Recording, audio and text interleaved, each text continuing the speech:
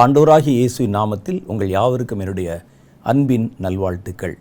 ஒரு புது நிகழ்ச்சியில் நாம் ஒருவரை ஒருவர் சந்திக்கிறோம். இந்த நிகழ்ச்சிக்கு பேர் என்ன தெரியுமா? வார்த்தையின் வெளிச்சம். கர்த்தருடைய வார்த்தை, ஆதியிலே வார்த்தை தான் இருந்தது. அந்த வார்த்தைக்கு பேர் தான் தேவன். அந்த வார்த்தை தேவனுமாய் இருந்தது. அவர் ஆதியிலே தேவனோடு இருந்தார் என்று இயேசுவை பற்றி சொல்லியிருக்கிறது. அந்த வார்த்தை மனிதர்களுக்கு ஒளியாக இருக்கிறது. அப்போ கர்த்தருடைய வார்த்தை முழுவதுமே வெளிச்சம்தான். ஒரு மனிதனுடைய வாழ்க்கையை பிரகாசிக்க பண்ணுகிற ஒளி அந்த வார்த்தை. அப்போ இந்த நிகழ்ச்சியில் நம்ம என்ன செய்ய போகிறோம் அப்படின்னா, கர்த்தருடைய வார்த்தைகள் பல சந்தர்ப்பங்களில், பல கூட்டங்களில், பல நிகழ்வுகளில் நான் பேசின பல செய்திகளை இந்த நிகழ்ச்சியில் ஒன்றொன்னா நம்ம கேட்க போகிறோம். இந்த செய்திகள் சொல்லப்பட்ட நேரத்திலும் சொல்லப்பட்ட காலத்திலும் அந்த கூட்டங்களில் பங்கு பெற்ற திரளான ஜனங்களை பரிசுத்த ஆவியின் பலத்தினால் நிரப்பி வழிநடத்திற்று. அநேகருடைய ஆன்மீக கண்களை அது திறந்தது. அந்த கூட்டங்களில் தேவ ஆவியானவருடைய அசைவாடுதலையும் கர்த்தருடைய ஆவியானுடைய கிரியையும் நாங்கள் தெளிவாய் கண்டோம். ஆனால் என்ன ஒன்று அப்படின்னு கேட்டால், ஒரு பப்ளிக்கில் ஒரு கூட்டம் நடத்தும்போது, ஒரு முகாம் நடத்தும்போது அதில் குறிப்பிட்ட கூட்டத்தார் மாத்திரம் ஒரு கொஞ்சம் பேர் தான் வர முடியும். அந்த வார்த்தைகளை இன்றைக்கி ஒரு பொது வெளியிலே நம்ம கொண்டு வந்து வைக்கும்போது அது இன்னும் பல்லாயிரக்கணக்கான ஜனங்களுக்கு பயன்பட முடியும். மாத்திரம் இல்லை, ஒரு ஸ்டுடியோவில் பேசுகிறதுக்கும் ஒரு மேடையில் அல்லது ஜனங்கள் நடுவில் பேசுகிறதுக்கும் வித்தியாசம் இருக்கிறது. ஒரு ஸ்டேஜில் பேசும்பொழுது தேவனுடைய அபிஷேகத்தின் வல்லமையை பூரணமாக உணர முடியும். அங்கு வந்திருக்கிற ஜனங்களும் அந்த வார்த்தைகளை கேட்கும் பொழுது அந்த வல்லமையை உணர முடியும். ஏனென்றால் அது ஒரு கட்டுப்படுத்தப்பட்ட ஒரு வார்த்தை அல்ல, ஆவியானுடைய போக்குக்கு விடப்பட்ட ஒரு வார்த்தை. அப்போ பரிசுத்த ஆவியானவர் அந்த வார்த்தைகள் மூலம் அநேகரை தொடுவதையும் ஆலோசனைகள் தருவதையும் அபிஷேகம் பண்ணுவதையும் கண்கூடா பார்த்துருக்கிறோம். அது மாதிரியான வார்த்தைகளை பல சந்தர்ப்பங்களில் பல வருடங்களுக்கு முன்னால் பேசின பழைய செய்திகள், பல ஆயிரக்கணக்கான பேருக்கு பயன்பட்ட செய்திகளை உங்களுடைய பார்வைக்கு கொண்டு வருவது தான் இந்த நிகழ்ச்சியின் நோக்கம். அதனுடைய அடிப்படையில் ஒவ்வொரு வாரமும் நாம் சந்திக்கும் போது ஒவ்வொரு புதிய செய்தியை நம்ம கேட்க போகிறோம். இந்த செய்தி உங்களுக்கு புதுசு, ஆனால் பல வருடங்களுக்கு முன்னால் சொல்லப்பட்ட செய்தி. வருஷம் எத்தனை கடந்தாலும் கர்த்தருடைய வார்த்தை என்னைக்கும் புதுசு தான். 2000 வருஷத்துக்கு முன்னால், 4000 வருஷத்துக்கு முன்னால் எழுதப்பட்ட வேத வசனம் இன்றைக்கு வாசித்தாலும் நமக்கு புத்தம் புதிதாக காணப்படுகிறது. கர்த்தருடைய வார்த்தையினுடைய ஒளி, வார்த்தையினுடைய வெளிச்சம் நம்முடைய இருதயங்களை வாழ்க்கை நிரப்ப ஆரம்பித்தால் அது முழுவதும் ஒரு மகிமையானதாக மாற்றிவிடும். அதனால தான் கர்த்தருடைய வார்த்தையை கவனித்து பேசணும், கவனித்து அதன்படி நடக்கணும், கவனித்து மற்றவர்களுக்கும் அதை கொண்டு போய் கொடுக்கணும். அப்போ கர்த்தருடைய வார்த்தைகளை விவரிக்கிற, கர்த்தருடைய வசனங்களை விவரிக்கிற இந்த நிகழ்ச்சிக்கு மறுபடியும் உங்களை வரவேற்பதிலே அதிக சந்தோஷம் அடைகிறேன். சரி, இன்றைக்கி நம்ம என்ன பார்க்க போகிறோம் அப்படின்னா, ஒரு புது செய்தி. உங்களுக்கு புதுசு. இது 2019 வருஷத்தில் பெங்களூர் பட்டணத்தில் நடந்த மெகிதோ என்ற கூட்டத்தில் சொல்லப்பட்ட ஒரு செய்தி. மெகிதோ கூட்டங்கள் உங்களுக்கு தெரியும். அதில் எல்லாரும் வர முடியாது. அந்த கூட்டத்தில் அதற்குன்னு அப்ளிகேஷன் பண்ணி அந்த யுத்த அழைப்பு உள்ள தேவனுடைய பிள்ளைகள், கடைசி கால ஊழியத்துக்கு என்று தேர்ந்தெடுக்கப்பட்டவங்களுக்கு விசேஷமாக நடத்தப்பட்ட முகாம் செய்தி. இந்த முகாமில் கொடுக்கப்பட்ட ஒரு செய்தியின் ஒரு பகுதி இந்த நாளில் நம்முடைய நிகழ்ச்சியிலே ஒளிபரப்பப்பட போகிறது. இந்த நிகழ்ச்சி என்ன சொல்லுது அப்படின்னு கேட்டிங்கன்னா, கடைசி காலத்தில் வருகிற 3 அசுத்த ஆவிகள். நான் அதை பற்றி உங்களுக்கு சின்னதாக ஒரு அவுட்லைன் கொடுத்துட்றேன். அப்புறம் இனி வருகிற செய்தியில் அதை பற்றி நம்ம விளக்கமாக பார்க்க போகிறோம். மறுபடியும் நான் உங்களுக்கு சொல்கிறேன், நான் உட்கார்ந்து உங்கள் நடுவில் பேச போகிறதில்ல. நான் பேசின ஒரு செய்தியை உங்கள் நடுவில் கொண்டு வருவது தான் இந்த நிகழ்ச்சியின் நோக்கம். அப்போ நம்ம இன்றைக்கி பார்க்க போகிற செய்தி 3 அசுத்த ஆவிகளை பற்றி. இந்த 3 அசுத்த ஆவிகள் கடைசி காலத்தில் சாத்தானிடத்திலிருந்து பிறப்பிக்கப்படுகின்றன. வலு சர்ப்பத்தின் வாயிலிருந்தும் கள்ள தீர்க்கதரிசியின் வாயிலிருந்தும் இந்த ஆவிகள் புறப்பட்டு தேசத்தை எப்படியெல்லாம் கெடுக்க போகுது, எப்படியெல்லாம் அதனால் உண்டாகிற விளைவுகளால் தேசங்கள் தவிக்க போகிறது, அதனுடைய நோக்கம் என்ன, என்ன வேலை செய்வதற்காக இந்த ஆவிகள் கடைசி காலத்தில் வெளிப்படுத்தப்படுகிறது என்ற பல காரியங்களை, பல ரகசியங்களை இந்த செய்தியில் உங்களால் கேட்க முடியும். இன்றைய நிகழ்ச்சியில் நாம் பார்க்க போகிற அந்த வேத வசன பகுதி வெளிப்படுத்தின விசேஷம் 16வது அதிகாரம் 13வது வசனத்திலிருந்து சில வசனங்களில் அடங்கியிருக்கிறது. நான் அதை உங்களுக்காக இப்போ வாசிக்கிறேன். அதனுடைய அவுட்லைன் மாத்திரம் நம்ம முதல்ல கேட்டுட்டு டீட்டெயிலாக இனி வருகிற செய்தியில் நம்ம கேட்க போகிறோம், பார்க்க போகிறோம். பாருங்கள், வெளிப்படுத்தின விசேஷம் 16வது அதிகாரம் 13வது வசனம்.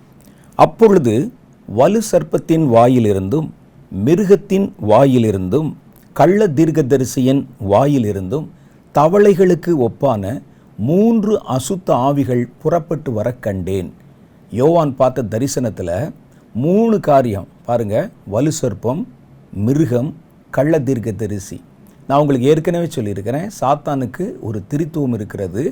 சாத்தான் எல்லாமே கர்த்தரை பார்த்து அப்படியே காப்பி பண்ணி அவனுடைய ராஜ்யத்தில் வச்சிருக்கிறான். எப்படி கர்த்தர் திரியேக தேவனாக திரித்துவம் உள்ளவராக இருக்கிறாரோ அதே மாதிரி சாத்தானுக்கு ஒரு திரித்துவம் இருக்கிறது. அது வலு சர்ப்பம், அந்தி கிறிஸ்து அல்லது மிருகம், 3வது கள்ள தீர்க்கதரிசி. இந்த 3 காரியத்திலிருந்துமே 3 அசுத்த ஆவிகள் புறப்படுகிறது. அது எப்படி இருக்குன்னா, ஒரு தவளை மாதிரி இருக்குது.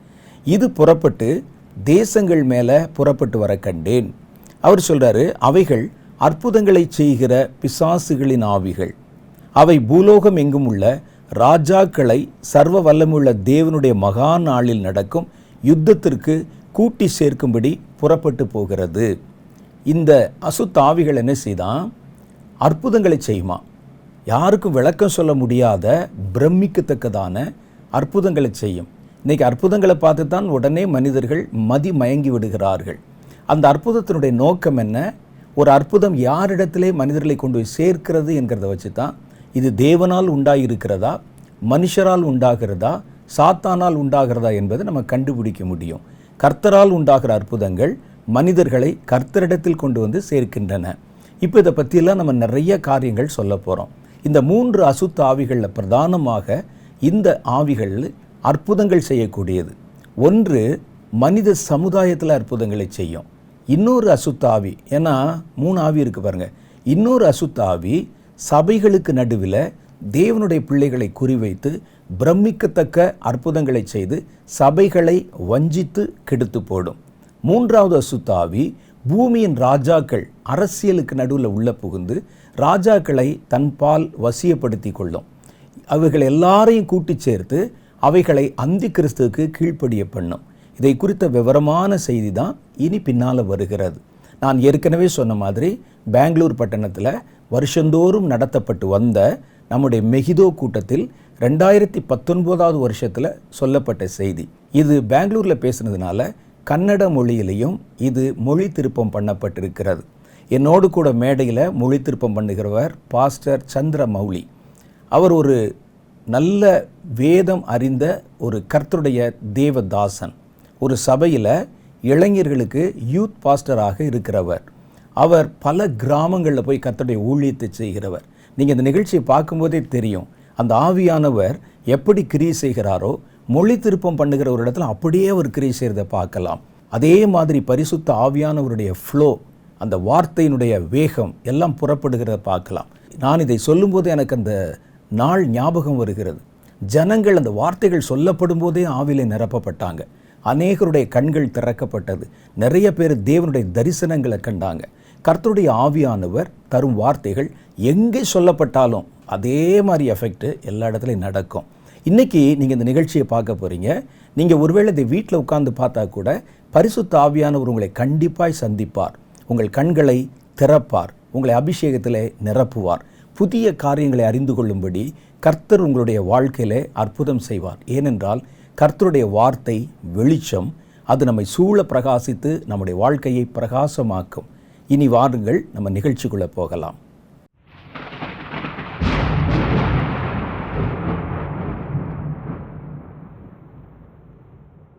தேவனே உம்முடைய பிரசன்னம் எங்கள் நடுவிலே அசைவாடுவதற்காக ஸ்தோத்திரம். ದೈವ ಪ್ರಸನ್ನತೆ ನಮ್ಮ ಮಧ್ಯದಲ್ಲಿ ತಿರುಗಾಡುವುದಕ್ಕಾಗಿ ದೇವರಿಗೆ ಸ್ತೋತ್ರ. காலை முதல் உம்முடைய பிரசன்னத்தை நாங்கள் ருசித்துக் கொண்டே வருகிறோம். ಕರ್ತನೆ, ಮುಂಜಾನೆಯಿಂದ ನಿನ್ನ ಪ್ರಸನ್ನತೆಯನ್ನು ನಾವು ಅನುಭವಿಸಿಕೊಂಡು ಬರ್ತಾ ಇದ್ದೇವೆ. தேவரீர் எங்களை கொண்டு செய்ய நினைத்த காரியம் தடையில்லாமல் நிறைவேறும். ದೇವರೇ, ನೀನು ಬಯಸುವಂತ ಕಾರ್ಯವು ತಡೆ ಇಲ್ಲದಂತೆ ನಮ್ಮ ಮಧ್ಯದಲ್ಲಿ ನೆರವೇರಿಸು. ஒரு பெரிய நோக்கத்திற்காக நீர் எங்களை இங்கே அழைத்து வந்திருக்கிறீர் என்று அறிந்திருக்கிறோம். ಒಂದು ದೊಡ್ಡ ಉದ್ದೇಶಕ್ಕಾಗಿ ನೀನು ನಮ್ಮನ್ನು ಕರೆತಂದಿದ್ದಿ ಎಂಬುದಾಗಿ ನಾವು ನಂಬುತ್ತೇವೆ. அந்த நோக்கத்தை நிறைவேற்றுவதற்காக நீர் எங்களை செதுக்கி சீரமைத்து வருகிறீர். ಆ ಉದ್ದೇಶವನ್ನು ನೆರವೇರಿಸುವುದಕ್ಕಾಗಿ ನೀವು ನಮ್ಮನ್ನು ಸಿದ್ಧಪಡಿಸಿ ಅದಕ್ಕಾಗಿ ನೀನು ನಮ್ಮನ್ನು ರೂಪಿಸುತ್ತಾ ಇದ್ದೀ. உம்முடைய பரிசுத்த ஆவியானவர் எங்களை கொஞ்சம் கொஞ்சமாய் உருவாக்கி கொண்டு வருகிறார். ನಿನ್ನ ಪವಿತ್ರಾತ್ಮನಾದ ದೇವರು ನಮ್ಮನ್ನು ಸ್ವಲ್ಪ ಸ್ವಲ್ಪವಾಗಿ ರೂಪಿಸುತ್ತಾ ಬರ್ತಾ ಇದ್ದಾರೆ. கர்த்தருடைய ஜனங்கள் எழும்பி நின்று யுத்தம் செய்ய வேண்டிய காலகட்டம் ಇದು ಕರ್ತನ ಜನರು ಎದ್ದು ನಿಂತು ಯುದ್ಧ ಮಾಡುವಂತ ಒಂದು ಕಾಲಘಟ್ಟ. வெண்கல வில்லும் எங்கள் கை விரல்களால் வளையும்படி நீர் எங்களை யுத்தத்திற்கு பழக்குவிக்கிறீர். ಈಗ ತಾಮ್ರದ ಬಿಲ್ಲುಗಳು ನಮ್ಮ ಕೈಗಳಲ್ಲಿ ಅಭ್ಯಾಸವಾಗತಕ್ಕಂತೆ ನೀನು ನಮ್ಮನ್ನು ಯುದ್ಧಕ್ಕಾಗಿ ಸಿದ್ಧಗೊಳಿಸುತ್ತಾ ಇದ್ದೀ. யுத்தங்களை குறித்து கற்றுக் கொடுப்பதற்காக அந்த கூட்டங்களை நீர் எங்களுக்கு ஏற்பாடு செய்திருக்கிறீர். ಯುದ್ಧಕ್ಕಾಗಿ ಸಿದ್ಧರಾಗತಕ್ಕಂತೆ ನೀನು ಈ ಕೂಟಗಳನ್ನು ನಮಗಾಗಿ ಸಿದ್ಧಪಡಿಸಿಕೊಟ್ಟಿದ್ದಿ. நேற்று எங்கள் நடுவிலே நீர் பேசினீர். ನಿನ್ನೆ ದಿವಸದಲ್ಲಿ ನೀನು ನಮ್ಮ ಮಧ್ಯದಲ್ಲಿ ಮಾತನಾಡಿದೆ. அநேகரை தொட்டீர். ಅನೇಕರನ್ನು ಮುಟ್ಟಿದೆ. எங்கள் கண்களை திறந்தீர். ಕಣ್ಣುಗಳನ್ನು ತೆರೆದೆ. புதிய காரியங்களை கற்றுக் கொடுத்தீர். ಹೊಸ ಕಾರ್ಯಗಳನ್ನು ಕಲಿಸಿಕೊಟ್ಟೆ. இந்த நேரத்திலும் தேவ பிரசன்னத்திற்காக நாங்கள் மன்றாடுகிறோம். ಈ ದಿವಸದಲ್ಲೂ ಸಹ ದೇವರ ಪ್ರಸನ್ನತೆಗಾಗಿ ವಿಜ್ಞಾಪಿಸುತ್ತಾ ಇದ್ದೇವೆ. எப்பொழுதும் கர்த்தர் எங்களோடு பேசணும். ಈಗಲೂ ಕರ್ತನೇ ನಮ್ಮ ಬಳಿಯಲ್ಲಿ உம்முடைய ಮಾತನಾಡಿ. வாயின் வார்த்தைகள் எங்கள் நடுவிலே வரணும். ನಿಮ್ಮ ಬಾಯ ಮಾತುಗಳು ನಮ್ಮ ಬಳಿಯಲ್ಲಿ ಬರಲಿ. எந்த மனிதனுடைய சத்தம் இங்கே ஒலிக்க கூடாது. ಯಾವ ಮನುಷ್ಯನ ಶಬ್ದವೂ ಇಲ್ಲಿ ಪ್ರಜ್ವಲಿಸಬಾರದು. இது எந்த ஒரு மனிதனுடைய வார்த்தையாக இருக்க கூடாது. ಇದು ಯಾವ ಮನುಷ್ಯನ ಮಾತುಗಳಾಗಿರಬಾರದು. இது தேவனுடைய வார்த்தையாக வரணும். ಇದು ದೇವರ ಮಾತಾಗಿ ಬರಬೇಕು. தேவன் எங்களோட பேசணும். ದೇವರು ನಮ್ಮ ಬಳಿಯಲ್ಲಿ ಮಾತಾಡಬೇಕು. எல்லா ஊழியக்காரர்களை மறைத்து நீர் உம்மை வெளிப்படுத்தும். ಎಲ್ಲ ಸೇವಕರುಗಳನ್ನು ಮರೆ ಮಾಡಿ ನೀನು ನಿಜವಾಗಿ ಇಲ್ಲಿ ಪ್ರಕಟನಾಗು ದೇವರೇ. சகல காரியங்களையும் கர்த்தருடைய சித்தத்திற்கு ஒப்பு கொடுத்து ಎಲ್ಲ ಸಂಗತಿಗಳನ್ನು ದೇವರ ಚಿತ್ತಕ್ಕೆ ಒಪ್ಪಿಸಿಕೊಟ್ಟು ಪ್ರಾರ್ಥಿಸುತ್ತೇವೆ. ಯೇಸುವಿನ நாமத்தில் எங்கள் ஜெபம் கேளும் பிதாவே. ಯೇಸುವಿನ ನಾಮದಲ್ಲಿ ನಮ್ಮ ಪ್ರಾರ್ಥನೆಯನ್ನು ಕೇಳು ತಂದೆಯೇ. ஆமென். தேவனுடைய வார்த்தைகள் நேற்றைய தினத்தில் நம்மோடு பேசிற்று. ದೇವರ ವಚನವು ನನ್ನ ದಿವಸಗಳಲ್ಲಿ ನಮ್ಮ ಬಳಿಯಲ್ಲಿ ಮಾತನಾಡಿತು. மெகிதோ என்றால் என்ன என்பதை குறித்து உங்களுக்கு சில காரியங்களை நேற்றைய தினத்தில் நான் சொன்னேன். ಮೆಗಿದೋ ಎನ್ನುವುದು ಏನು ಎಂಬ ಅರ್ಥವನ್ನ ನಿನ್ನೆ ದಿವಸದಲ್ಲಿ ನಾನು ಮಾತನಾಡಿದೆ. மெகிதோ என்பது இஸ்ரவேல் தேசத்தில் இருக்கிற ஒரு இஸ்ரவேல் பள்ளத்தாக்கு என்ற பள்ளத்தாக்கில் இருக்கிற ஒரு பெரிய மைதானமான சமவெளி பூமி. ಮೆಗಿದೋ ಎನ್ನುವಂಥದ್ದು ಇಸ್ರಾಯೇಲ್ ದೇಶದಲ್ಲಿ ಇಸ್ರೇಲ್ ಎಂದು ಕರೆಯಲ್ಪಡುವಂತ ಹಳ್ಳದಲ್ಲಿರುವಂತ ಒಂದು ದೊಡ್ಡ ಮೈದಾನ. அது கண்ணுக்கு எட்டின தூரம் வரைக்கும் ஒரே வெட்ட வெளியாய் காணப்படும். ನೀವು ಕಣ್ಣಿಗೆ ಕಾಣುವಷ್ಟು ದೂರದವರೆಗೂ ಅದು ಸಮವಾದಂತ ಭೂಮಿಯಾಗಿ ಕಾಣುತ್ತದೆ. இந்த இடம் ஏன் நமக்கு முக்கியமானது? ಈ ಸ್ಥಳ ಏನಕ್ಕೆ ನಮಗೆ ಪ್ರಾಮುಖ್ಯವಾದದ್ದು? உலக சரித்திரத்தின் கடைசி போர் இங்குதான் நடக்க போகிறது. ಲೋಕದ ಚರಿತ್ರೆಯಲ್ಲಿ ಕಡೆಯ ಯುದ್ಧ ಇಲ್ಲೇ ನಡೀಲಿಕ್ಕೆ ಹೋಗುತ್ತದೆ. அந்த யுத்தத்திற்கு பிறகு இந்த உலகத்தினுடைய போக்கே மாறிவிடும். ಆ ಯುದ್ಧದ ನಂತರವಾಗಿ ಈ ಲೋಕದ ದೃಶ್ಯವೇ ವ್ಯತ್ಯಾಸವಾಗುತ್ತದೆ. உலகம் தான் படைக்கப்பட்ட போது இருந்ததை போல மாறிவிடும். ಲೋಕವು ತಾನು ಸೃಷ್ಟಿಯಾಗಲ್ಪಟ್ಟಾಗ ಇದ್ದ ಹಾಗೆ ಅದು ಮಾರ್ಪಡುತ್ತದೆ. இது பரலோகத்தின் சாயலை தரித்துக் கொள்ளும். ಇದು ಪರಲೋಕದ ಸ್ವರೂಪವನ್ನು ಧರಿಸಿಕೊಳ್ಳುತ್ತದೆ. அந்த போருக்கு பின் வருகிற ஆட்சி தேவனுடைய பரலோக ராஜ்யத்தின் ஆட்சிக்கு ஒப்பானதாக இருக்கும். ಆ ಯುದ್ಧದ ನಂತರವಾಗಿ ಬರುವಂತ ಆಳ್ವಿಕೆ ಅದು ದೇವರ ರಾಜ್ಯದ ಆಳ್ವಿಕೆಗೆ ಸಮವಾಗಿ ಬರುತ್ತದೆ. அந்த நாட்களில் இந்த பூமியில் தீமை செய்வார் யாரும் இருக்க மாட்டார்கள். ಆ ದಿವಸದಲ್ಲಿ ಈ ಭೂಮಿಯಲ್ಲಿ ಕೆಟ್ಟತನವನ್ನು ಮಾಡುವವರು ಯಾರು ಇರುವುದಿಲ್ಲ. அசுத்தத்தின் கிரியைகள் இந்த பூமியில இருக்கவே இருக்காது. ಅಶುದ್ಧವಾದ ಕ್ರಿಯೆಗಳು ಈ ಭೂಮಿಯಲ್ಲಿ ಇರುವುದೇ ಇಲ್ಲ. பொல்லாத பிசாசின் கிரியைகள் அங்கே எல்லாம் நிறுத்தப்பட்டுவிடும். ದುಷ್ಟನಾದ ಸೈತಾನನ ಎಲ್ಲಾ ಕ್ರಿಯೆಗಳು ಅಲ್ಲಿ ನಿಲ್ಲಿಸಲ್ಪಡುತ್ತದೆ. சாத்தானுடைய ஒரு சின்ன அடையாளம் கூட இந்த பூமியில் இருக்காது. ಸೈತಾನನ ಒಂದು ಚಿಕ್ಕ ಗುರುತು ಸಹ ಈ ಭೂಮಿಯಲ್ಲಿ ಇರುವುದಿಲ್ಲ. கர்த்தராகிய இயேசு கிறிஸ்து இந்த பூமியின் மேல் அதிகாரியாய் ஆளுநராய் இருப்பார். ಕರ್ತನಾದಂತ ಯೇಸು ಕ್ರಿಸ್ತನು ಈ ಭೂಮಿಯ ಮೇಲೆ ಅಧಿಕಾರ ಉಳ್ಳವನಾಗಿ ಆಳ್ವಿಕೆ ಮಾಡುತ್ತಾನೆ. அந்நாட்களில் இந்த பூமியில் மரணம் என்பதே இருக்காது. ಆ ದಿವಸದಲ್ಲಿ ಭೂಮಿಯಲ್ಲಿ ಮರಣ ಎಂಬುದಾಗಿ ಇರುವುದಿಲ್ಲ. அப்படிப்பட்ட ஒரு புதிய ஆட்சி காலம் வருகிறது. ಆ ರೀತಿಯಾದಂತ ಒಂದು ಹೊಸ ಆಳ್ವಿಕೆಯ ಕಾಲ ಬರುತ್ತದೆ. நீங்கள் ஒவ்வொரு முறை எலெக்ஷன் நடக்கும் பொழுதும் ನೀವು ಪ್ರತಿ ಸಾರಿ ಚುನಾವಣೆ ನಡೆದಾಗ இதே போல போல ஓட்டுச்சாவடிகளிலே ஓட்டுக்கால் அங்கே எண்ணப்படும் போதும் ಇದೇ ರೀತಿಯಲ್ಲಿ ಮತದ ಲೆಕ್ಕ ಮಾಡುವಂತಹ ಕೇಂದ್ರದಲ್ಲಿ ಮತಗಳು ಲೆಕ್ಕ ಹಾಕಲ್ಪಡಬೇಕಾದರೆ நமக்கு இந்த முறையாவது ஒரு நல்ல ஆட்சி அமைந்து விடுமா என்ற ஆதங்கத்தை வெளிப்படுத்துவீர்கள். ನಮಗೆ ಈ ಸಾರಿಯಾದ್ರೂ ಒಳ್ಳೆ ಆಳ್ವಿಕೆ ಬರಬಾರದಾ ಎನ್ನುವಂತ ಆತಂಕವನ್ನ ನಮ್ಮಲ್ಲಿ ಉಂಟು ಮಾಡುತ್ತದೆ. ஆனால் இதுவரைக்கும் நாம் எதிர்பார்த்த நல்லாட்சியை யாரும் நமக்கு கொடுத்ததில்லை. ಆದ್ರೆ ಇದುವರೆಗೂ ನಾವು ನಿರೀಕ್ಷಿಸಿದಂತ ಒಂದು ಆಳ್ವಿಕೆಯನ್ನ ಒಳ್ಳೆ ಆಳ್ವಿಕೆ ಯಾರು ಕೊಡಲಿಲ್ಲ. ஆனால் நம்முடைய மனம் ஆசைப்படுகிற ஒரு நல்ல ஆட்சி இந்த உலகத்தின் மேல் வருகிறது. ಆದ್ರೆ ನಮ್ಮ ಮನಸ್ಸು ಬಯಸುವಂತ ಒಂದು ಒಳ್ಳೆ ಆಳ್ವಿಕೆ ಈ ಲೋಕದ ಮೇಲೆ ಬರುತ್ತದೆ. அது 5 வருடங்கள் நீடிக்கிற ஆட்சி அல்ல. ಅದು 5 ವರ್ಷದವರೆಗೂ ಇರುವಂತ ಆಳ್ವಿಕೆ ಅಲ್ಲ. 1000 வருடம் நீடிக்க போகிறது. ಅದು 1000 ವರ್ಷದವರೆಗೂ ಇರುತ್ತದೆ. உலகம் முழுவதையும் மோசம் போக்கின பிசாசு என்கிற பழைய பாம்பு இந்த யுத்தத்தில் ஜெயிக்கப்பட போகிறது. ಈ ಲೋಕವನ್ನ ಮರಳುಗೊಳಿಸಿದಂತ ಪುರಾತನ ಸರ್ಪ ಎಂದು ಕರೆಯಲ್ಪಡುವಂತ ಹಳೆ ಹಾವು ಅದು ನಾಶಪಡಿಸಲ್ಪಡಲಿಕ್ಕೆ அவருடைய ஆளுகை இந்த உலகத்தில் எந்த இடத்தில் இருந்த ஆளுகை முழுவதும் அங்கே நிறுத்தப்பட போகிறது. ಈ ಲೋಕದಲ್ಲಿ ಅದರ ಆಳ್ವಿಕೆ ಎಲ್ಲೆಲ್ಲಿತ್ತೋ ಅದರ ಆಳ್ವಿಕೆಯನ್ನೆಲ್ಲ ಸ್ತಬ್ಧಗೊಳಿಸಲಿಕ್ಕೆ ಹೋಗುತ್ತಾರೆ. அவன் சிறைபிடிக்கப்பட போகிறான். ಅವನು ಸೆರೆ ಹಿಡಿಯಲ್ಪಡಲಿಕ್ಕೆ ಹೋಗುತ್ತಾನೆ. கர்த்தராகிய இயேசு இந்த உலகத்தின் மேல் ராஜாவாய் இருக்க போகிறார். ಕರ್ತನಾದಂತ ಯೇಸು ಕ್ರಿಸ್ತನು ಈ ಲೋಕದ ಮೇಲೆ ಅರಸನಾಗಿರುತ್ತಾನೆ. அதற்கு உண்டான ஒரு யுத்தம் தான் இந்த இடத்தில் நடக்க போகிறது. ಅದಕ್ಕುಳ್ಳಂತ ಒಂದು ಯುದ್ಧವೇ ಈ ಸ್ಥಳದಲ್ಲಿ ನಡೀಲಿಕ್ಕೆ ಹೋಗುತ್ತದೆ. இதை வேத புஸ்தகம் அர்மகெதோன் யுத்தம் என்று சொல்லுகிறது. ಇದಕ್ಕೆ ಸತ್ಯವೇದ ಗ್ರಂಥ ಅರ್ಮಗೆದೋನ್ ಯುದ್ಧ ಎಂಬುದಾಗಿ ಹೇಳುತ್ತದೆ. அதான் ஃபைனல் வார். ಅದೇ ಕಡೆ ಯುದ್ಧ. அதற்கு பிறகு பூமியில எந்த போரும் இல்லை. ಅನಂತರವಾಗಿ ಭೂಮಿಯಲ್ಲಿ ಯಾವ ಯುದ್ಧವೂ ಇಲ್ಲ. அர்மகெதோன் என்ற இடத்திலே அந்த யுத்தம் நடத்தப்பட போகிறது. ಅರ್ಮಗೆದೋನ್ ಎನ್ನುವಂತ ಸ್ಥಳದಲ್ಲಿ ಆ ಯುದ್ಧವು ನಡೆಯುತ್ತದೆ. அந்த யுத்தத்திற்காக தான் இப்பொழுது ஆயத்தங்கள் நடைபெற்றுக் கொண்டிருக்கிறது. ಆ ಯುದ್ಧಕ್ಕೋಸ್ಕರವಾಗಿ ಈಗ ಸಿದ್ಧತೆಗಳು ನಡೀತಾ ಇದೆ. அந்த யுத்தம் யாருக்கும் நடக்க போகிறது. ಆ ಯುದ್ಧದಲ್ಲಿ ಯಾರ ಮಧ್ಯದಲ್ಲಿ ನಡೀಲಿಕ್ಕಾಗಿ ಹೋಗುತ್ತದೆ. இதுவரைக்கும் உலக சரித்திரத்தில் நாம் பார்த்த போர்கள் எல்லாம் ಇದುವರೆಗೂ ನಾವು ಲೋಕದ ಇತಿಹಾಸಗಳಲ್ಲಿ ನೋಡಿದ ಯುದ್ಧವೆಲ್ಲ ராஜாக்களுக்கும் இடையில நடக்கும். ಅರಸರುಗಳ ಮಧ್ಯದಲ್ಲಿ ನಡೆಯುತ್ತದೆ. தேசத்திற்கும் இடையில நடக்கும். ದೇಶಗಳು ಮತ್ತು ದೇಶದ ಮಧ್ಯದಲ್ಲಿ ನಡೆಯುತ್ತದೆ. சில தேசங்கள் ஒரு அணியிலும் சில தேசங்கள் இன்னொரு அணியிலும் நின்று கொண்டு சில உலக மகா யுத்தங்கள் நடக்கும். ಒಂದು ದೇಶಗಳು ಒಂದು ಪಕ್ಕದಲ್ಲಿ ನಿಂತುಕೊಂಡು ಮತ್ತೊಂದು ದೇಶಗಳು ಮತ್ತೊಂದು ಪಕ್ಕದಲ್ಲಿ ನಿಂತುಕೊಂಡು ಲೋಕದ ಮಹಾ ಯುದ್ಧಗಳನ್ನು ನಡೆಸಿದವು. உலக சரித்திரத்தில் இதுவரைக்கும் ஆயிரக்கணக்கான போர்கள் நடந்திருக்கிறது. ಲೋಕದ ಇತಿಹಾಸಗಳಲ್ಲಿ ಸಾವಿರಾರು ಯುದ್ಧಗಳು ಆಗಲೇ ನಡೆದಿದೆ. சின்னது பெரிதுமான பல யுத்தங்களை இந்த சரித்திரம் பார்த்திருக்கிறது. ಚಿಕ್ಕದು ಮತ್ತು ದೊಡ್ಡದು ಎಂಬುವಂತ ಅನೇಕ ಯುದ್ಧಗಳನ್ನ ಈ ಚರಿತ್ರೆಯು ನೋಡಿದೆ. நம்முடைய சமகாலத்தில் 2 பெரிய போர்களை நாம் பார்த்திருக்கிறோம். ಈಗ ನಮ್ಮ ಕಾಲಘಟ್ಟದಲ್ಲಿ 2 ಯುದ್ಧಗಳನ್ನು ನಾವು ಗಮನಿಸಿದೆವು. அதை முதலாம் உலக போர், இரண்டாவது உலக போர் என்றெல்லாம் சரித்திரத்திலே சொல்லி கொடுத்திருக்கிறாங்க. ನಮ್ಮ ಇತಿಹಾಸದಲ್ಲಿ ಅದು ಮೊದಲನೇ ಮಹಾಯುದ್ಧ, ಲೋಕದ ಮಹಾಯುದ್ಧ ಮತ್ತು ಎರಡನೇ ಲೋಕದ ಮಹಾಯುದ್ಧ ಎಂದು ನಾವು ಗಮನಿಸುತ್ತೇವೆ. இந்த போர்கள் முழுவதும் மனிதருக்கும் நடந்த போர்கள் தான். ಈ ಯುದ್ಧಗಳೆಲ್ಲೂ ಮನುಷ್ಯರ ಮಧ್ಯದಲ್ಲಿ ನಡೆದಂತ ಯುದ್ಧ. ஆனால் அர்மகெதோன் போர் கொஞ்சம் வித்தியாசமானது. ಆದರೆ ಅರ್ಮಗೆದೋನ್ ಯುದ್ಧ ಎನ್ನುವುದು ಬಹಳ ವ್ಯತ್ಯಾಸಕರವಾದದ್ದು. இந்த யுத்தம் சாத்தானுக்கும் தேவனுக்கும் இடையிலே நடக்கிற யுத்தம். ಈ ಯುದ್ಧವು ದೇವರು ಮತ್ತು ಸೈತಾನನ ವಿರುದ್ಧವಾಗಿ ನಡೆಯುವ ಯುದ್ಧ. இந்த யுத்தம் இந்த உலகத்தில் நடத்தப்பட்டாலும் ಈ ಯುದ್ಧವು ಈ ಲೋಕದಲ್ಲಿ ನಡೆಸಲ್ಪಟ್ಟರು ಸಹ நேருக்கு நேர் நின்று சண்டை போட போகிறவர்கள், ಇದು ಮುಖಾಮುಖಿಯಾಗಿ ಯುದ್ಧ ಮಾಡಲಿಕ್ಕಾಗಿ ಹೋಗುವವರು தேவனும் சாத்தானும், ದೇವರು ಮತ್ತು ಸೈತಾನನು. பழைய பாம்பு என்று சொல்லப்பட்ட வஞ்சிக்கிற பொல்லாத சாத்தான், ಈಗ ಪುರಾತನ ಸರ್ಪ ಎಂದು ಕರೆಯಲ್ಪಡುವಂತ ಮೋಸಗೊಳಿಸುವಂತ இதுவரைக்கும் இந்த உலகத்தில் மனிதர்களை மோத விட்டுத்தான் சண்டை போட வச்சிருக்கிறான். ಇದುವರೆಗೂ ಮನುಷ್ಯರನ್ನ ಪ್ರೇರೇಪಿಸಿ ಮನುಷ್ಯರ ಮುಖಾಂತರವಾಗಿ ಯುದ್ಧ ಮಾಡಿಸಿದನು. அவன் நேரடியா எந்த யுத்தத்தில் வந்து யாரோடு சண்டை போட்டதில்லை. ಅವನು ನೇರವಾಗಿ ಯಾರ ಬಳಿಯಲ್ಲೂ ಆತನು ಬಂದು ಯುದ್ಧ ಮಾಡಲಿಲ್ಲ. ஆனா இந்த முறை கர்த்தரை எதிர்த்து அவன் நேரடியா யுத்த களத்தில் வந்து நிக்க போகிறான். ಆದ್ರೆ ಈ ಸಾರಿ ಅವನು ಕರ್ತನನ್ನು ವಿರೋಧಿಸಿ ನೇರವಾಗಿ ಯುದ್ಧದ ರಣರಂಗದಲ್ಲಿ ಅವನೇ ಬರುತ್ತಾನೆ. அவனுக்கு எதிரணியிலே ஆண்டவராகிய கர்த்தர் நிற்க போகிறார். ಅವನಿಗೆ ವಿರುದ್ಧವಾಗಿ ಕರ್ತನಾದಂತ ದೇವರು ಆತನು ನಿಲ್ಲುತ್ತಾನೆ. அந்த போர்ல யார் யார் கலந்து ಆ கொள்ளுகிறார்கள்? ಯುದ್ಧದಲ್ಲಿ ಯಾರ್ಯಾರು ಪಾಲ್ಗಾರಾಗುತ್ತಾರೆ? சாத்தான் பக்கத்தில் இருக்கிற அணியிலே ಸೈತಾನನ ಪಕ್ಕದಲ್ಲಿ சாத்தானும் அவனுடைய தூதர்களும். ಸೈತಾನನು ಮತ್ತು ಆತನ ದೂತರು. யார் இந்த சாத்தான் என்று உங்களுக்கு தெரியும். ಯಾರು ಸೈತಾನನು ಎಂಬುದಾಗಿ ನಿಮಗೆ ஒரு ಗೊತ್ತು. காலத்தில் பரலோகத்திலே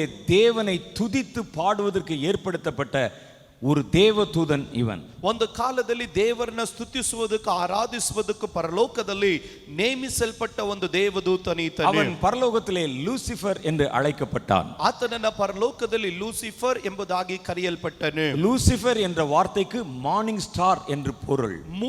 ಲೂಸಿಫರ್ ಎನ್ನುವಂತ ಪದದ ಅರ್ಥ ಉದಯದ ನಕ್ಷತ್ರ ಎಂಬುದಾಗಿ ಗಮನಿಸುತ್ತೇವೆ. அது விடிவெள்ளி நட்சத்திரம் என்று தமிழிலே சொல்லப்படுகிறது. ಅದನ್ನು ಉದಯ ನಕ್ಷತ್ರ ಎಂಬುದಾಗಿ ಕರೆಯುತ್ತೇವೆ. அங்கே தேவனுடைய தேவனுடைய சிங்காசனத்துக்கு முன்பாக பிரதான தூதர்கள் நிற்பார்கள். ದೇವರ ಸಿಂಹಾಸನದ ಮುಂಭಾಗದಲ್ಲಿ ಪ್ರಧಾನ ದೂತರುಗಳು ನಿಲ್ಲುತ್ತಾರೆ. மிகாவேல் என்கிற ஒரு தேவதூதன் நிற்பார். ಮಿಕಾಯೇಲ್ ಎಂದು ಕರೆಯಲ್ಪಡುವ ದೇವದೂತನು அப்புறம் ನಿಲ್ಲುತ್ತಾನೆ. கேப்ரியேல் என்ற ஒரு தேவதூதன் நிற்பார். ಅನಂತರವಾಗಿ ಗಬ್ರಿಯೇಲ್ ಎಂದು ಕರೆಯಲ್ಪಡುವ இது ದೇವದೂತನು மாதிரி பல ನಿಲ್ಲುತ್ತಾನೆ. பிரதான தூதர்கள் நிற்பாங்க. ಈ ರೀತಿ ಅನೇಕ ಪ್ರಧಾನ ದೂತರುಗಳು ನಿಲ್ಲುತ್ತಾರೆ. அவர்கள் நடுவிலே நிறுத்தப்பட்ட ஒரு பிரதான தூதன் தான் இந்த லூசிஃபர். ಅವರ ಮಧ್ಯದಲ್ಲಿ ನಿಲ್ಲಿಸಲ್ಪಟ್ಟಂತ ಒಂದು ಪ್ರಧಾನವಾದ ದೂತನೇ ಈ ಲೂಸಿಫರನು.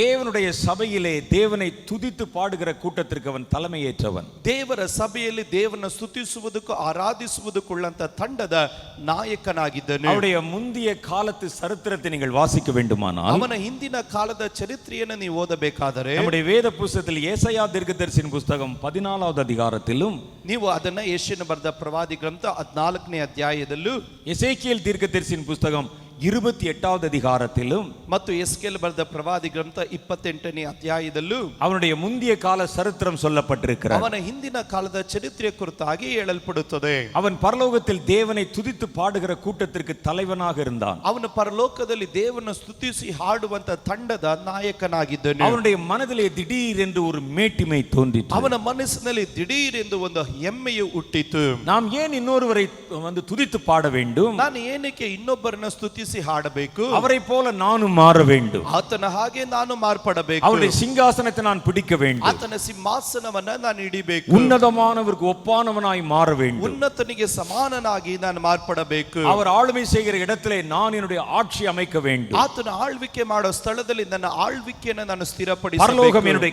கைவசமாக வேண்டும். ಪರಲೋಕ ನನ್ನ ಕೈವಶವಾಗಬೇಕು. உன்னதங்களிலே நான் ஏற வேண்டும். ನಾನು ಉನ್ನತಗಳಿಗೆ ನಾನು ಏರಬೇಕು. தேவனுடைய சிங்காசனத்திலே அமர வேண்டும். ದೇವರ ಸಿಂಹಾಸನದಲ್ಲಿ இந்த ಕುಳಿತುಕೊಳ್ಳಬೇಕು. ஆசை அவனுடைய மனதிற்குள் தோன்றிற்று. ಈ ಆಸೆಯು ಅವನ ಮನಸ್ಸಿನಲ್ಲಿ நீங்கள் ಉದ್ಭವಿಸಿತು. ஏசாயாவின் புஸ்தகத்தில் 14வது அதிகாரத்தில் இதை வாசிப்பீர்கள். ನೀವು ಯೆಶಾಯನ ಬರೆದ ಪ್ರವಾದಿ ಗ್ರಂಥ 14ನೇ ಅಧ್ಯಾಯದಲ್ಲಿ ಅದನ್ನು ಓದುತ್ತೀರಿ. அதிகாலையின் மகனாகிய விடிவெள்ளியே, ಈಗೋ ದೇವರ ವಾಕ್ಯದಲ್ಲಿ ಅಲ್ಲಿ ನಾವು ಗಮನಿಸಿ நீ ಉದಯ அகாதமான பாதாளத்தில் தள்ளப்பட்டு போனாயே, ಆಹಾ ಉದಯ ನಕ್ಷತ್ರವೇ ಬೆಳ್ಳಿ ಆಕಾಶದಿಂದ ಹೇಗೆ ಬಿದ್ದೆ? வானத்திற்கு ஏறுவேன், ನಾನು ಆಕಾಶಕ್ಕೆ ಏರುವೆನು, உன்னதமானவருக்கு ஒப்பாவேன், ಉನ್ನತನಿಗೆ ಸಮಾನನಾಗುವೆನು, உன்னதமானவர் சிங்காசனத்திலே நான் அமர்ந்திருப்பேன், வீற்றிருப்பேன் என்று உன் இருதயத்திலே சொன்னாய் என்று சொல்லப்படுகிறது. ಉನ್ನತನಾದಂತ ದೇವರ ಸಿಂಹಾಸನದಲ್ಲಿ ನಾನು ಆಸೀನ ರೂಢನಾಗಿರುತ್ತಿ ಎಂದು ನಿನ್ನ ಮನಸ್ಸಿನಲ್ಲಿ ಅಂದುಕೊಂಡೆ. அவருடைய மனசுல அந்த எண்ணம் வந்த உடனே ಅವನ ಮನಸ್ಸಿನಲ್ಲಿ ಆ ಚಿಂತೆ ಬಂದಿದ ತಕ್ಷಣ அவன் அந்த எண்ணத்தை அங்கிருக்கிற பல தேவதூதர்களோடு பகிர்ந்து கொண்டான். ಅವನು ತನ್ನ ಮನಸ್ಸಿನಲ್ಲಿ ಇರುವಂತ ಈ ಬಯಕೆಯನ್ನು ಅನೇಕ ದೇವದೂತರುಗಳಲ್ಲಿ ಹಂಚಿಕೊಂಡನು. அதிலே அநேக தேவதூதர்கள் இவனுடைய வார்த்தைக்கு செவி கொடுத்தாங்க. ಅನೇಕ ದೇವದೂತರು ಇವನ ಮಾತುಗಳಿಗೆ ಕಿವಿಗೊಟ್ಟರು. நாம் தேவனுடைய ராஜ்யத்தை போல ஒரு ராஜ்யத்தை ஸ்தாபிக்கலாம். ನಾವು ದೇವರ ರಾಜ್ಯದ ಹಾಗೆ ಮತ್ತೊಂದು ರಾಜ್ಯವನ್ನ ಸ್ಥಾಪಿಸೋಣ. நாம் ஏன் இவருக்கு சேவகம் செய்ய வேண்டும்? ನಾವು ಏನಕ್ಕೆ ಇವರಿಗೆ ಸೇವೆ ಮಾಡಬೇಕು? நாம் அதிகாரத்தில் அமர்ந்திருக்கலாம் ನಾವು ಅಧಿಕಾರದಲ್ಲಿ ಇರೋಣ என்று ஒரு கூட்டம் தேவதூதர்கள் அங்கே கலகம் செய்தார்கள் ಎಂಬುದಾಗಿ ಒಂದು ಗುಂಪಿನ ದೇವದೂತರು ಗೊಂದಲವನ್ನ ಮಾಡಿದರು. கர்த்தர் வானத்தில் அவர்களோடு ஒரு யுத்தம் செய்தார். ಕರ್ತನು ಆಕಾಶದಲ್ಲಿ ಅವರ ಸಂಗಡವಾಗಿ ಒಂದು ಯುದ್ಧವನ್ನ ಮಾಡಿದನು. சாத்தானும் அவனை பின்பற்றின தூதர்களும் கீழே விழத்தள்ளப்பட்டார்கள். ಸೈತಾನನು ಮತ್ತು ಆತನಿಗೆ ಒಳಪಟ್ಟಂತ ದೇವದೂತರು ಕೆಳಗಡೆ ದಬ್ಬಲ್ಪಟ್ಟರು. அவர்கள் இந்த பூமியிலே வந்து விழுந்தாங்க. ಅವರು ಈ ಭೂಮಿಯಲ್ಲಿ ಬಂದು ಬಿದ್ದು ಬಿಟ್ಟರು. அவர்கள் எல்லாம் சாத்தானை பின்பற்றின தூதர்கள். ಅವರೆಲ್ಲರೂ ಸೈತಾನನನ್ನು ಹಿಂಬಾಲಿಸಿದ ದೂತರು. சாத்தான் மாத்திரமல்ல, ಸೈತಾನನು ಮಾತ್ರವಲ್ಲ, லூசிபர் என்பவன் இப்பொழுது சாத்தான் என்ற பெயரிலே அழைக்கப்படுகிறான். ಲೂಸಿಫರ್ ಎಂಬುವವನು ಸೈತಾನನು ಎಂಬುದಾಗಿ ಈಗ ಕರೆಯಲ್ಪಡುತ್ತಾ ಇದ್ದಾನೆ. சாத்தான் என்பதற்கு எதிரி என்பது பொருள். ಸೈತಾನನು ಎನ್ನುವಂತ ಪದದ ಅರ್ಥ ವಿರೋಧಿ ಎಂಬುದಾಗಿ ಅರ್ಥ. அவன் தேவனுக்கு மாத்திரமல்ல, ಅವನು ದೇವರಿಗೆ ಮಾತ್ರವಲ್ಲ, அவன் எல்லாருக்கும் எதிரி. ಅವನು ಎಲ್ಲರಿಗೂ ವಿರೋಧಿ. அவன் கைகளில் இருந்த அதிகாரத்தெல்லாம் கர்த்தர் எடுத்துவிட்டு ಅವನ ಕೈಯಲ್ಲಿರುವಂತ ಅಧಿಕಾರವನ್ನು ದೇವರು ತೆಗೆದು ಬಿಟ್ಟು அவனையும் அவனை பின்பற்றின தூதர்களையும் கர்த்தர் கீழே பாதாளத்திலே தள்ளினார். ಅವನನ್ನು ಅವನನ್ನು ಹಿಂಬಾಲಿಸುವ ದೂತರುಗಳನ್ನು ಪಾತಾಳಕ್ಕೆ ದೇವರು ದಬ್ಬಿ ಬಿಟ್ಟನು. அவன் கையில எந்த அதிகாரமும் இல்ல. ಈಗ ಅವನ ಕೈಯಲ್ಲಿ ಯಾವ ಅಧಿಕಾರವಿಲ್ಲ. அவன் எதையும் செய்ய முடியாது. ಅವನು ಏನು ಮಾಡಕ್ಕಾಗೋದಿಲ್ಲ. அவன் வாழ்வதற்கு வழி இல்லை. ಅವನು ಜೀವಿಸುವುದಕ್ಕೆ ಮಾರ್ಗವಿಲ್ಲ. அந்த நேரத்திலே கர்த்தர் தம்முடைய சாயலின்படி மனிதனை ಆ உண்டாக்கினார். ಸಮಯದಲ್ಲಿ ದೇವರು ತನ್ನ ಸಾದೃಶ್ಯದಲ್ಲಿ ಮನುಷ್ಯನನ್ನು ಉಂಟು ಮಾಡಿದನು. ಮಾಡಿದನು. அவர்கள் வசிப்பிடத்திற்காக பூமியை கர்த்தர் ஏற்படுத்தினார். ಅವರ ವಾಸಸ್ಥಾನಕ್ಕಾಗಿ ದೇವರು ಈ ಭೂಮಿಯನ್ನು ಸಿದ್ಧ ಮಾಡಿದನು. பூமியை கர்த்தர் மனுபுத்திரரின் கையிலே கொடுத்தார். ಭೂಮಿಯನ್ನು ಮನುಷ್ಯ ಕುಮಾರರ ಕೈಯಲ್ಲಿ ದೇವರು ಒಪ್ಪಿಸಿದನು. இவைகளெல்லாம் ஆண்டு கொள்ளுங்கள் என்று சொன்னார். ಇವುಗಳನ್ನೆಲ್ಲದರ ಮೇಲೆ ದೊರೆತನ ಮಾಡ್ರಿ ಎಂಬುದಾಗಿ ಹೇಳಿದನು. அவர்களுக்கு ஆளுமை என்றால் என்னவென்று தெரியாது. ಅವರಿಗೆ ದೊರೆತನ ಅಂದ್ರೆ ಏನು ಎಂಬುದಾಗಿ ಗೊತ್ತಿಲ್ಲ. ஆட்சினா என்னன்னு தெரியாது. ಆಳ್ವಿಕೆ ಅಂದ್ರೆ ಏನು ಎಂಬುದಾಗಿ ಗೊತ್ತಿಲ್ಲ. உலகம் நம் கண்களுக்கு முன்பாக இருக்கிறது. ಇವೆಲ್ಲ ಕಣ್ಣುಗಳ ಮುಂಭಾಗದಲ್ಲಿದೆ. எல்லாம் நல்லா இருக்குது. ಎಲ್ಲಾ ಚೆನ್ನಾಗಿದೆ. நாம் இதிலே சந்தோஷமா இருக்கலாம் என்று நினைத்தார்கள். ನಾವು ಇದರಲ್ಲಿ ಸಂತೋಷವಾಗಿರೋಣ ಎಂಬುದಾಗಿ ಚಿಂತೆ ಮಾಡಿದರು. விழுந்து போன பிரதான தூதனாகிய சாத்தான் ஒரு சர்ப்பத்தை போல அவரிடத்திலே அவர்களை சந்தித்தான். ಬಿದ್ದು ಹೋದಂತ ಪ್ರಧಾನ ದೂತನಾದ ಸೈತಾನನು ಒಂದು ಸರ್ಪದ ರೂಪದಲ್ಲಿ ಅವನು ಬರುತ್ತಾ ಇದ್ದಾನೆ. அவனுடைய மனதிலே ஒரு திட்டம் இருந்தது. ಅವರ ಮನಸ್ಸಿನಲ್ಲಿ ಒಂದು ಉದ್ದೇಶ ಇತ್ತು. நாமும் நம்மோடு கூட சேர்ந்து விழுந்த தூதர்களும் இருப்பதற்கு இடமில்லை. ಈಗ ನಾನು ಮತ್ತು ನನ್ನ ಸಂಗಡವಾಗಿದ್ದಂತ ದೂತರು ಬಿದ್ದು ಹೋದವರಿಗೆ ವಾಸಸ್ಥಾನವಿಲ್ಲ. நமக்குன்னு ஒரு ராஜ்யத்தை ஸ்தாபிக்கணும் நம்ம ஆசைப்பட்டோம். ನಮಗಾಗಿ ಒಂದು ರಾಜ್ಯವನ್ನ ಸ್ಥಾಪಿಸೋಣ ಎಂದು ಆಸೆ ಪಟ್ಟೆವು. வானத்துல நமக்கு இடம் இல்ல. ಈಗ ಆಕಾಶದಲ್ಲಿ ನಮಗೆ நம்ம ಸ್ಥಳವಿಲ್ಲ. எல்லாம் தள்ளப்பட்டு போயிட்டோம். ನಾವೆಲ್ಲರೂ ದಬ್ಬಲ್ಪಟ್ಟಿದ್ದೇವೆ. பாதாளத்திலே கர்த்தர் தள்ளிவிட்டார். ಪಾತಾಳಕ್ಕೆ ದೇವರು ದಬ್ಬಿದನು. இப்ப நாம வாழ்வதற்கும் ஆள்வதற்கும் நமக்கு ஒரு இடம் வேணும். ಈಗ ನಾವು ಜೀವಿಸುವುದಕ್ಕೂ ನಾವು ಆಳುವುದಕ್ಕೂ ನಮಗೊಂದು ಸ್ಥಳ ಬೇಕು. அதற்கு இந்த பூமி சரியான இடம். ಅದಕ್ಕಾಗಿ ಭೂಮಿ ಸರಿಯಾದ ಸ್ಥಳ. ஆனால் இந்த பூமியினுடைய ஆட்சியும் அதிகாரமும் மனிதர்களிடத்தில் இருக்கிறது. ಆದ್ರೆ ಈ ಭೂಮಿಯ ಆಳ್ವಿಕೆಯು ದೊರೆತನವು ಮನುಷ್ಯರ ಕೈಯಲ್ಲಿದೆ. நாம் எப்படியாவது இவர்களை ஏமாற்றி அதை அவர்கள் கைகளில் இருந்து அபகரித்து விட வேண்டும். ನಾವು ಯಾವುದಾದರೂ ರೀತಿಯಲ್ಲಿ ಇವರನ್ನ ಮೋಸಗೊಳಿಸಿ ಇವರ ಕೈಯಿಂದ ಈ ಅಧಿಕಾರವನ್ನು ಅಪಹರಿಸಬೇಕು. அந்த சமயத்தில் சாத்தானிடத்தில் இருந்த ஒரே ஒரு ஆயுதம் அவனுடைய தந்திரம். ಆಗ ಸೈತಾನನ ಕೈಯಲ್ಲಿ ಆ ಸಮಯದಲ್ಲಿ ಅವನ ಕೈಯಲ್ಲಿದ್ದ ಒಂದೇ ಒಂದು ಆಯುಧ ಕುತಂತ್ರ. கையில வேற எந்த பலமும் இல்ல. ಅವನ ಕೈಯಲ್ಲಿ ಬೇರೆ ಯಾವ ಬಲ ಇರಲಿಲ್ಲ. எந்த அதிகாரம் இல்ல. ಯಾವ ಅಧಿಕಾರ ಇರಲಿಲ್ಲ. அவனிடத்தில் இருந்த ஒன்றே ஒன்று அவனுடைய தந்திரம். ಅವನ ಕೈಯಲ್ಲಿದ್ದಂತ ಒಂದೇ ಒಂದು ಕಾರ್ಯ ತಂತ್ರ. அவன் ஸ்திரியை சந்தித்தான். ಅವನ ಸ್ತ್ರೀಯನ್ನ ಭೇಟಿ ಮಾಡಿದನು. அவளிடத்தில் பேசினான். ಆಕೆ ಬಳಿಯಲ್ಲಿ ಮಾತನಾಡಿದನು. அதெல்லாம் உங்களுக்கு தெரிந்ததுதான். ಅದೆಲ್ಲ ನಿಮಗೆ ಗೊತ್ತಿರುವುದೇ. ஒரு சின்ன ஒரு நன்மை தீமை அறியத்தக்க ஜீவவிருட்சத்தின் கனியை கொடுத்து உலகத்தை வாங்கி விட்டான். ಈಗ ಒಳ್ಳೆಯದು ಮತ್ತು ಕೆಟ್ಟದರ ಅರಿವನ್ನು ಹುಟ್ಟಿಸುವಂತ ಮರದ ಫಲವನ್ನು ಕೊಟ್ಟು ಅವನು ಅಧಿಕಾರವನ್ನು ತೆಗೆದುಕೊಂಡನು. அந்த நிமிஷம் முதற்கொண்டு இந்த நிமிஷம் வரைக்கும் சாத்தான் இந்த உலகத்தின் மேல் ஆளுமை செய்து கொண்டிருக்கிறான். ಆ ನಿಮಿಷದಿಂದ ಮೊದಲುಗೊಂಡು ಈ ನಿಮಿಷದವರೆಗೂ ಸೈತಾನನು ಈ ಭೂಮಿಯ ಮೇಲೆ ದೊರೆತನವನ್ನ ಮಾಡುತ್ತಾ ಇದ್ದಾನೆ. அவன் வாழ்ந்து கொண்டிருக்கிற ஆளுகை செய்து கொண்டிருக்கிற இந்த பூமி, ಅವನು ಆಳ್ವಿಕೆ ಮಾಡುತ್ತಿರುವ ದೊರೆತನ ಮಾಡುತ್ತಿರುವ ಈ மனிதர்களான நமக்கு கொடுக்கப்பட்ட இடம். ಮನುಷ್ಯರಾದಂತ ನಮಗೆ ಕೊಡಲ್ಪಟ್ಟ ಸ್ಥಳ. அவன் இங்கே நிரந்தரமாய் தங்கிவிட்டான். ಅವನು ಇಲ್ಲಿ ನಿರಂತರವಾಗಿ ವಾಸ ಮಾಡಿ அவனோடு கூட இந்த தூதர்கள் எல்லாம் இந்த பூமியிலே ஆங்காங்கே கொண்டு வந்து நிறுத்தப்பட்டு விட்டார்கள். ಅವನ ಸಂಗಡವಾಗಿದ್ದಂತ ಎಲ್ಲ ದೂತರನ್ನ ಈ ಭೂಮಿಯಲ್ಲಿ ಅಲ್ಲಿ ಇಲ್ಲಿ ತೆಗೆದುಕೊಂಡು ಹೋಗಿ ನಿಲ್ಲಿಸಿ ಬಿಟ್ಟಿದ್ದಾರೆ. கொஞ்சம் பேர் பாதாளத்திலே இருக்கிறார்கள். ಇನ್ನು ಸ್ವಲ್ಪ ಜನ ಪಾತಾಳದಲ್ಲಿ ಇದ್ದಾರೆ. இந்த சாத்தான் இந்த உலகம் முழுவதும் தன்னுடைய கையிலே பிடித்துக் கொண்டான். ಈ ಸೈತಾನನು ಈ ಲೋಕ ಪೂರ್ತಿಯಾಗಿ ತನ್ನ ಕೈ ವಶದಲ್ಲಿ ಇಟ್ಟುಕೊಂಡನು. அவனுடைய ஆட்சிக்கு அவனை ஏற்றுக்கொள்ளுகிற மனிதர்கள் இருக்கிற வரைக்கும் இந்த உலகத்தின் மேல் அவனுக்கு அதிகாரம் இருக்கிறது. ಅವನ ಆಳ್ವಿಕೆಯನ್ನು ಮತ್ತು ಆತನನ್ನು ಅಂಗೀಕರಿಸುವಂತ ಮನುಷ್ಯರು ಈ ಭೂಮಿಯಲ್ಲಿ ಇರೋವರೆಗೂ ಅವನ ಅಧಿಕಾರವು ಈ ಭೂಮಿಯಲ್ಲಿ ಇರುತ್ತದೆ. அவனை நம்புகிற ஏற்றுக்கொள்ளுகிற அவனை பின்னால போகிற ஜனங்கள் பெருங்கூட்டம் இந்த உலகத்தில் இருக்கிறாங்க. ಆತನನ್ನು ನಂಬುವಂತ ಜನರು, ಆತನನ್ನು ಅಂಗೀಕರಿಸಿ ಬಾಲಿಸುವಂತ ಜನರು ಒಂದು ದೊಡ್ಡ ಗುಂಪು ಈ ಭೂಮಿಯಲ್ಲಿ ಉಂಟು. கர்த்தர் பார்த்தார். ಕರ್ತನು ನೋಡಿದನು, மனிதர்களுக்கு கொடுத்த இந்த பூமியை நாம மீட்டெடுக்க வேண்டும். ಮನುಷ್ಯರಿಗಾಗಿ ಕೊಟ್ಟಂತೆ ಈ ಭೂಮಿಯನ್ನ ನಾವು ಹಿಂತಿರುಗಿ ಪಡೆಯಬೇಕು. சாத்தானை இந்த இடத்திலிருந்து துரத்த வேண்டும். ಸೈತಾನನನ್ನು ಈ ಸ್ಥಳದಿಂದ ಅಟ್ಟಬೇಕು. சாத்தான் இப்ப ஒரு மனிதன் அல்ல, தனி ஆள் அல்ல. ಸೈತಾನನು ಈಗ ಒಬ್ಬಂಟಿಗನಲ್ಲ. அவனோடு கூட சேர்ந்து விழுந்த ஒரு பெருந்திரள் கூட்டம் தூதர்கள் இருக்கிறாங்க. ಅವನ ಸಂಗಡವಾಗಿ ಇದ್ದು ಬಿದ್ದಂತ ಒಂದು ದೊಡ್ಡ ದೂತರ ಗುಂಪುಗಳುಂಟು. அர்மகெதோன் போர்ல இவர்கள் எல்லாம் நீங்க பார்க்க முடியும். ಅರ್ಮಗೆದೋನ್ ಯುದ್ಧದಲ್ಲಿ ನೀವು ಇವರನ್ನೆಲ್ಲ ನೋಡಲಿಕ್ಕೆ ಸಾಧ್ಯ. அந்த நாள் எப்படி இருக்கும் என்று நான் உங்களுக்கு சொல்லுகிறேன். ಆ ದಿವಸ ಯಾವ ರೀತಿ ಇರುತ್ತದೆ ಎಂಬುದಾಗಿ ನಾನು ನಿಮಗೆ ಹೇಳುತ್ತೇನೆ. ஒரு குதிரையிலே சாத்தான் உட்கார்ந்து இருப்பான். ಒಂದು ಕುದುರೆಯಲ್ಲಿ ಸೈತಾನನು ಕೂತಿರುತ್ತಾನೆ. இதுவரைக்கும் யாரும் அவனை பார்த்ததில்லை நேரடியா. ಇದುವರೆಗೂ ಅವನನ್ನು ನೇರವಾಗಿ ಯಾರು ನೋಡಲಿಲ್ಲ. அது லூசிஃபர் என்ற அதிகாலையின் மகனாகி விடிவெள்ளியே என்று எழுதியிருக்கிற ಲೂಸಿಫರ್ என்ற சாத்தான். ಈಗ ಬೆಳ್ಳಿಯ ನಕ್ಷತ್ರ, ಬೆಳ್ಳಿಯ ಆಕಾಶವಾಗಿರುವ ಉದಯ ನಕ್ಷತ್ರ ಎಂದು ಕರೆಯಲ್ಪಡುವಂತ ಲೂಸಿಫರ್ ನಲ್ಲಿ ಇರುತ್ತಾನೆ. அது பழைய பாம்பு என்றும் வலு சர்ப்பம் என்றும் சொல்லப்பட்டது. ಅಲ್ಲಿ ಪುರಾತನ ಸರ್ಪ ಮತ್ತು ಘಟ ಸರ್ಪ ಎಂದು ಕರೆಯಲ್ಪಡುತ್ತದೆ. அவன் தன்னுடைய முழு வல்லமையோடு அதிகாரத்தோடு ஒரு குதிரையில உட்கார்ந்திருப்பான். ಅವನು ತನ್ನ ಪೂರ್ಣ ಅಧಿಕಾರದೊಟ್ಟಿಗೂ ಶಕ್ತಿಯೊಟ್ಟಿಗೂ ಕುದುರೆಯ ಮೇಲೆ ಕೂತಿರುತ್ತಾನೆ. உங்களுடைய கற்பனைக்காக அதை கருப்பு குதிரை என்று நம்ம வைத்துக் கொள்ளலாம். ನಿಮ್ಮ ಕಲ್ಪನೆಗೋಸ್ಕರವಾಗಿ ಅದೊಂದು ಕಪ್ಪು ಕುದುರೆ ಅಂತ ಇಟ್ಟುಕೊಳ್ಳ್ರಿ. ஏன்னா பொதுவாகவே நம்ம என்ன கற்பனை வச்சிருக்கிறோம்னா, கருப்புனா பிசாசு, வெள்ளன்னா தூதன் என்று வைத்திருக்கிறோம். ನಾವು ನಮ್ಮ ಕಲ್ಪನೆಗಳಲ್ಲಿ ನಾವು ಈ ರೀತಿ ಊಹಿಸ್ತೇವೆ, ಕಪ್ಪು ಎನ್ನುವುದು ಸೈತಾನನು, ಬೆಳ್ಳಗಿರೋದು ದೂತರು ಎಂದು. ஆனா உண்மையிலே போய் பார்த்தா அங்க எப்படி இருக்குமோ நமக்கு தெரியாது. ಆದ್ರೆ ನಿಜವಾಗ್ಲೂ ಹೋಗಿ ನೋಡಿದ್ರೆ ಯಾವ ರೀತಿ ಇರುತ್ತದೆ ಎಂಬುದು ನಮಗೆ ಗೊತ್ತಿಲ್ಲ. பிசாசு ஒரு கருப்பு குதிரையில உட்கார்ந்திருப்பான். ಸೈತಾನನು ಒಂದು ಕಪ್ಪು ಕುದುರೆಯಲ್ಲಿ ಕೂತಿರ್ತಾನೆ. பின்னால ஒரு பெரும் கூட்டம் விழுந்து போன தேவ தூதர்கள், ಹಿಂದುಗಡೆ ಬಿದ್ದು ಹೋದಂತ ದೊಡ್ಡ ಗುಂಪಿನ ದೂತರ ಸೈನ್ಯ.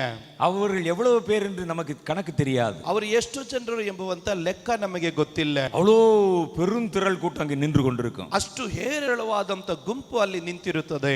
அவன் ஒரே பெரிய சத்தமா கடல் இரைச்சல் போல கத்தி கொண்டிருப்பார். ಸಮುದ್ರದ ಆಘೋಷದ ಶಬ್ದದ ಹಾಗೆ ಅವರು ಗಟ್ಟಿಯಾಗಿ ಸ್ವರಗಳನ್ನೆತ್ತಿ ಕೂಗ್ತಾ ಇರ್ತಾರೆ. சாத்தான் கத்துனா என்ன சொல்லி கத்துவான் என்று உங்களுக்கு தெரியும். ಸೈತಾನನು ಕೂಗಿದ್ರೆ ಯಾವ ರೀತಿ ಕೂಗ್ತಾನೆ ಎಂಬುದಾಗಿ சபிக்கப்பட்ட வார்த்தைகள் கெட்ட வார்த்தை சொல்லித்தான் கத்துவான். ಅವನು ಶಪಿಸಲ್ಪಟ್ಟ ಮಾತುಗಳು ಕೆಟ್ಟ ಮಾತುಗಳಲ್ಲೇ ಕೂಗ್ತಾನೆ. அப்ப பிரதான தூதனாகிய லூசிபர், ಈಗ ಪ್ರಧಾನ ದೂತನಾಗಿರುವ ಲೂಸಿಫರನು, அவனுக்கு பின்னால விழுந்து போன ஒரு பெருந்திரள் கூட்டம் தேவ தூதர்கள், ಅವನ ಸಂಗಡವಾಗಿ ಬಿದ್ದು ಹೋದಂತ ಹೇರಳವಾದಂತ ದೇವದೂತರುಗಳ ಗುಂಪು, அதுக்கு பிறகு அவனை பின்பற்றின மனிதர்கள், ಅನಂತರವಾಗಿ ಅದರ ಹಿಂದುಗಡೆ ಅವನನ್ನು ಹಿಂಬಾಲಿಸಿದಂತ ಮನುಷ್ಯರುಗಳು, அவனுடைய ஆட்சியை ஏற்றுக்கொண்ட அத்தனை பேரை அந்த இடத்துல அவன் அணியிலே கொண்டு வந்து சேர்த்து விடுவான். ಅವನ ಆಳ್ವಿಕೆಯನ್ನು ಅಂಗೀಕರಿಸಿದಂತ ಸಕಲರನ್ನ ಆ ಯುದ್ಧದ ರಣರಂಗದಲ್ಲಿ ತಂದು ಸೇರಿಸ್ತಾನೆ. அவர்கள் யார் யார் தன்னுடைய ஜனங்கள் என்று அவனுக்கு தெரிஞ்சிருக்கிறோ எல்லாத்தையும் கொண்டாந்து நிறுத்திடுவான். ಆತನು ಯಾರ್ಯಾರು ಅವರ ಜನರು ಎಂದು ತಿಳಿಯಲ್ಪಟ್ಟಿರುತ್ತದೋ ಅವನಿಗೆ ಅವರನ್ನೆಲ್ಲರನ್ನಲ್ಲಿ ತಂದು ಸೇರಿಸಿರುತ್ತಾನೆ. தன்னுடைய ஆட்சியை ஏற்றுக்கொண்ட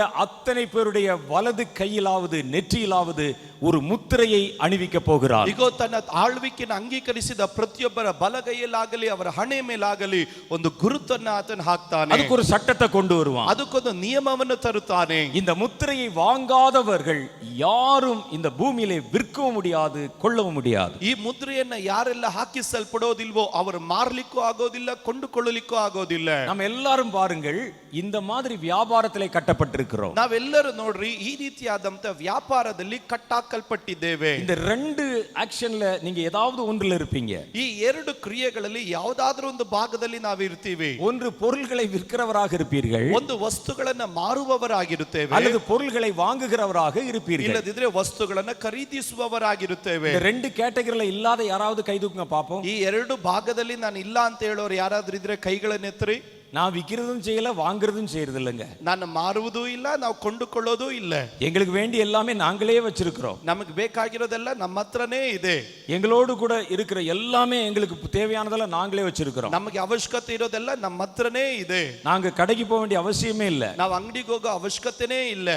அப்படி யாராவது இருக்கீங்களா? ಆ ರೀತಿ ಯಾರಾದ್ರೂ ಇದ್ದೀರಾ? யாரும் இல்ல. ಯಾರು ಇಲ್ಲ. நாம் எல்லாம் ஒன்று விற்பனை செய்கிறோம் அல்லது வாங்குகிறோம். ನಾವೆಲ್ಲರೂ ಒಂದು ಮಾರ್ತೇವೆ, ಇಲ್ಲದಿದ್ರೆ ನಾವು ಕೊಂಡುಕೊಳ್ಳುತ್ತೇವೆ. எவ்வளவு தூரம் நம்ம அதுல கட்டப்பட்டிருக்கிறோம் என்று தெரியணும்னா, ನಾವು ಎಷ್ಟರವರೆಗೂ ಅದರಲ್ಲಿ ನಾವು ಬಾಧ್ಯರಾಗಿದ್ದೇವೆ ಅನ್ನೋದು ನೋಡಬೇಕಾದ್ರೆ, திடீர்னு ஒரு 4 நாள் பந்த் வந்து விட்டால், ದಿಢೀರ್ ಅಂತ 4 ದಿನ ಒಂದು ಬಂದ್ ಬಂದ್ರೆ அப்படியே நம்ம ஸ்தம்பித்து போய் விடுவோம். ಆಗ್ಲೇ ನಾವು ಸ್ತಬ್ಧರಾಗಿ ನಿಂತು ಬಿಡುತ್ತೇವೆ. அதுக்கப்புறம் நம்ம எதுவுமே நம்ம செய்ய முடியாது. ಅದರ ನಂತರವಾಗಿ ಏನು ಮಾಡಕ್ಕಾಗಲ್ಲ. அப்பதான் நமக்கு தெரியும் ಅದೇ ನಮಗೆ ಗೊತ್ತು இப்படிப்பட்ட வியாபாரத்தில் நம்ம எவ்வளவு தூரம் கட்டப்பட்டிருக்கிறோம் என்று. ನಾವು ಇಷ್ಟು ಒಂದು ವ್ಯಾಪಾರದಲ್ಲಿ ಎಷ್ಟು ನಾವು ಅದರಲ್ಲಿ ಬಾಧ್ಯರಾಗಿದ್ದೇವೆ ಎಂಬುದು.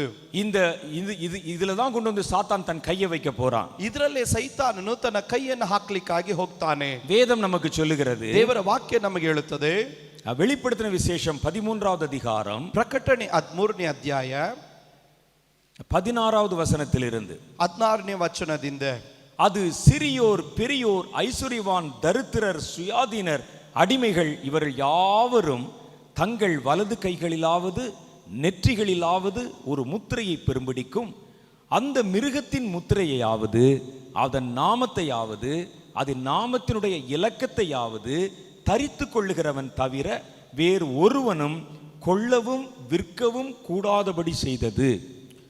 ದೊಡ್ಡವರು ಚಿಕ್ಕವರು, ಐಶ್ವರ್ಯವಂತರು ಬಡವರು, ಸ್ವಾತಂತ್ರ್ಯರು ದಾಸರು ಎಲ್ಲರೂ ತಮ್ಮ ತಮ್ಮ ಬಲಗೈಯ ಮೇಲಾಗಲಿ ಹಣೆಯ ಮೇಲಾಗಲಿ ಗುರುತು ಹೊಂದಬೇಕೆಂತಲೂ ಆ ಗುರುತು ಯಾರಿಗೆಲ್ಲ ಇರುವುದಿಲ್ಲವೋ ಅವರ ಕ್ರಯ ವಿಕ್ರಯ ನಡೆಸಿಕೊಡದಂತಲೂ ಆಜ್ಞೆ ಮಾಡುತ್ತದೆ. ಆ ಗುರುತು ಯಾವುದೆಂದರೆ ಮೊದಲನೇ ಮೃಗದ ಹೆಸರು ಅಥವಾ ಅದರ ಹೆಸರನ್ನು ಸೂಚಿಸುವ ಅಂಕೆ. இந்த அர்மகெதோனில் யுத்தம் வருவதற்கு முன்பாக ஜனங்கள் எல்லாரையும் தன்னுடைய கட்டுப்பாட்டிலே கொண்டு வருவதற்கு சாத்தான் செய்யக்கூடிய ஒரு தந்திரம். ಈ ಅರ್ಮಗೆದನ್ ಯುದ್ಧ ನಡೆಯುವುದಕ್ಕಿಂತ ಮುಂಚಿತವಾಗಿ ಸೈತಾನನು ತನ್ನ ಅಧೀನತೆಯಲ್ಲಿ ಜನರನ್ನು ತರುವಂತ ಒಂದು ತಂತ್ರ. இந்த முத்திரை வாங்கினவங்களாம் எங்க ஆளு, ಈ ಮುದ್ರೆಯನ್ನು ತೆಗೆದುಕೊಳ್ಳದೆ ಇರುವವರು என்னுடைய அடிமைகள், ಮುದ್ರೆ ತೆಗೆದುಕೊಳ್ಳುವವರು ನನ್ನ என் ದಾಸರು, அணியிலே நிற்க போகிறவர்கள். ಅವರು ನನ್ನ ಅಧೀನದಲ್ಲಿ ಇರುವವರು. அந்த முத்திரையை வாங்க வைக்கிறதுக்கு உங்களுக்கு என்ன நிர்பந்தத்தை கொண்டு வருகிறான் பாருங்கள். ಈ ಮುದ್ರೆಯನ್ನು ತೆಗೆದುಕೊಳ್ಳೋದಕ್ಕೆ ಏನು ನಿರ್ಬಂಧವನ್ನು ಹೇರ್ತಾನೆ ಎಂಬುದಾಗಿ ಗಮನಿಸಿ. ஆட்சிகள் அவனுடைய கையில் இருக்கும், ಈಗ ಆಳ್ವಿಕೆ ಅವನ ಕೈಯಲ್ಲಿ ಇರುತ್ತದೆ, அதிகாரங்கள் அவனுடைய கையில் இருக்கும். ಅಧಿಕಾರಗಳು ಅವನ ಕೈಯಲ್ಲಿ ಇರುತ್ತದೆ. திடீர்னு ஒரு சட்டத்தை கொண்டு வருவான். ತಕ್ಷಣವಾಗಿ ಒಂದು ಆಜ್ಞೆ ತರ್ತಾನೆ. நாங்க ஒரு முத்திரை வச்சிருக்கிறோம், ನಾನೊಂದು ಮುದ್ರೆಯನ್ನು ಇಟ್ಟಿದ್ದೇನೆ, ஒரு சீல் வச்சிருக்கிறோம், ಒಂದು ಮುದ್ರೆಯನ್ನು ಇಟ್ಟಿದ್ದೇನೆ, ஒரு நம்பர் வச்சிருக்கிறோம். ಒಂದು ಅಂಕೆ ಇಟ್ಟಿದ್ದೇನೆ. அதை நீங்க உங்க நெத்தியில உள்ள பொறித்துக் கொள்ள வேண்டும். ಅದನ್ನ ನಿಮ್ಮ ನೆತ್ತಿಯ ಹಣೆಯ ಮೇಲೆ ನೀವು ಹಾಕಿಕೊಳ್ಳಬೇಕು. அழகு போய்விடும் என்று நினைத்தால் கையிலாவது நீங்கள் பொறித்துக் கொள்ள ನಿಮ್ಮ வேண்டும். ಸೌಂದರ್ಯ ಹೋಗುತ್ತದೆ ಅಂತ ಹೇಳಿದ್ರೆ ನಿಮ್ಮ ಕೈಯಲ್ಲಾದ್ರೂ ಅದನ್ನ ಹಾಕಿಕೊಳ್ಳಬೇಕು. இதை கொண்டு போய் நீங்க காமிச்சா தான் உங்களுக்கு ஒரு பொருள் வாங்க முடியும். ನೀವು ಇದನ್ನ ತೆಗೆದುಕೊಂಡೋಗಿ ತೋರಿಸಿದ್ರೆ ಮಾತ್ರನೇ ಒಂದು ವಸ್ತುವನ್ನ ಖರೀದಿಸಲಿಕ್ಕೆ ಸಾಧ್ಯ. ஒரு காலையில ஒரு நியூஸ் பேப்பர் வாங்குறதுனா கூட நீங்க இந்த முத்திரையை பயன்படுத்தணும். ನೀವು ಬೆಳಗಿನ ಜಾವದಲ್ಲಿ ಒಂದು ದಿನಪತ್ರಿಕೆಯನ್ನು ಖರೀದಿಸಬೇಕಾದ್ರೆ ಈ ಮುದ್ರೆ ತೋರಿಸಬೇಕು. ஒரு காலையில ஒரு காஃபி குடிக்க வேண்டுமானால் கூட இந்த முத்திரை இல்லாவிட்டால் முடியாது. ಬೆಳಗ್ಗೆ ಒಂದು ಕಾಫಿ ಕುಡಿಬೇಕಾದ್ರೂ ಈ ಮುದ್ರೆ ಇಲ್ಲದಂದ್ರೆ ಆಗೋದಿಲ್ಲ. குழந்தைகளுக்கு ஒரு பால் பவுடர் வாங்குறதா இருந்தா கூட இந்த முத்திரை இல்லாவிட்டால் முடியாது. ಈ ಮಕ್ಕಳಿಗೆ ಹಾಲ್ ಪೌಡರ್ ಅನ್ನು ಖರೀದಿಸಬೇಕಾದ್ರೂ ಈ ಮುದ್ರೆ ಇಲ್ಲದಂತೆ ಕೊಡೋದಿಲ್ಲ. பண முறையெல்லாம் ஒழிக்கப்பட்டு விடும். ಈ ಹಣದ ವ್ಯವಹಾರ ಎಲ್ಲ ತೆಗೆದುಹಾಕಲ್ಪಡುತ್ತದೆ. முத்திரை இருந்தா தான் நீங்க வாங்க முடியும். ಮುದ್ರೆ ಇದ್ರೆ ಮಾತ್ರನೇ ನೀವು ಖರೀದಿಸಲಿಕ್ಕೆ ಸಾಧ್ಯ. இப்ப காசு இருந்தா வாங்கி விடலாம். ಈಗ ದುಡ್ಡಿದ್ರೆ ಖರೀದಿಸಬಹುದು. இனி அந்த முத்திரை இருந்தால் தான் வாங்க முடியும். ಇನ್ನು ಮುಂದೆ ಆ ಮುದ್ರೆ ಇದ್ರೆ ಮಾತ್ರನೇ ಖರೀದಿಸಲಿಕ್ಕೆ ஒரு ಸಾಧ್ಯ. ஆஸ்பத்திரியில ட்ரீட்மெண்ட்டுக்கு போறதா இருந்தா அந்த முத்திரையை காமிச்சா தான் முடியும். ಒಂದು ಆಸ್ಪತ್ರೆಗೆ ಚಿಕಿತ್ಸೆಗಾಗಿ ಹೋಗಬೇಕಾದ್ರೆ ಆ ಮುದ್ರೆಯನ್ನು ತೋರಿಸಬೇಕು. நீங்க வேலை பார்க்கிற ஆபீஸ்ல இருந்து வாங்குற சம்பளத்தை இந்த முத்திரை வழியாய் தான் வாங்க முடியும். ನಿಮ್ಮ ಕಚೇರಿಗಳಲ್ಲಿ ನೀವು ತೆಗೆದುಕೊಳ್ಳುವ ಸಂಬಳವೂ ಸಹ ಈ ಮುದ್ರೆಯಿಂದಲೇ ನೀವು ತೆಗೆದುಕೊಳ್ಳಬೇಕು. நீங்கள் வாங்கின சம்பளத்தை செலவழிப்பதும் இந்த முத்திரையின் வழியாய் தான் செலவழிக்க முடியும். ನೀವು ತೆಗೆದುಕೊಳ್ಳುವ ಸಂಬಳವನ್ನ ನೀವು ಖರ್ಚು ಮಾಡಬೇಕಾದ್ರೆ ಈ ಮುದ್ರೆಯಿಂದನೇ ಖರ್ಚು ಮಾಡಬೇಕು. இப்பவே இந்திய தேசத்துல ஒரு புது முறையை கொண்டு வர்றாங்க. ಈಗ ಭಾರತ ದೇಶದಲ್ಲಿ ಒಂದು ಹೊಸ ರೀತಿಯನ್ನ ತರುತ್ತಾ ಇದ್ದಾರೆ.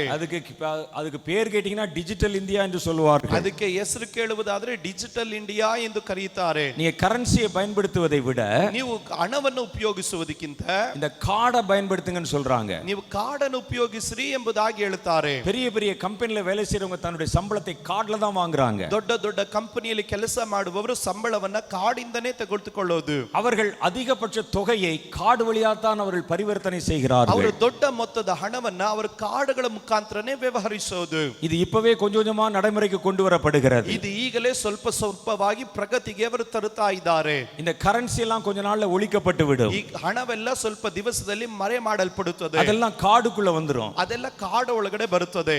அந்த கார்டை வைத்து நம்ம செலவழித்தோம். ಆ ಕಾರ್ಡನ್ನು ಇಟ್ಟುಕೊಂಡು ನಾವು ಖರ್ಚು ಮಾಡಬೇಕು. கார்டுல செலவழிச்சதை இப்போ போனுக்குள்ள கொண்டு வந்துட்டாங்க. ಈಗ ಕಾರ್ಡ್ ಅಲ್ಲಿ ಖರ್ಚು ಮಾಡಿದ್ದಾನೆ, ಈಗ ಫೋನ್ ಅಲ್ಲಿ ತಂದಿದ್ದಾರೆ. மொபைல் போன் வழியா நீங்க சம்பளம் வாங்க முடியும். மொபைல் போன் வழியா ஒரு பொருளை வாங்க முடியும். ನೀವು ಮೊಬೈಲ್ ಫೋನಿನಲ್ಲಿ ನಿಮ್ಮ ಸಂಬಳವನ್ನು ತೆಗೆದುಕೊಳ್ಳಬಹುದು. ಮೊಬೈಲ್ ಫೋನಿನಿಂದಲೇ ಒಂದು ವಸ್ತುವನ್ನ ಖರೀದಿಸಬಹುದು. முதல்ல உங்களுடைய அந்த விற்பனை பரிவர்த்தனைகள் ஒரு அட்டையிலிருந்து உங்களுடைய பாக்கெட்ல இருந்தது. ಈಗ ಮೊದಲನೇದಾಗಿ ಹಣದ ವ್ಯವಹಾರ ಎನ್ನುವುದು ಒಂದು ಕಾರ್ಡ್ ಅಲ್ಲಿ ಇತ್ತು, ಅದು ನಿಮ್ಮ ಪಾಕೆಟ್ ಅಲ್ಲಿ ಇತ್ತು. அது கொஞ்சமா இப்போ இடம் நகர்ந்து உங்களுடைய மொபைல்குள்ளே வந்து விட்டது. ಈಗ ಸ್ವಲ್ಪ ಅದು ಮುಂದಕ್ಕೆ ಸಾಗಿ ಈಗ ನಿಮ್ಮ ಮೊಬೈಲ್ ಫೋನ್ಗಳಲ್ಲಿ ಬಂದಿತ್ತು. இனி அடுத்த கட்டமா இது உங்க கைக்குள்ளே போய்விடும். ಇನ್ನು ಮುಂದಿನ ಘಟ್ಟದಲ್ಲಿ ಅದು ನಿಮ್ಮ ಕೈಗಳಲ್ಲೇ ಬಂದು ಬಿಡುತ್ತದೆ. உங்க நெற்றிக்குள்ளே போய்விடும். ಇಲ್ಲದಿದ್ರೆ ನಿಮ್ಮ ಹಣೆಯಲ್ಲಿ ಬಂದು ಬಿಡುತ್ತದೆ. இத போட்டா தான் நீ விற்கவும் முடியும், வாங்க முடியும். ಈ ಮುದ್ರೆಯನ್ನು ಹಾಕಿಸಲ್ಪಟ್ರನೆ ನೀನು ಖರೀದಿಸಲಿಕ್ಕೆ ಸಾಧ್ಯ, ಮಾರಲಿಕ್ಕೆ ஏன் இதை ಸಾಧ್ಯ. வாங்கி கொண்டால் என்ன தப்பு நீங்க கேட்பீங்க. ನೀವು ಕೇಳ್ತೀರಾ ಅದನ್ನು ತೆಗೆದುಕೊಂಡ್ರೆ ಏನ್ ತಪ್ಪು? கர்த்தருடைய வேதம் சொல்லுகிறது, ದೇವರ ವಾಕ್ಯ ಹೇಳುತ್ತದೆ, இந்த சாத்தானுடைய முத்திரையை தரித்த யாவரும் இரண்டாவது மரணமாகிய அக்னியும் கந்தகம் எரிகிற கடலிலே தள்ளப்படுவார்கள். ಈ ಮುದ್ರೆಯನ್ನ ಯಾರೆಲ್ಲ ಅಂಗೀಕರಿಸ್ತಾರೋ ಎರಡನೇ ಮರಣವಾಗಿರುವಂತ ಅಗ್ನಿಯು ಗಂಧಕಗಳು ಉಳ್ಳಂತ ಪಾತಾಳಕ್ಕೆ ದಬ್ಬಲ್ಪಡುತ್ತಾರೆ. ஏன் இந்த முத்திரையை தரிக்க வைக்கிறான்? ಏನಕ್ಕೆ ಆ ಮುದ್ರೆಯನ್ನ ಧರಿಸಬೇಕು? அந்த முத்திரை வாங்கினவர்கள் முழுவதும் அவனுடைய அடிமைகள் என்று பொருள். ಈ ಮುದ್ರೆಯನ್ನ ತೆಗೆದುಕೊಳ್ಳುವ ಪ್ರತಿಯೊಬ್ಬರು ಅವನ ದಾಸರು ಎಂಬುವಂತ இவர்களெல்லாம் நில் என்றால் நிற்க வேண்டும். ಇವರುಗಳನ್ನೆಲ್ಲ ನಿಲ್ಲು ಅಂದ್ರೆ ಅವರು ನಿಲ್ಲಬೇಕು. உட்கார்னா உட்கார வேண்டும். ಕೂತ್ಕೋ ಅಂದ್ರೆ ಕೂತ್ಕೋಬೇಕು. அவனை எதிர்த்து நில் என்றால் எதிர்க்க வேண்டும். ಅವನನ್ನು ವಿರೋಧಿಸಿ ನಿಲ್ಲು ಅಂದ್ರೆ ವಿರೋಧಿಸಿ ನಿಲ್ಲಬೇಕು. சாத்தானுடைய காலை நக்குகிற நாய்களை போல மாறி விடுவார்கள். ಸೈತಾನನ ಕಾಲಿನ ಕೆಳಗಡೆ ಇರುವ ನಾಯಿಗಳಾಗಿ ಮಾರ್ಪಡಿಸುತ್ತಾರೆ. இவரெல்லாம் எல்லாரும் அர்மகெதோன் வந்து விட வேண்டும். ಇವರೆಲ್ಲರೂ ಅರ್ಮಗೆದೋನಿಗೆ ಬರಬೇಕು. அப்படி சொன்ன உடனே இந்த முத்திரை தரித்த எல்லாம் போய்த்தான் ஆக வேண்டும், வேறு வழி இல்லை. ಆ ರೀತಿ ಹೇಳಿದಾಗ ಮುದ್ರೆಯನ್ನು ಧರಿಸಿಕೊಂಡ ಪ್ರತಿಯೊಬ್ಬರು ಅಲ್ಲಿಗೆ ಹೋಗಲೇಬೇಕು. இப்படிப்பட்ட கொடிய காலத்துல ಈ ರೀತಿಯಾದ ಕಠಿಣ ಕಾಲದಲ್ಲಿ நீங்கள் கர்த்தருடைய ஜனமாய் வாழ வேண்டுமானால் ನೀವು ಕರ್ತನ ಜನರಾಗಿ ಜೀವಿಸಬೇಕಾದರೆ ஒரு கப் டீ குடிப்பதற்கு கூட நீ போராடித்தான் ஆக வேண்டும். ನೀನು ಒಂದು ಕಪ್ ಟೀ ಕುಡಿಬೇಕಾದ್ರೂ ನೀನು ಹೋರಾಟ ಮಾಡಲೇಬೇಕು. ஒரு சின்ன பொருளை பெறுவதற்கு கூட நீ யுத்தம் செய்துதான் ஆக வேண்டும். ಒಂದು ಚಿಕ್ಕ ವಸ್ತುವನ್ನು ಖರೀದಿಸುವುದಕ್ಕೂ ನೀನು ಹೋರಾಟ ಮಾಡಬೇಕು. இப்படிப்பட்ட கொடிய காலத்தில் நீங்கள் கரைபடாமல் இருப்பதற்கு தான் ಈ ರೀತಿಯಾದ ಕಠಿಣ ಕಾಲದಲ್ಲಿ ನೀವು ಒಲಲೆ ಆಗದಂತೆ கர்த்தர் உங்களுக்கு ஆவிக்குரிய யுத்தத்தை இப்பொழுதே கற்றுக் கொடுத்து கொண்டிருக்கிறார். ಕರ್ತನು ನಿಮಗೆ ಆತ್ಮಿಕವಾದ ಯುದ್ಧವನ್ನು ಈಗಲೇ ಕಲಿಸಿಕೊಡುತ್ತಾ ಇದ್ದಾನೆ. இந்த யுத்தத்திற்கு ஆயத்தப்பட்டவன் மாத்திரம்தான் இந்த காலத்துல குப்பை கொட்ட முடியும். ಈ ಯುದ್ಧದಲ್ಲಿ ಸಿದ್ಧರಾದವರು ಮಾತ್ರನೇ ಈ ಕಾಲಘಟ್ಟದಲ್ಲಿ ನೇರವಾಗಿ ನಿಲ್ಲಲಿಕ್ಕೆ ಸಾಧ್ಯ. அவன் எதை ஒன்றையும் போராடி போராடி பெறுவான். ಅವನು ಯಾವುದನ್ನೊಂದನ್ನು ಹೋರಾಟ ಮಾಡಿ ಸ್ವಾಧೀನ அவன் ಮಾಡಿಕೊಳ್ಳುತ್ತಾನೆ. சாத்தான் கொண்டு வருகிற எந்த திட்டத்திற்கும் தலை வணங்க மாட்டான். ಅವನ ಸೈತಾನನ ತರುವಂತ ಯಾವ ನಿಯಮಕ್ಕೂ ಅವರು ತಲೆ ತಗ್ಗಿಸುವುದಿಲ್ಲ. அந்த யுத்தத்தை தான் கர்த்தர் இன்றைக்கு உங்களுக்கு கற்றுக் கொடுத்து ಆ கொண்டிருக்கிறார். ಯುದ್ಧವನ್ನ ದೇವರು ಇವತ್ತು ನಿಮಗಾಗಿ ಕಲಿಸಿಕೊಡುತ್ತಾ ಇದ್ದಾನೆ. ஏன் நாங்க ஆவிக்குரிய யுத்தம் பண்ணணும்? ಏನಕ್ಕಾಗಿ ಆತ್ಮಿಕ ಯುದ್ಧ ಮಾಡಬೇಕು? ஏன் கர்த்தர் எங்களுக்கு இந்த ஆவிக்குரிய யுத்த அனுபவத்தை சொல்லி தரணும்? ಏನಕ್ಕಾಗಿ ಕರ್ತನಿ ಆತ್ಮಿಕವಾದ ಯುದ್ಧದ ಅಭ್ಯಾಸಗಳನ್ನು ನಮಗೆ ಮಾಡಿಕೊಡಬೇಕು? இனி வருகிற காலத்தில் நீ கர்த்தருடைய பிள்ளையாய் வாழ வேண்டுமானால் ಇನ್ನು ಬರಲಿಕ್ಕೆ ಹೋಗುವ ದಿವಸಗಳಲ್ಲಿ ನೀನು ಕರ್ತನ ಮಗನಾಗಿ ಜೀವಿಸಬೇಕಾದರೆ ஒவ்வொரு வினாடியும் போராடி போராடி போராடித்தான் நீ நிற்க வேண்டும். ಒಂದೊಂದು ಕ್ಷಣವೂ ಹೋರಾಟ ಮಾಡಿನೇ ನಿಲ್ಲಬೇಕು. உன்னுடைய ஒரு சொந்த ஒரு சின்ன தேவைக்கு கூட, ನಿನ್ನ ಒಂದು ಚಿಕ್ಕ ಅವಶ್ಯಕತೆಗೂ ಸಹ, உன்னுடைய அத்தியாவசிய தேவைக்கு கூட ನಿನ್ನ ಅತ್ಯಾವಶ್ಯದ ಅವಶ್ಯಕತೆಗೂ ಸಹ நீ போராடித்தான் அதை பெற்றுக்கொள்ள ನೀನು வேண்டும். ಹೋರಾಟ ಮಾಡಿ ಅದನ್ನು ಹೊಂದಿಕೊಳ್ಳಬೇಕು. ஆகவேதான் இன்றைக்கு கர்த்தர் ಆದುದರಿಂದ ಇವತ್ತು ಕರ್ತನು சாத்தானுடைய எந்த திட்டத்துக்கும் நீங்கள் தலைவணங்கி விடக்கூடாது என்பதற்காக ಸೈತಾನನ ಯಾವ ಉದ್ದೇಶಗಳಿಗೂ ನೀವು ತಲೆ ತಗ್ಗಿಸದೆ ಇರುವುದಕ್ಕಾಗಿ வெண்கல வில்லும் உங்கள் கை விரல்களால் வளையும்படி ಈಗ ತಾಮ್ರದ ಬಿಲ್ಲು ನಿಮ್ಮ ಕೈಗಳಲ್ಲಿ ಅಭ್ಯಾಸವಾಗತಕ್ಕಂತೆ உங்கள் கைகளை கர்த்தர் யுத்தத்திற்கு பழக்குவித்துக் கொண்டிருக்கிறார். ನಿಮ್ಮ ಕೈಗಳನ್ನು ದೇವರು ಯುದ್ಧಕ್ಕಾಗಿ ಅಭ್ಯಾಸಗೊಳಿಸುತ್ತಾ ಇದ್ದಾನೆ. இன்னைக்கு நீங்க தீர்மானம் செய்யணும். ಇವತ್ತು ನೀವು ತೀರ್ಮಾನ ಮಾಡಬೇಕು. யுத்தத்தை பழகாதவன் இந்த காலத்துல வாழ முடியாது. ಯುದ್ಧದಲ್ಲಿ ಅಭ್ಯಾಸವಾಗದಿರುವವನು ಈ ಕಾಲಘಟ್ಟದಲ್ಲಿ ಜೀವಿಸಲಿಕ್ಕೆ ಆಗೋದಿಲ್ಲ. அவன் கர்த்தருடைய ஜனமாய் நிலைக்க முடியாது. ಅವನು ಕರ್ತನ ಜನರಾಗಿ ನಿಲ್ಲಲಿಕ್ಕಾಗುವುದಿಲ್ಲ. அவன் சாத்தானை துரத்த கற்றுக்கொள்ள வேண்டும். ಅವನ ಸೈತಾನನನ್ನು ಓಡಿಸುವುದಕ್ಕೆ அப்படி ತಿಳಿದಿರಬೇಕು. இல்லாத ஜனங்கள் எல்லாம் விரும்பினாலும் விரும்பாவிட்டாலும் சாத்தானுடைய அணியிலே தான் போய் நிற்க வேண்டி ಆ வரும். ರೀತಿ ಇಲ್ಲದಿರುವಂತ ಜನರೆಲ್ಲ ಅವರ ಮನಸ್ಸಲ್ಲಿ ಬಯಸದೆ ಹೋದರು ಆತನು ಸೈತಾನನ ಗುಂಪಿನಲ್ಲಿ ಹೋಗಿ ನಿಲ್ಲಲೇಬೇಕು. நல்லா யோசிச்சு பாருங்க. ಚೆನ್ನಾಗಿ ಯೋಚನೆ ಮಾಡಿ ನೋಡ್ರಿ. நீங்கள் இன்றைக்கு ஒரு முடிவு எடுத்துக் கொள்ளுங்கள். ನೀವು ಇವತ್ತೊಂದು ತೀರ್ಮಾನ ತೆಗೆದುಕೊಳ್ಳ್ರಿ. அர்மகெதோன் என்ற யுத்தம் நடக்கும்போது ಅರ್ಮಗೆದೋನ್ ಎಂಬ ಯುದ್ಧ ನಡೆದಾಗ நீங்க எந்த அணியிலே இருக்க விரும்புகிறீர்கள்? ನೀವು ಯಾವ ಪಕ್ಷದಲ್ಲಿ ನಿಲ್ಲಲಿಕ್ಕೆ ಬಯಸ್ತೀರಿ? அப்ப இந்த பக்கத்துல ಈ ಪಕ್ಷದಲ್ಲಿ பிசாசும் அவனுடைய தூதர்களும், ಸೈತಾನನ್ ಮತ್ತು ಆತನ ದೂತರು, அவனால் வஞ்சிக்கப்பட்ட ராஜாக்கள், ಅವನಿಂದ ವಂಚಿಸಲ್ಪಟ್ಟಂತ ಭೂರಾಜರು, அவனுடைய முத்திரையை தரித்துக் கொண்ட குடிமக்கள், ಅವನ ಮುದ್ರೆಯನ್ನು ಧರಿಸಿಕೊಂಡ ಪ್ರಜೆಗಳು ஒரு பெரிய கூட்டம் நிற்பார்கள். ಒಂದು ದೊಡ್ಡ ಗುಂಪು ನಿಂತಿರುತ್ತಾರೆ. இவர்கள் எல்லாம் அந்த கொடியை உயர்த்தி கொண்டு சாத்தான் வாழ்க என்று சொல்லிக் கொண்டிருப்பாங்க. ಇವರೆಲ್ಲರೂ ಧ್ವಜಗಳನ್ನು ಮೇಲೆತ್ತಿ ಸೈತಾನನು ಬಾಳಲಿ ಎಂಬುದಾಗಿ ಹೇಳುತ್ತಾ அந்த ಇರ್ತಾರೆ. இடத்துல என்ன நடக்கும் என்பதை கற்பனை பண்ணி பாருங்க. ಆ ಸ್ಥಳದಲ್ಲಿ ಏನ್ ನಡೀತಾ ಇದೆ ಎಂಬುದು ಊಹಿಸಿ ನೋಡ್ರಿ. இயேசு வானத்திலிருந்து இறங்க போகிறார். ಯೇಸು ಸ್ವಾಮಿ ಆಕಾಶದಿಂದ ಇಳಿಲಿಕ್ಕೆ ಹೋಗುತ್ತಾನೆ. அந்த ஆளை சபித்து நீங்க திட்டுங்கன்னு சொல்லுவான். ಆತನು ಹೇಳ್ತಾನೆ ಆ ವ್ಯಕ್ತಿಯನ್ನು ಶಪಿಸಿ ನೀ ಬೈರಿ ಎಂಬುದಾಗಿ. இவன் பின்னால் இருக்கிற அந்த அடிமை கூட்டம் அவன் சொல்வதை செய்துதான் ஆக வேண்டும். ಈಗ ಆತನ ಹಿಂದೆ ನಿಂತಿರುವಂತ ದಾಸತ್ವದ ಗುಂಪು ಅವನು ಏನ್ ಹೇಳ್ತಾನೋ ಅದನ್ನು ಮಾಡಲೇಬೇಕು. சாத்தானுடைய அணியிலே பின்னாலே நின்று கொண்டு இயேசுவை சபிக்க போறோமா? ಈಗ ಸೈತಾನನ ಗುಂಪಿನಲ್ಲಿ ನಿಂತುಕೊಂಡು ಯೇಸುವನ್ನು ಶಪಿಸಲಿಕ್ಕೆ ಹೋಗ್ತೇವಾ? அல்லது இயேசுனுடைய அணியிலே நின்று கொண்டு சாத்தானை மிதிக்க போகிறோமா? ಇಲ್ಲದಿದ್ರೆ ಯೇಸುವಿನ ಪಕ್ಷದಲ್ಲಿ ನಿಂತುಕೊಂಡು ಸೈತಾನನನ್ನು ತುಳಿಲಿಕ್ಕೆ ಹೋಗ್ತೇವಾ? அது உங்களுடைய முடிவில் இருக்கிறது. ಅದು ನಿಮ್ಮ ತೀರ್ಮಾನದಲ್ಲಿ ಇದೆ. அது நீங்கள் எடுக்கக்கூடிய உங்களுடைய தீர்மானத்துல தான் இருக்கு. ಅದು ನೀವು ತೆಗೆದುಕೊಳ್ಳುವಂತ ನಿಮ್ಮ ತೀರ್ಮಾನದಲ್ಲಿ ಅಡಕವಾಗಿದೆ. அப்ப இவ்வளவு பேர் அந்த அணியிலே நிற்பார்கள். ಈಗ ಅಷ್ಟು ಜನರು ಅವನ ಪಕ್ಷದಲ್ಲಿ அவர்கள் ನಿಂತಿರುತ್ತಾರೆ. எல்லாம் இந்த அர்மகெதோனிலே கூட்டி சேர்க்கப்பட்டிருப்பாங்க. ಅವರೆಲ್ಲರೂ ಈ ಅರ್ಮಗೆದೋನ್ನಲ್ಲಿ ಒಟ್ಟಾಗಿ ಸೇರಿಸಲ್ಪಡುತ್ತಾರೆ. சாத்தான் எல்லாருக்கும் உத்தரவு போட்டிருப்பான். ಸೈತಾನನು ಎಲ್ಲರ ಮೇಲೆ ಮುದ್ರೆ எல்லாரும் ಹಾಕಿರುತ್ತಾನೆ. உள்ளே வந்து நிக்கணும். ಎಲ್ಲರೂ ಬಂದು ನಿಲ್ಲಬೇಕು. அந்த நேரத்தில் வானத்திலிருந்து இயேசு இறங்கி வருகிறதை ಆ பார்ப்பார்கள். ಸಮಯದಲ್ಲಿ ಯೇಸು ಸ್ವಾಮಿ ಆಕಾಶದಿಂದ ಇಳಿದು ಬರುವುದನ್ನು ನೋಡುತ್ತಾರೆ. இயேசு ஒரு குதிரையில வருவார். ಯೇಸು ಒಂದು ಕುದುರೆಯಲ್ಲಿ ಬರುತ್ತಾನೆ. அவரோடு கூட அவருடைய பிரதான தூதர்கள் வருவாங்க. ಆತನ ಸಂಗಡವಾಗಿ ಪ್ರಧಾನ ದೂತರು ಬರುತ್ತಾರೆ. மிகாவேல் என்று சொல்லுகிற யுத்தத்திற்குண்டான பிரதான தூதன் இறங்கி வருவான். ಮಿಕಾಯಿಲ್ ಎಂದು ಕರೆಯಲ್ಪಡುವಂತ ಯುದ್ಧಕ್ಕಾಗಿರುವಂತ ಪ್ರಧಾನ ದೂತನು ಬರುತ್ತಾನೆ. கடற்கரை மணலுக்கு ஒப்பாயிருக்கிற அளவு எண்ணிக்கையிலே தேவ தூதர்கள் இயேசுவோடு கூட இறங்கி வருவாங்க. ಈಗ ಸಮುದ್ರದ ದಡದಲ್ಲಿರುವಂತ ಉಸುಬಿನಿಗೆ ಲೆಕ್ಕ ಹಾಕುವ ಹಾಗೆ ಅಸಂಖ್ಯವಾದ ದೇವದೂತರು அந்த ಇಳಿದು நேரத்தில் ಬರುತ್ತಾರೆ. கர்த்தருடைய பரிசுத்தவான்களும் வானத்திலிருந்து அவரோடு இறங்கி ಆ வருவார்கள். ಸಮಯದಲ್ಲಿ ಕರ್ತನ ಪರಿಶುದ್ಧ ಜನರು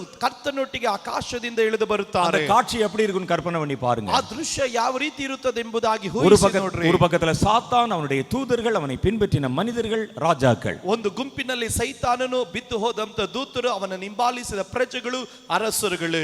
எதிரணியிலே இயேசுவோடு கூட பிரதான தூதர்கள், யுத்த தூதர்கள், பரிசுத்தவான்கள். அந்த நேரத்துல உலகத்தில் உயிருள்ளவர்களாகிய மனிதர்களாகிய நாம ಆ ಸಮಯದಲ್ಲಿ ಅವನನ್ನು ವಿರೋಧಿಸುವಂತ ಯೇಸು ಸ್ವಾಮಿ ಮತ್ತು ದೇವದೂತರುಗಳು ಮತ್ತು ಪರಿಶುದ್ಧವಾದಂತ ಜನರು, ಅನಂತರವಾಗಿ ಲೋಕದಲ್ಲಿ ಬದುಕುತ್ತಿರುವಂತ ನಾವುಗಳು கர்த்தர் அந்த இடத்துல வந்து நிற்கும் பொழுது, ಕರ್ತನ ಸ್ಥಳದಲ್ಲಿ ಬಂದು ನಿಂತಾಗ யுத்தத்திற்கென்று தான் ஆயத்தப்படுத்தின எல்லா மனிதர்களையும் அந்த இடத்துல கூட்டி சேர்ப்பார். ಯುದ್ಧಕ್ಕಾಗಿ ಸಿದ್ಧಪಡಿಸಿದಂತ ಎಲ್ಲಾ ಮನುಷ್ಯರನ್ನು ಅಲ್ಲಿ ಬಂದು ಸೇರಿಸುತ್ತಾನೆ. ஒருவேளை அந்த நேரத்தில் நீங்கள் இந்த பூமியில் வாழ்ந்து கொண்டிருந்தாலும், ಒಂದು ಪಕ್ಷ ಆ ಭೂಮಿಯಲ್ಲಿ ನೀವು ಅವತ್ತು ಜೀವಿಸುತ್ತಾ ಇದ್ದರು, ஒருவேளை மரித்து பரலோகத்துக்குள்ள போயிருந்தாலும், ಒಂದು ಪಕ್ಷ ಸತ್ತವರಾಗಿ ನೀವು ಪರಲೋಕಕ್ಕೆ ಒಯ್ಯಲ್ಪಟ್ಟಿದ್ದರು, நீங்கள் அந்த யுத்த களத்திலே வந்து நிறுத்தப்படுவீர்கள். ನೀವು ಆ ಯುದ್ಧದ ರಣರಂಗದಲ್ಲಿ ಬಂದು ನಿಲ್ಲಿಸಲ್ಪಡುತ್ತೀರಿ. கர்த்தர் உங்களை கூட்டி சேர்ப்பார். ಕರ್ತನು ನಿಮ್ಮನ್ನು ಒಟ್ಟಾಗಿ ಸೇರಿಸುತ್ತಾನೆ. இதுதான் அந்த அர்மகெதோன் யுத்தம். ಇದಾಗಿರುತ್ತದೆ ಅರ್ಮಗೆದೋನ್ ಯುದ್ಧ. இதுல எந்த பக்கத்துல நம்ம நிக்க போறோம் என்கிற தீர்மானம் நம்முடைய கைகளில் இருக்கிறது. ನಾವು ಯಾವ ಪಕ್ಕದಲ್ಲಿ ಬಂದು ನಿಲ್ಲಲಿಕ್ಕಾಗಿ ಹೋಗ್ತೇವೆ ಎನ್ನುವ ತೀರ್ಮಾನ ನಮ್ಮಲ್ಲಿದೆ. நீங்கள் தன் பக்கத்தில் இருக்க வேண்டும் என்று கருதித்தான் ನೀವು ಆತನ ಪಕ್ಕದಲ್ಲಿ ಇರಬೇಕು ಎಂಬುದಾಗಿ ಬಯಸಿದರೆ, கர்த்தர் இந்த கடைசி கால தலைமுறைக்கு யுத்த ரகசியங்களை வெளிப்படுத்தி கொண்டிருக்கிறார். ಕರ್ತನು ಕಡೆ ಕಾಲದ ತಲೆಮಾರಿಗಾಗಿ ಯುದ್ಧದ ರಹಸ್ಯಗಳನ್ನು ಪ್ರಕಟಿಸ್ತಾ ಇದ್ದಾನೆ. நமக்கு வெளிப்படுத்தின விசேஷம் 16வது அதிகாரம் 13லிருந்து அந்த 16வது வசனம் வரைக்கும் உண்டான வசனங்கள் அர்மகெதோன் போரை பற்றி சொல்லுகிறது. ನಾವು ಪ್ರಕಟಣೆ 16ನೇ ಅಧ್ಯಾಯದ 13ನೇ ವಚನದಿಂದ 16ನೇ ವಚನದವರೆಗೂ ಇರುವಂತ ವಚನಗಳು ಅರ್ಮಗೆದೋನ್ ಯುದ್ಧದ ಕುರಿತಾಗಿ ಮಾತನಾಡುತ್ತದೆ.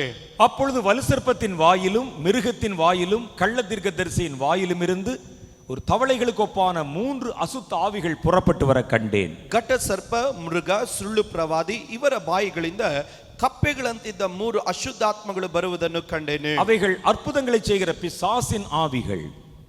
அவைகள் பூலோகம் எங்கிலும் உள்ள ராஜாக்களை சர்வ வல்லமை உள்ள தேவனுடைய மகா நாளில் நடக்கும் யுத்தத்திற்கு கூட்டி சேர்க்கும்படி புறப்பட்டு போகிறது. ಇವು ಮಹತ್ ಕಾರ್ಯಗಳನ್ನು ಮಾಡುವ ದೆವ್ವಗಳು ಭೂಲೋಕದಲ್ಲಿ ಎಲ್ಲಿಯೂ ಇರುವ ರಾಜರ ಬಳಿಗೆ ಹೋಗಿ ಸರ್ವಶಕ್ತನಾದ ದೇವರ ಮಹಾದಿನದಲ್ಲಾಗುವ ಯುದ್ಧಕ್ಕಾಗಿ ಅವರನ್ನು ಕೂಡಿಸುವವು. அங்கே இயேசுவுக்கு பிரியமான சீஷன் என்று சொல்லப்படுகிற யோவான் இந்த காட்சியை தரிசனமாய் பார்க்கிறார். ಈಗ ಯೇಸು ಸ್ವಾಮಿಯ ಪ್ರಿಯ ಶಿಷ್ಯನಾದಂತ ಯೋಹಾನನು ಈ ದರ್ಶನವನ್ನ ನೋಡುತ್ತಾ ಇದ್ದಾನೆ. ஒரு பெரிய வலுசர்ப்பம் வந்து நிற்கிறது. ಈಗ ಒಂದು ದೊಡ್ಡ ಘಟ ಸರ್ಪ ಬಂದು ನಿಂತದೆ. அது வாயை திறந்து கக்குவதை போல கக்குகிறது. ಅದು ಬಾಯಿಯನ್ನು ತೆಗೆದು ವಾಂತಿ ಮಾಡುವ ಹಾಗೆ ಕಕ್ಕುತ್ತಾ ಇದೆ. அந்த வலுசர்ப்பத்தின் வாயிலிருந்து ஒரு தவளை புறப்பட்டு வருகிறது. ಈಗ ಘಟ ಸರ್ಪದ ಬಾಯಿಯಿಂದ ಒಂದು ಕಪ್ಪೆ ಹೊರಗಡೆ ಬರುತ್ತಾ ಇದೆ. ஒரு மிருகம் அங்கே காணப்படுகிறது. ಒಂದು ಮೃಗ ಅಲ್ಲಿ ಕಾಣಲ್ಪಡುತ್ತಾ ಇದೆ. மிருகங்களை பற்றி நிறைய பேசலாம். ಇದರ ಕುರಿತಾಗಿ ಅನೇಕದು அது ಮಾತಾಡಬಹುದು. வெளிப்படுத்தின விசேஷத்தில் அநேக இடங்களில் சொல்லப்பட்டிருக்கிறது. ಪ್ರಕಟಣೆ ಪುಸ್ತಕದಲ್ಲಿ ಅನೇಕ ಸ್ಥಳಗಳಲ್ಲಿ ಮಾತನಾಡುತ್ತದೆ. இப்ப நமக்கு அதற்கு உண்டான நேரம் இல்ல. ಈಗ ನಮಗೆ ಅದಕ್ಕುಳ್ಳಂತ ಸಮಯವಲ್ಲ. இந்த மிருகம் என்பது அந்தி கிறிஸ்துவை குறிக்கிறது. ಈ ಮೃಗ ಎನ್ನುವಂಥದ್ದು ಅಂತ್ಯಕ್ರಿಸ್ತನನ್ನು ಸೂಚಿಸುವಂತದ್ದು. அதனுடைய வாயை திறக்கிறது. ಅದರ ಬಾಯಿ ತೆರೆಯುತ್ತದೆ. அதனுடைய வாயிலிருந்தும் ஒரு தவளை புறப்படுகிறது. ಅದರ ಬಾಯಿಯಿಂದ ಒಂದು ಕಪ್ಪೆ ಹೊರಗಡೆ ಬರುತ್ತಾ ಇದೆ.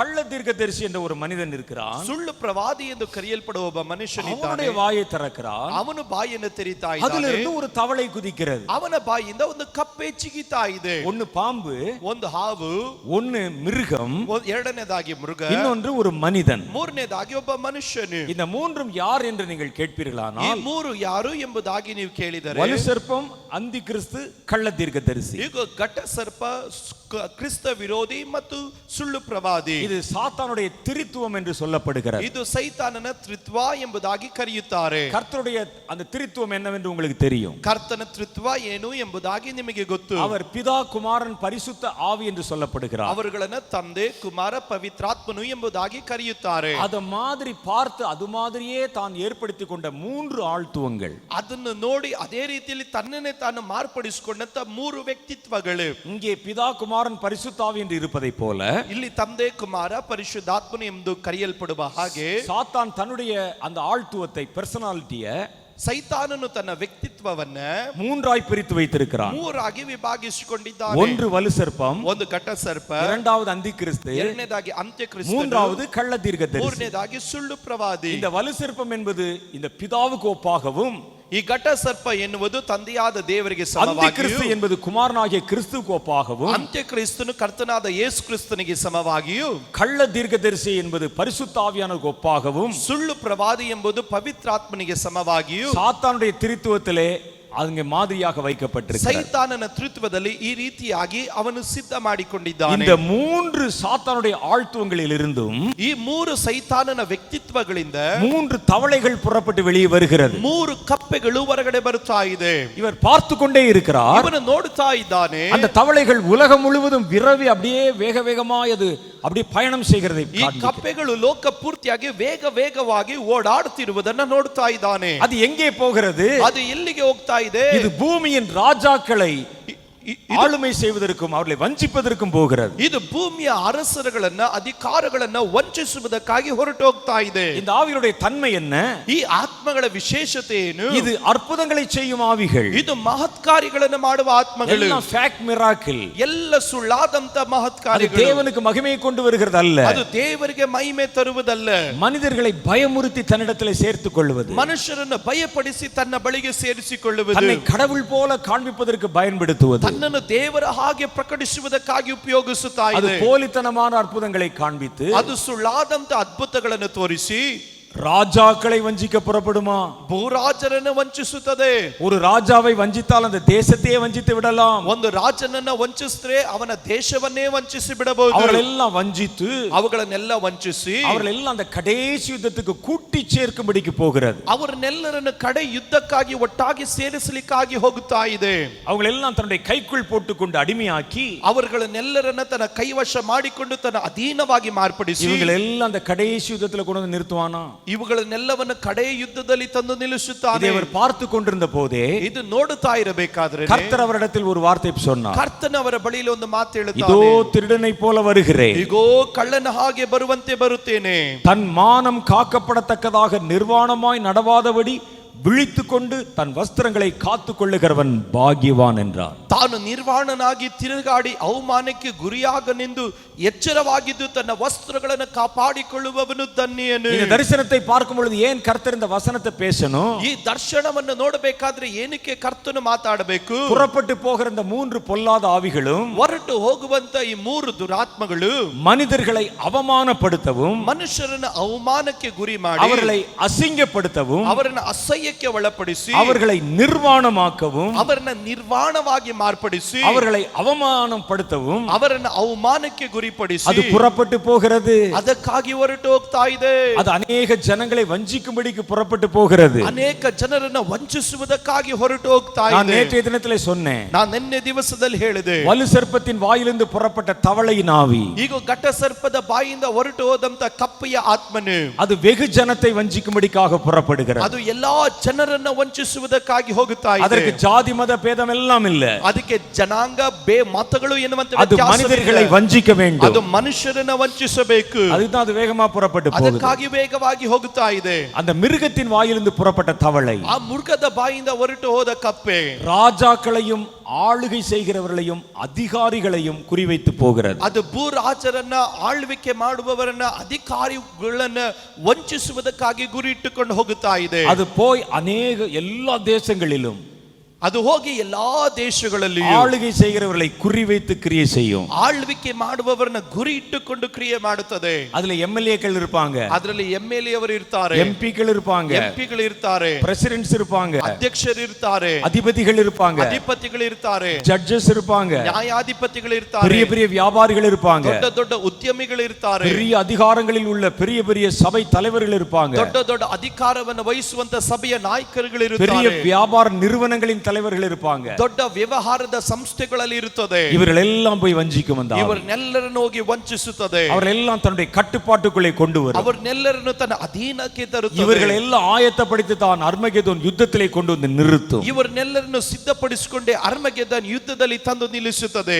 மூணாவது ஒரு ஆவி புறப்படுகிறது. ಮೂರನೇದಾಗಿ ಒಂದು ಆತ್ಮನು ಹೊರಟು ಹೋಗ್ತಾ அது ಇದ್ದಾನೆ. கள்ள தீர்க்கதரிசியின் வாயிலிருந்து ಅದು புறப்படுகிறது. ಸುಳ್ಳು ಪ್ರವಾದಿ ಬಾಯಿಂದ ಹೊರಟು ಹೋಗುತ್ತದೆ. இந்த ஆவி யாரை குறிவைக்கிறது? ಈ ಆತ್ಮ ಯಾರನ್ನು ಉದ್ದೇಶ ಮಾಡುತ್ತದೆ? ಇಡುತ್ತದೆ. மதவாதிகளை குறிவைக்கிறது. ಇದು ಮತವಾದಿಗಳನ್ನು ಗುರಿ ಇಡುತ್ತದೆ. கிறிஸ்தவ சபைகளை குறிவைக்கிறது. ಕ್ರೈಸ್ತ ಸಭೆಗಳನ್ನು ಗುರಿ ಇಡುತ್ತದೆ. அதுல பிஷப்புகள் இருப்பாங்க, ಅದರಲ್ಲಿ ಬಿಷಪ್ಗಳು ಇರ್ತಾರೆ, பெரிய பாஸ்டர்கள் இருப்பாங்க, ದೊಡ್ಡ ಬೋಧಕರುಗಳು ಇರುತ್ತಾರೆ, பெரிய சபை தலைவர்கள் இருப்பாங்க, ದೊಡ್ಡ ಸಭೆಯ ನಾಯಕರುಗಳು ಇರುತ್ತಾರೆ, வேறு மதத்தை சேர்ந்த தலைவர்களும் இருப்பாங்க, ಬೇರೆ ಮತಕ್ಕೆ ಸೇರಲ್ಪಟ್ಟ ನಾಯಕರುಗಳು ಇರುತ್ತಾರೆ, லாமாக்கள் இருப்பாங்க, ಅಲ್ಲಿ ಜನರು ಇರುತ್ತಾರೆ, போப்புகள் இருப்பாங்க, ಪಾಪಗಳು ಇರುತ್ತಾರೆ, பெரிய பெரிய ஆர்கனைசேஷன் வைத்து மதத்தை அங்கே நம்பி மதத்தை பிரச்சாரம் பண்றவங்க இருப்பாங்க. ದೊಡ್ಡ ದೊಡ್ಡ ಸಂಸ್ಥೆಗಳನ್ನು ಸ್ಥಾಪಿಸಿ ಮತ ಪ್ರಚಾರ ಮಾಡುವ ನಾಯಕರುಗಳು ಇರುತ್ತಾರೆ. அவர்கள் எல்லாம் வஞ்சிக்கும்படி புறப்படுகிறார். ಅವರು ಎಲ್ಲರನ್ನು ವಂಚಿಸುವುದಕ್ಕಾಗಿ ಹೊರಟು ಹೋಗ್ತಾ ಇದ್ದಾರೆ. கள்ள அற்புதங்களை செய்து ಸುಳ್ಳು ಅದ್ಭುತಗಳನ್ನು ಮಾಡಿ ஆன்மீகவாதிகள் முழுவதையும் ஒன்று திரட்டுகிறது.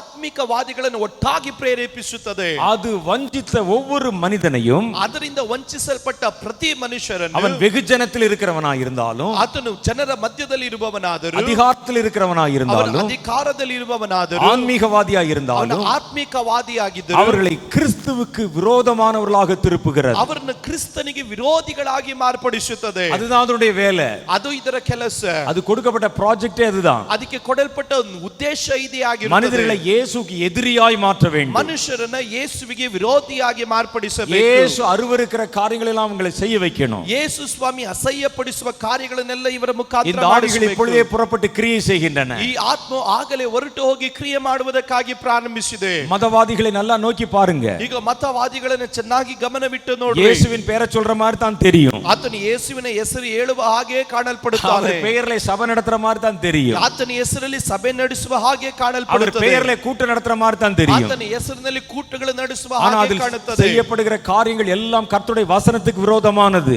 ಆದರೆ ಅವರು ಮಾಡುವ ಎಲ್ಲಾ ಕಾರ್ಯಗಳು ದೇವರ ವಾಕ್ಯಕ್ಕೆ ವಿರುದ್ಧವಾಗಿ, தேவனுடைய பிரமாணங்களுக்கு விரோதமானது. ದೇವರ ನಿಯಮಕ್ಕೆ ವಿರುದ್ಧವಾಗಿಯೇ சாத்தான் தான் விரும்புகிற ஒரு கலாச்சாரத்தை ஜனங்கள் நடுவில் கொண்டு வந்து சேர்ப்பான். ಸೈತಾನನು ತಾನು ಬಯಸುವಂತ ಒಂದು ಸಂಸ್ಕೃತಿಯನ್ನ ಜನರ ಮಧ್ಯದಲ್ಲಿ ತರುತ್ತಾನೆ. வேறு மத காரியங்களை நீங்க விட்டுருங்க.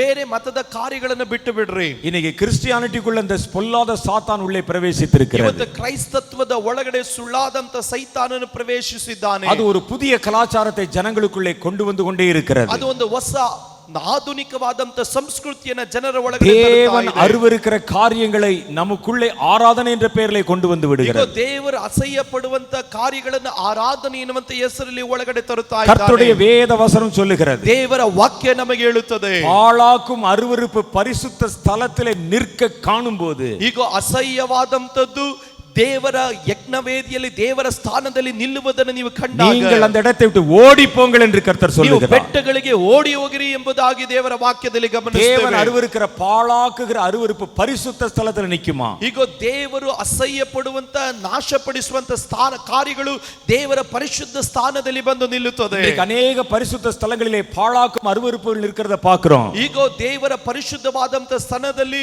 ನಾಶಪಡಿಸುವಂತದ್ದು ಅಸಹ್ಯ ಪಡಿಸುವ ಕಾರ್ಯಗಳು ಬಂದು ನಿಲ್ಲುವುದನ್ನು ನೋಡುತ್ತೇವೆ. தேவனுடைய பிள்ளைகளுக்கு தேவன் அருவருக்கிற புதிய கலாச்சாரம் கற்றுக் கொடுக்கப்படுகிறது. ಈಗ ದೇವರ ಮಕ್ಕಳಿಗೆ ದೇವರ ಅಸಹ್ಯ ಪಡಿಸುವಂತ ಹೊಸ ಸಂಸ್ಕೃತಿಗಳು ಕಲಿಸಲ್ಪಡುತ್ತಾ ಇದೆ. பாவம் பாவம் இல்லை என்று அவர்களுக்கு போதிக்கப்படுகிறது. ಈಗ ಪಾಪವು ಪಾಪವಲ್ಲ ಎಂಬುದಾಗಿ ಅವರಿಗೆ ಬೋಧಿಸಲ್ಪಡುತ್ತಾ ಇದೆ.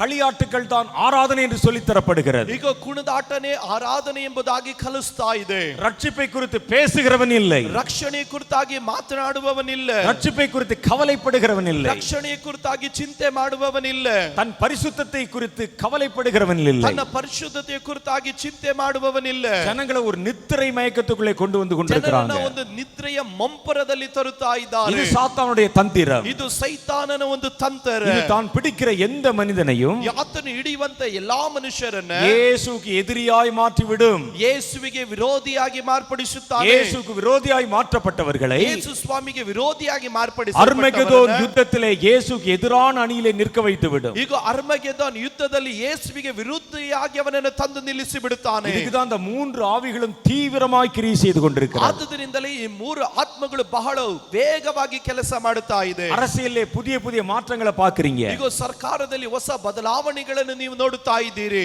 நீதிமன்றங்களிலே நீதியை பார்க்க முடியல. ಈಗ ನ್ಯಾಯ ಮಂಡಲಗಳಲ್ಲಿ ನೀವು ನ್ಯಾಯವನ್ನ ಕಾಣುತ್ತಾ ಇಲ್ಲ. ஆளுகை செய்கிறவர்கள் கொடியவர்களாய் மாறிக்கொண்டிருக்கிறார்கள். ಆಳ್ವಿಕೆಯನ್ನು ಮಾಡುತ್ತಿರುವವರು ಕೆಟ್ಟವರಾಗಿ ಮಾರ್ಪಡುತ್ತಾ ಇದ್ದಾರೆ. வாழ்வதற்கு எதையும் செய்ய தயாரா இருக்கிறாங்க. ತಾವು ಬದುಕುವುದಕ್ಕಾಗಿ ಏನ್ ಬೇಕಾದ್ರೆ ಮಾಡಕ್ ಸಿದ್ಧರಾಗಿದ್ದಾರೆ. பிசாசுடைய உதவியை நாடுறாங்க. ಅನೇಕರು ಸೈತಾನನ ಸಹಾಯವನ್ನ ಬಯಸ್ತಾ ಇದ್ದಾರೆ. வெளியே அப்படி நடப்பதை போல ಅವರು ಹೊರಗಡೆ ನಡೆಯುವ ಹಾಗೆ சாத்தானுடைய வாயிலிருந்து புறப்பட்ட தவளையின் ஆவி ಈಗ ಸೈತಾನನ ಬಾಯಿಂದ ಹೊರಗಡೆ ಬಂದ ಕಪ್ಪೆಯ ಆತ್ಮಗಳು சமுதாயத்திலே தீமையை பரப்பிக்கொண்டே வருகிறது. ಈಗ ಸಮುದಾಯದಲ್ಲಿ ದುಷ್ಟತ್ವವನ್ನು ಹಬ್ಬಿಸುತ್ತಾ ಇದ್ದಾರೆ. நல்லொழுக்கம் மறக்கப்பட்டு போய்விட்டது. ಈಗ ಒಳ್ಳೆತನಗಳು ಮರೆಯಾಗಲ್ಪಟ್ಟವು.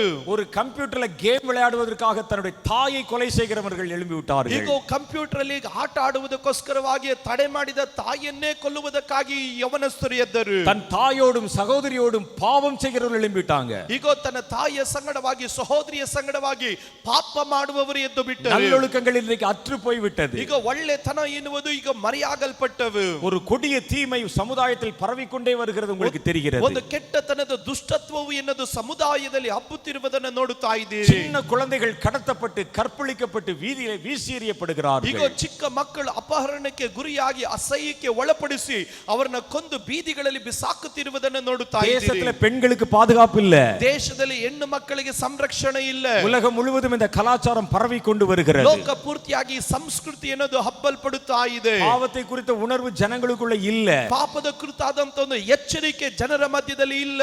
இன்றைக்கு பெண்கள் கழுத்தறுத்து கொலை செய்யப்படுறாங்க. ಇವತ್ತು ಹೆಣ್ಣು ಮಕ್ಕಳನ್ನು ಅವರನ್ನ ಅಸಹ್ಯಕ್ಕೆ ಪಡಿಸಿ ಅವರ ಕುತ್ತಿಗೆ ಕೊಯ್ದು ಕೊಲ್ಲಲ್ಪಡುತ್ತಾ இதெல்லாம் ಇದ್ದಾರೆ. சாத்தான் பலம் பெற்று வருகிறதனுடைய அடையாளம். ಇದೆಲ್ಲ ಸೈತಾನನು ಬಲಿಷ್ಠನಾಗುತ್ತಾ ಇದ್ದಾನೆ ಎಂಬುವಂತ ಒಂದು ಗುರುತು. ஏன் பெண்கள் குறிவைக்கப்படுகிறாள் என்று உங்களுக்கு தெரியுமா? ಏನಕ್ಕೆ ಹೆಣ್ಣು ಮಕ್ಕಳು ಗುರಿಯಿಡಲ್ಪಡುತ್ತಾ ಇದ್ದಾರೆ ಗೊತ್ತಾ? ஏதேன் தோட்டத்திலே கர்த்தர் ஒரு வார்த்தை சொன்னார். ಏದೇನ್ ತೋಟದಲ್ಲಿ ಕರ್ತನು ಒಂದು ಮಾತನ್ನು ಹೇಳಿದನು. கர்த்தர் ஸ்திரீயை பார்த்து ஒரு காரியத்தை சொன்னார். ಕರ್ತನು ಸ್ತ್ರೀಯನ್ನು ನೋಡಿ ಒಂದು ಕಾರ್ಯವನ್ನು ಹೇಳಿದನು. சாத்தானை பார்த்து ஒரு வார்த்தை சொன்னார். ಸೈತಾನ ನೋಡಿ ಒಂದು ಮಾತನ್ನು ಹೇಳಿದನು. சாத்தானை பார்த்து இயேசு சொன்ன வார்த்தை, ಸೈತಾನ ನೋಡಿ ಯೇಸು ಸ್ವಾಮಿ ಹೇಳಿದ ಮಾತು, உனக்கும் ஸ்திரீக்கும் ನಿನಗೂ ಸ್ತ್ರೀಗೂ உன் வித்துக்கும் அவள் வித்துக்கும் ನಿನ್ನ ಸಂತತಿಗೂ ಅವನ ಸಂತತಿಗೂ நான் பகை உண்டாக்குவேன். ನಾನು ಹಗೆಯನ್ನು ಉಂಟು ಮಾಡುತ್ತೇನೆ. ஸ்திரீயின் வித்து என்று சொல்லப்படுவது இயேசுவை குறிக்கிறது. ಸ್ತ್ರೀಯ ಸಂತತಿ ಎಂಬುದು ಯೇಸುವನ್ನು ಸೂಚಿಸುವಂತದ್ದು. பாருங்க, அந்த இடத்துல மொத்தம் 3 பேர் நின்று கொண்டிருக்கிறாங்க. ಈಗ ನೋಡ್ರಿ ಅಲ್ಲಿ ನಿಂತಿದ್ದಾರೆ ஆண்டவரை விட்டுட்டு.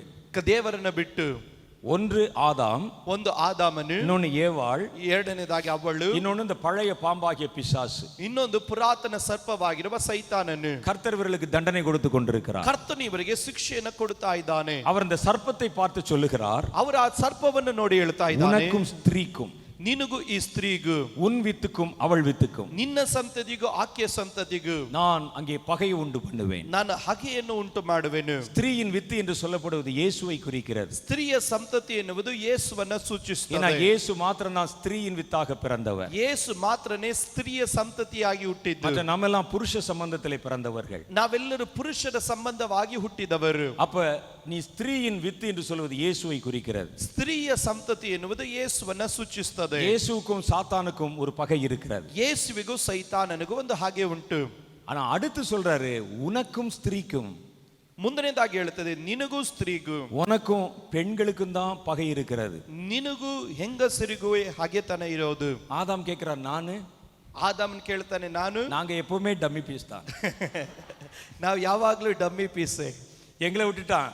ನಮ್ಮನ್ನು ಬಿಟ್ಟು ಬಿಟ್ರು. ஆகவேதான் பெண்கள் கவனமாக இருக்க வேண்டும். ಆದ್ರಿಂದ ಹೆಣ್ಣು ಮಕ್ಕಳು ಗಮನವಾಗಿರಬೇಕು. அவன் மனிதர்களை வந்து ஆண்கள் அதற்காக சும்மா விட போறல, சும்மா விளையாட்டு சொன்னேன் ನಾನು ಸುಮ್ಮನೆ ನಾನು ಪುರುಷರ ಕುರಿತಾಗಿ ತಮಾಷೆಗಾಗಿ ಹೇಳಿದೆ. ஆனா நேரடி பகை பெண்கள் மேல் தான் இருக்கிறது அவனுக்கு. ಆದ್ರೆ ನೇರವಾದ ಹಗೆತನ ಹೆಣ್ಣು ಮಕ್ಕಳ ಮೇಲೇನೆ. ஆகவேதான் பெண் குழந்தைகள் கவனமாக இருக்கணும். ಆದ್ರಿಂದ ಹೆಣ್ಣು ಮಕ್ಕಳು ಹುಷಾರಾಗಿರಬೇಕು. பெண்கள் கவனமாய் தங்கள் வாழ்க்கை நகர்த்தணும். ಹೆಣ್ಣು ಮಕ್ಕಳು ತಮ್ಮ ಜೀವಿತವನ್ನು ಹುಷಾರಾಗಿ ஏனென்றால் ನಡೆಸಬೇಕು. சாத்தானுடைய நேரடி பகையும் பார்வையும் உங்கள் மேல் தான் இருக்கிறது. ಕಾರಣ ಸೈತಾನನ ನೇರವಾದಂತ ಹಗೆಯು ಮತ್ತು ದೃಷ್ಟಿ ನಿಮ್ಮ உங்களை ಮೇಲೆ அழிக்கணும், ಆಗಿರುತ್ತದೆ. ನಿಮ್ಮನ್ನು ನಾಶಪಡಿಸಬೇಕು, அவமானப்படுத்தணும், ಅವಮಾನಕ್ಕೆ ಗುರಿ உன் ಮಾಡಬೇಕು, ஜீவனுக்கு உலை வைக்கணும், ನಿಮ್ಮ ಜೀವಿತಕ್ಕೆ ಕೇಡನ್ನು உன்னை ಕಟ್ಟಕ தேவனை ತರಬೇಕು. தேட முடியாதபடி உன்னை தடை செய்யணும். ನೀವು ದೇವರನ್ನು ಹುಡುಕಕ್ಕಾಗದಂತೆ ತಡೆ ಮಾಡಬೇಕು என்ற முழு வெறுப்பும் உங்கள் மேல் தான் இருக்கிறது. ಎನ್ನುವಂತ ಸಂಪೂರ್ಣವಾದ ಹಗೆ ನಿಮ್ಮ ಮೇಲೆ ಇರುತ್ತದೆ. அந்தி கிறிஸ்துவை பற்றி கர்த்தருடைய வேதம் சொல்கிற தானியேல் புத்தகத்துல, ಅಂತ್ಯ ಕ್ರೈಸ್ತನ ಕುರಿತಾಗಿ ದಾನಿಯೇಲನ ಪುಸ್ತಕದಲ್ಲಿ ದೇವರ ವಾಕ್ಯ அவன் ಹೇಳುತ್ತದೆ, ஸ்திரீகளின் சிநேகிதத்தை விரும்பாதவன். ಅವನು ಸ್ತ್ರೀಯರ ಪ್ರೀತಿಯನ್ನ ಬಯಸದೇ ಇರುವವನು. பெண்களை பார்த்து அவனுக்கு கோபம், ಅವನಿಗೆ ಹೆಣ್ಣು ಮಕ್ಕಳು ನೋಡಿದ್ರೆ ಕೋಪ, அவர்களை கொல்ல வேண்டும் அழிக்க வேண்டும் என்றே தீர்மானம் செய்கிறவன். ಅವರನ್ನು ಕೊಲ್ಲಬೇಕು ನಾಶಪಡಿಸಬೇಕು ಎಂಬುದು ಅವನ ತೀರ್ಮಾನ. அதுதான் கர்த்தருடைய வேதம் அங்கே ಅದೇ காண்பிக்கிறது. ದೇವರ ವಾಕ್ಯ ನಮಗಲ್ಲಿ ಹೇಳುತ್ತದೆ. இந்த உலகம் முழுவதும் பெண்களுக்கு விரோதமான தீமை வெகு வேகமாய் காட்டுத்தீ போல பற்றி எரிகிறது. ಇವತ್ತು ಲೋಕ ಪೂರ್ತಿಯಾಗಿ ಹೆಣ್ಣು ಮಕ್ಕಳಿಗೆ ವಿರುದ್ಧವಾಗಿರುವಂತ ಈ ದುಷ್ಟತ್ವ ಎನ್ನುವುದು ಕಾಡ್ಗಿಚ್ಚಿನ ಹಾಗೆ ವೇಗವಾಗಿ ಹಬ್ಬುತ್ತಾ ಇದೆ. இந்தியால எத்தனை கொடிய சம்பவங்களை கேள்விப்படுகிறோம். ಭಾರತದಲ್ಲಿ ಎಷ್ಟು ಕಠೋರವಾದಂತ ಕಾರ್ಯದ ಕುರಿತಾಗಿ ಕೇಳ್ತಾ இவைகள் ಇದ್ದೇವೆ. நடக்க காணும் பொழுது ಇದೆಲ್ಲ ನಡೆಯೋದು ನೋಡಿದಾಗ சாத்தான் இப்ப பலம் பெற ஆரம்பித்து விட்டான் என்பது நமக்கு புரிகிறது. ಸೈತಾನನು ತಾನು ಬಲ ಹೊಂದಿಕೊಳ್ಳುವುದಕ್ಕೆ ಪ್ರಾರಂಭಿಸಿದನು ಎಂಬುದಾಗಿ ಗೊತ್ತಾಗುತ್ತದೆ. சாத்தான் களத்தில் இறங்கி விட்டான் என்று தெரிகிறது. ಸೈತಾನನು ರಣರಂಗದಲ್ಲಿ ಇಳಿದು ಬಿಟ್ಟನು ಎಂಬುದಾಗಿ ಗಮನಿಸುತ್ತೇವೆ. சமுதாயத்துல மாற்றம், ಸಮುದಾಯದಲ್ಲಿ ಬದಲಾವಣೆ, பெண்களுக்கு எதிராக செய்யப்படுகிற தீமை, ಹೆಣ್ಣು ಮಕ್ಕಳಿಗೆ ವಿರುದ್ಧವಾಗಿ ಮಾಡುವ ಕೆಟ್ಟ அரசியல்ல ಕಾರ್ಯಗಳು, மாற்றம், ಸರ್ಕಾರದಲ್ಲಿ ಬದಲಾವಣೆ, சபைகளிலும் மதங்களிலும் மாற்றம், ಸಭೆಗಳಲ್ಲೂ ಮತ್ತು ಮತಗಳಲ್ಲೂ ಬದಲಾವಣೆ, இதெல்லாம் நமக்கு காண்பிப்பது என்ன? ಇದೆಲ್ಲ ನಮಗೆ ತೋರಿಸುವುದೇ இந்த மூன்று ஆவிகளும் இப்ப கிரியை செய்ய ஆரம்பித்து ಈ விட்டது. ಮೂರು ಆತ್ಮಗಳು ಈಗ ಕೆಲಸ ಮಾಡುವುದಕ್ಕಾಗಿ ಪ್ರಾರಂಭಿಸಿದೆ. அர்மகெதோன் ஒரு பயங்கரமான நாள், ಅರ್ಮಗೆದೋನ್ ಎನ್ನುವುದು ಬಹಳ அது ಕರಾಳವಾದ ದಿನ, மப்பும் மந்தாரமுமான நாள். ಅದು ಕಪ್ಪು ಮತ್ತು ಮಂದತೆ ತುಂಬಿರುವ ದಿನ. சகரியா தீர்க்கதரிசியின் புஸ்தகம் ಜಕರೀಯನು ಬರೆದ ಪ್ರವಾದಿ ಗ್ರಂಥ 14வது அதிகாரம் 14ನೇ ಅಧ್ಯಾಯ 1 4 வரைக்கும் உண்டான வசனம் சொல்லுகிறது. 1 4 ವಚನ ನಮಗೆ ಈ ರೀತಿ அது ಹೇಳುತ್ತದೆ. அந்த கடைசி நாட்களில் நடக்கக்கூடிய யுத்தத்தை பற்றி சொல்லுகிறது. ಅದು ಕಡೆ ಕಾಲದಲ್ಲಿ ನಡೀಲಿಕ್ಕೆ ಹೋಗುವ ಯುದ್ಧದ ಕುರಿತಾಗಿ ಹೇಳುತ್ತದೆ. அவர் அங்கே சொல்லுகிறார், ಅಲ್ಲಿ ಆದ ರೀತಿ ಹೇಳುತ್ತಾರೆ, இதோ கர்த்தருடைய நாள் வருகிறது, ಯೆಹೋವನು ನೇಮಿಸಿದ ದಿನವು ಬರುತ್ತದೆ, உன்னில் கொள்ளையானது உன் நடுவிலே அது பங்கிடப்படும். ಸೋರಿಯಾದ ನಿನ್ನ ಆಸ್ತಿ ಆಗ ನಿನ್ನ ಮಧ್ಯದಲ್ಲಿ ಹಂಚಿಕೆ ಆಗುವುದು. அந்த அர்மகெதோன் யுத்தம் எப்படி ஸ்டார்ட் ஆகுது பாருங்க. ಆ ಅರ್ಮಗೆದೋನ್ ಯುದ್ಧ ಯಾವ ರೀತಿ ಆರಂಭವಾಗುತ್ತದೆ ನೋಡ್ರಿ. எருசலேமுக்கு விரோதமா யுத்தம் பண்ண சகல ஜாதிகளையும் கூட்டுவேன். ಈಗ ಯೆರೂಸಲೇಮಿಗೆ ವಿರುದ್ಧವಾಗಿ ಯುದ್ಧ ಮಾಡುವುದಕ್ಕಾಗಿ ಸಕಲ ಜನಾಂಗಗಳನ್ನು ಕೂಡಿಸುವೆನು. நகரம் அங்கே பிடிக்கப்படும், ಆ ಪಟ್ಟಣವು ಆಕ್ರಮಿಸಿಕೊಂಡು அங்க இருக்கிற வீடுகள் கொள்ளையாகும், ಮನೆಗಳು ಸೋರೆ ಮಾಡಿ ஸ்திரீகள் அவமானப்படுவார்கள், ಹೆಂಗಸರನ್ನ ಕೆಡಿಸುವೆವು, நகரத்தில் வாழ்கிற மனுஷரில் பாதி பேர் சிறைப்பட்டு போவார்கள், ಪಟ್ಟಣದ ಅರೆವಾಸಿಯ ಜನರು ಸರಿಯಾಗಿ ಹೋಗುವರು, மீதியான ஜனமோ நகரத்தை விட்டு அறுப்புண்டு போவதில்லை. ಮಿಕ್ಕದವರು ಪಟ್ಟಣದಲ್ಲೇ ಉಳಿಯುವರು. அப்ப கர்த்தர் புறப்பட்டு யுத்த நாளில் போராடுவதை போல அந்த ஜாதிகளோட போராடுவார். ಆಗ ಯೆಹೋವನು ಹೊರಟು ಯುದ್ಧ ದಿನದಲ್ಲಿ ಹೇಗೋ ಹಾಗೆಯೇ ಆ ಜನಾಂಗಗಳಿಗೆ அந்நாளில் ಪ್ರತಿಭಟಿಸುವನು. அவருடைய பாதங்கள் கிழக்கே எருசலேமுக்கு எதிரே இருக்கிற ஒலிவமலையில் நிற்கும். ಯೆರೂಸಲೇಮಿಗೆ ಮೂಡಿಲಿನಲ್ಲಿ ಎದುರಾಗಿರುವ ಎಣ್ಣೆ ಮರದ ಗುಡ್ಡದ ಮೇಲೆ ಆತನ ಪಾದಗಳು ನಿಂತಿರಲು, அப்பொழுது மகா பெரிய பள்ளத்தாக்கு உண்டாகும்படி ஒலிவமலை நடு மையத்திலே கிழக்கு மேற்காய் எதிராய் பிளந்து போம். ಆ ಗುಡ್ಡವು ಮೂಡಲಿಂದ ಪಡಲಿನವರೆಗೂ ಉದ್ದಕ್ಕೆ ಸೀಳು ಹೋಗಿ ಮಧ್ಯದಲ್ಲಿ ದೊಡ್ಡ ಡಂಗೂರವಾಗುವುದು. யுத்தத்துக்கு இறங்கி வர்ற ஆண்டவர் நேரா ஒலிவமலையில வந்து நிற்பார். ಈಗ ಯುದ್ಧಕ್ಕಾಗಿ ಬರುವಂತ ದೇವರು ನೇರವಾಗಿ ಆತನು ಎಣ್ಣೆ ಮರದ ಗುಡ್ಡದಲ್ಲಿ ಬರುತ್ತಾನೆ. கர்த்தருடைய காலத்துல வந்து நின்ன உடனே ஒலிவமலை ரெண்டா பிளந்து போகும். ಈಗ ಕರ್ತನ ಪಾದಗಳು ಬಂದು ಎಣ್ಣೆ ಮರದ ಗುಡ್ಡದ ಮೇಲೆ ಇಡಲು ಆ ಎಣ್ಣೆ ಮರ ಗುಡ್ಡ ಎರಡಾಗಿ ವಿಭಾಗಿಸಲ್ಪಡುತ್ತದೆ. அதுல ஒரு பாதி வடபக்கத்திலும் ஒரு பாதி தென் பக்கத்திலும் சாயும். அப்பொழுது என் மலையின் பள்ளத்தாக்கு வழியாக ஓடி போவீர்கள். ಗುಡ್ಡದ ಅರ್ಧ ಭಾಗ ಬಡಗಳಿಗೂ ಅರ್ಧ ಭಾಗ ತಂಕಳಿಗಳು ಸೇರುವುದು. ನೀವು ನನ್ನ ಗುಡ್ಡದ ನಡುವಿನ ಆ ಡಂಗೂರದ ಒಳಗೆ ಓಡಿ ಹೋಗುವಿರಿ. மலைகளின் பள்ளத்தாக்கு ஆசால் மட்டும் ஓடி போகும். ಯಾಕೆಂದ್ರೆ ಆ ಡಂಗೂರದ ಆಚಲದವರೆಗೂ ಮುಟ್ಟಿರುವುದು. நீங்கள் யூதாவின் ராஜாவாகிய உசியாவின் நாட்களில் பூமி எதிர்த்துக்கு தப்பி ஓடி போனதை போல ஓடி போவீர்கள். ಯಹೂದದ ಅರಸನಾದ ಉಜ್ಜಿಯನ ಕಾಲದಲ್ಲಿ ಭೂಕಂಪದ ಕಡೆಯಿಂದ ನೀವು ಓಡಿ ಹೋಗದಂತೆ என் தேவனாகிய கர்த்தர் வருவார். ಆಗ ನನ್ನ ದೇವರಾದ ಯೆಹೋವನು ಸಮಸ್ತ ದೇವದೂತರ ಸಮೇತ ಬರುವನು. தேவரீரோட எல்லா பரிசுத்தவான்களும் வருவார்கள். ದೇವದೂತರ ಸಮೇತವಾಗಿ ಬರುವನು. அந்நாட்களில் வெளிச்சம் இல்லாமல் ஒருவேளை பிரகாசமும் ஒருவேளை மப்புமாயிருக்கும். ಆ ದಿನದಲ್ಲಿ ಬೆಳಕಿರೋದು ಜ್ಯೋತಿಗಳು ಉಡಿ ಆಗಿ ಹೋಗುವವು என்று அந்த நாட்களை குறித்த காரியங்கள் விவரணையாய் சொல்லப்பட்டிருக்கிறது ಎಂಬುದಾಗಿ ಆ ದಿನಗಳ ಕುರಿತಾಗಿ ವಿವರಣೆಯಾಗಿ ಹೇಳುವುದು. அந்த அர்மகெதோன் யுத்தம் வருவதற்கு முன்பாக, ಆ ಅರ್ಮಗೆದೋನ್ ಯುದ್ಧ ಬರುವುದಕ್ಕಿಂತ ಮುಂಚೆ, அந்த யுத்தத்திற்கு மனிதர்களை கூட்டி சேர்ப்பதற்காக, ಆ ಯುದ್ಧದಲ್ಲಿ ಮನುಷ್ಯರನ್ನು ಒಟ್ಟಾಗಿ ಸೇರಿಸುವುದಕ್ಕಾಗಿ சாத்தானுடைய ஆவிகள் இப்பொழுதே புறப்பட ஆரம்பித்து ಈಗ விட்டன. ಸೈತಾನನ ಆತ್ಮಗಳು ಈಗಲೇ ಹೊರಟು ಬಂದದೆ. ஒன்று மனிதர்களை சமுதாயத்தை குறிவைத்து, ಒಂದನೇದಾಗಿ ಮನುಷ್ಯರನ್ನ ಸಮುದಾಯವನ್ನ ಗುರಿ ஒன்று ಇಟ್ಟುಕೊಂಡು, ஆளுகிறவர்களை குறிவைத்து, ಎರಡನೇದಾಗಿ ಆಳ್ವಿಕೆ ಮಾಡುವವರನ್ನ ಗುರಿ ಇಟ್ಟುಕೊಂಡು, மற்றொன்று சபைகளையும் மதவாதிகளையும் குறிவைத்து, ಬೇರೊಂದು ಸಭೆಗಳನ್ನ ಮತವಾದಿಗಳನ್ನ ಗುರಿ ಇಟ್ಟುಕೊಂಡು அவைகள் தீவிரமாய் கிரியை செய்ய ಅದು ஆரம்பிக்கிறது. ಬೇಗನೆ ಕೆಲಸ ಮಾಡುತ್ತಾ ಇದೆ. மதம் சார்ந்தவர்களை இயேசுவுக்கு எதிராக திருப்பணும். ಈಗ ಮತಕ್ಕೆ ಒಳಪಟ್ಟವರನ್ನ ಯೇಸುವಿಗೆ ವಿರುದ್ಧವಾಗಿ ತಿರುಗಿಸ ಬಿಡಬೇಕು. அரசியல் சார்ந்தவர்களை இயேசுவுக்கு விரோதமா திருப்பணும். ರಾಜಕೀಯಕ್ಕೆ ಒಳಪಟ್ಟವರನ್ನ ಯೇಸು ಸ್ವಾಮಿ ವಿರುದ್ಧವಾಗಿ ತಿರುಗಿಸಬೇಕು. மனுஷ சமுதாயத்தை இயேசுவுக்கு விரோதமா திருப்பணும். ಮನುಷ್ಯರ ಸಮುದಾಯವನ್ನ ಯೇಸುವಿಗೆ ವಿರುದ್ಧವಾಗಿ ತಿರುಗಿಸಬೇಕು. அவர்கள் எல்லாம் அர்மகெதோன்ல கொண்டு வந்து நிறுத்தணும். ಅವರನ್ನೆಲ್ಲರನ್ನು ಅರ್ಮಗೆದೋನ್ನಲ್ಲಿ ತಂದು ನಿಲ್ಲಿಸಬೇಕು. சாத்தானுடைய திட்டம். ಇದು ಸೈತಾನನ ಉದ್ದೇಶ. அது இப்பொழுதே ஆரம்பித்து விட்டது. ಅದು ಈಗಲೇ ಆರಂಭವಾಗಿದೆ. அந்த காரியங்கள் எல்லாம் நம்முடைய கண்கள் முன்பாக நடக்கிறதை நம்ம கேள்விப்படுகிறோம், பார்க்கிறோம். ಆ ಕಾರ್ಯಗಳೆಲ್ಲ ನಮ್ಮ ಕಣ್ಣಿನ ಮುಂಭಾಗದಲ್ಲಿ ನಡೀತಿರುವುದನ್ನ ನಾವು ಕೇಳ್ತಾ ಇದ್ದೇವೆ. இதே நேரத்தில் கர்த்தர் ஒரு காரியத்தை செய்கிறார். ಇದೇ ಸಮಯದಲ್ಲಿ ಕರ್ತನು ಒಂದು ಕಾರ್ಯ ಮಾಡುತ್ತಾನೆ. அர்மகெதோன் யுத்தத்திலே, ಅರ್ಮಗೆದಾನ್ ಯುದ್ಧದಲ್ಲಿ தன் பட்சத்தில் நிற்கும்படிக்கு ತನ್ನ ಪಕ್ಷದಲ್ಲಿ ನಿಲ್ಲುವುದಕ್ಕಾಗಿ மனிதர்களில் ஒரு கூட்டம் பேரை கர்த்தர் ஆயத்தப்படுத்துகிறார். ಮನುಷ್ಯರನ್ನ ಒಂದು ಗುಂಪಿನ ಜನರನ್ನ ತಾನು ಸಿದ್ಧಪಡಿಸ್ತಾ ಇದ್ದಾನೆ. அவர்களை கர்த்தர் இப்பொழுதே எழுப்ப ஆரம்பித்து விட்டார். ಈಗ ಕರ್ತನು ಅವರನ್ನ ಈಗಲೇ ಎಬ್ಬಿಸುವುದಕ್ಕಾಗಿ ஏன்னா ಪ್ರಾರಂಭಿಸಿದನು. அந்த 3 வஞ்சிக்கிற ஆவிகள் கிரியை செய்யற நேரத்துல தான் ಕಾರಣ ಈ 3 ವಂಚಿಸುವ ಆತ್ಮಗಳು ಕ್ರಿಯೆ ಮಾಡುವ இந்த ಸಮಯದಲ್ಲಿ யுத்த தலைமுறையும் எழும்ப வேண்டும். ಈ ಯುದ್ಧದ ತಲೆಮಾರು ಏಳಬೇಕು. இவங்க ஒவ்வொரு காரியத்தோடும் போராட வேண்டும். ಇವರು ಒಂದೊಂದು ವಿಷಯಗಳ ಸಂಗಡವಾಗಿ ಹೋರಾಟ ಮಾಡಬೇಕು. அவர்கள் ஆவிக்குரிய யுத்தத்தை கற்றுக்கொள்ள வேண்டும். ಅವರು ಆತ್ಮೀಕವಾದ ಯುದ್ಧವನ್ನ ಕಲಿತುಕೊಳ್ಳಬೇಕು. இவன் அழைக்கப்பட்டவனே நேரா போய் அர்மகெதோன்ல நின்று விட முடியாது. ಇವನು ಕರೆಯಲ್ಪಟ್ಟ ತಕ್ಷಣವಾಗಿ ನೇರವಾಗಿ ಅರ್ಮಗೆದನ್ನಲ್ಲಿ ನಿಲ್ಲಕ್ಕಾಗಲ್ಲ. அவன் தன்னை சுற்றிலும் நடக்கிற சாத்தானுடைய ஒவ்வொரு கிரியைகளையும் அவன் எதிர்த்து யுத்தத்தை கற்றுக்கொள்ள வேண்டும். ಅವನು ತನ್ನ ಸುತ್ತಲೂ ನಡೆಯುವಂತ ಎಲ್ಲಾ ಸೈತಾನನ ಕ್ರಿಯೆಗಳನ್ನು ಎದುರಿಸಿ ನಿಂತು ಯುದ್ಧವನ್ನ ಕಲಿತುಕೊಳ್ಳಬೇಕು. ஆகவேதான் நான் உங்களுக்கு சொன்னேன், ಆದ್ದರಿಂದ ನಾನೇ ನಿಮಗೆ இனி ಹೇಳಿದೆ, வருகிற நாட்களில் உண்மையான தேவனுடைய பிள்ளைகள் எல்லாவற்றுக்கும் போராடித்தான் ஆக வேண்டும். ಇನ್ನು ಮುಂದೆ ಬರಲಿಕ್ಕೆ ಹೋಗುವಂತ ಎಲ್ಲಾ ದಿವಸಗಳಲ್ಲಿ ನಿಜವಾದ ದೇವರ ಮಕ್ಕಳು ಹೋರಾಟ ಮಾಡಲೇಬೇಕು. நீங்கள் கள்ள கிறிஸ்துக்களோட போராட வேண்டியிருக்கும். ನೀವು ಸುಳ್ಳು ಕ್ರೈಸ್ತರ ವಿರುದ್ಧವಾಗಿ ಹೋರಾಟ ಮಾಡಬೇಕು. நீங்கள் கள்ள ஊழியக்காரர்களோட போராட ನೀವು வேண்டியிருக்கும். ಸುಳ್ಳು ಸೇವಕರುಗಳ ವಿರುದ್ಧವಾಗಿ ಹೋರಾಟ ಮಾಡಬೇಕು.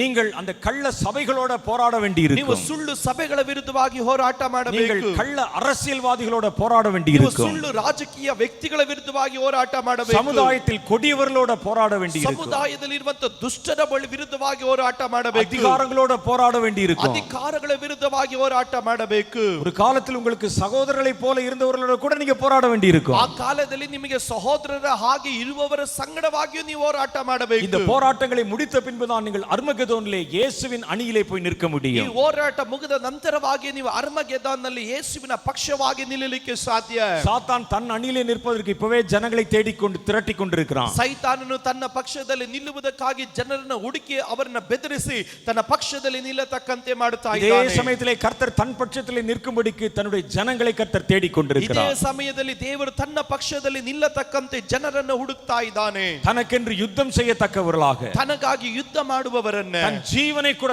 அவர் அதற்காக இழக்க தயாரா ತನ್ನ இருக்கிறவர்கள், ಜೀವಿತವನ್ನು ಅದಕ್ಕಾಗಿ ಮುಡುಪಾಗಿಡುವುದಕ್ಕೆ ಸಿದ್ಧರಾಗುವವರನ್ನ, கர்த்தருடைய சித்தத்தை நிறைவேற்ற வேண்டும் என்ற வைராக்கியம் கொண்டிருக்கிறவர்களா, ತನ್ನ ಚಿತ್ತವನ್ನ ನೆರವೇರಿಸುವುದಕ್ಕೆ ದೇವರ ಚಿತ್ತ ನೆರವೇರಿಸುವುದಕ್ಕೆ ವೈರಾಗ್ಯ ಉಳ್ಳವರನ್ನ, கர்த்தரை உண்மையான மனதோட விசுவாசிக்கிறவர்களான ಕರ್ತನನ್ನ ಯಥಾರ್ಥವಾದ ಮನಸ್ಸಿನೊಟ್ಟಿಗೆ ನಂಬುವವರನ್ನ, மனிதர்களை கர்த்தர் தேடுகிறார். ಆ ರೀತಿ ಮನುಷ್ಯರನ್ನ ದೇವರು ಹುಡುಕ್ತಾ ಇದ್ದಾನೆ. ஆகவேதான் கர்த்தர் இன்றைக்கு உங்களை அழைத்து கொண்டு வந்திருக்கிறார். ಆದ್ರಿಂದ ಕರ್ತನು ಇವತ್ತು ನಿಮ್ಮಲ್ಲಿ ಕರೆದುಕೊಂಡು ಬಂದಿದ್ದಾನೆ. உங்களை கர்த்தர் தகுதி உள்ளவர் என்று எண்ணித்தான் கர்த்தர் இங்கே கொண்டு வந்திருக்கிறார். ದೇವರು ನಿಮ್ಮನ್ನು ಯೋಗ್ಯರು ಎಂದು ಎಣಿಸಿನೇ ದೇವರು ನಿಮ್ಮಲ್ಲಿ ಕರ ತಂದಿದ್ದು. கர்த்தர் இன்றைக்கு உங்களை உருவாக்க விரும்புகிறார். ಕರ್ತನು ಇವತ್ತು ನಿಮ್ಮನ್ನು ರೂಪಿಸಲಿಕ್ಕಾಗಿ ಬಯಸುತ್ತಾನೆ. நீங்க சாத்தானுக்கு பின்னால கொடி பிடிக்கிற கூட்டமாக அல்ல, ನೀವು ಸೈತಾನನ ಹಿಂದೆ ಧ್ವಜ ಹಿಡಿಯುವ ಗುಂಪಲ್ಲ, சாத்தானுடைய தலையை நசுக்கும்படி கர்த்தருடைய பின்னால் நிற்கிற கூட்டமாக, ಸೈತಾನನ ತಲೆಯನ್ನು ತುಳಿಯುವುದಕ್ಕಾಗಿ ಕರ್ತನ ಹಿಂಬಾಲಿಸುವ ಗುಂಪು ನೀವು. கல்வாரி சிலுவை கொடி ஏற்றுக்கொண்டு புறப்படுகிறவர்களாக, ಕಲ್ವಾರಿ ಶಿಲುಬೆಯ ಧ್ವಜವನ್ನು ಹಿಡಿದುಕೊಂಡು ಮುಂದಕ್ಕೆ ಹೋಗುವವರು, உங்கள் ராஜாவுக்கு பின்பாக அணி சேர்கிறவர்களாக, ನಿಮ್ಮ ಅರಸನ ಹಿಂದೆ ಹಿಂಬಾಲಿಸುವವರು.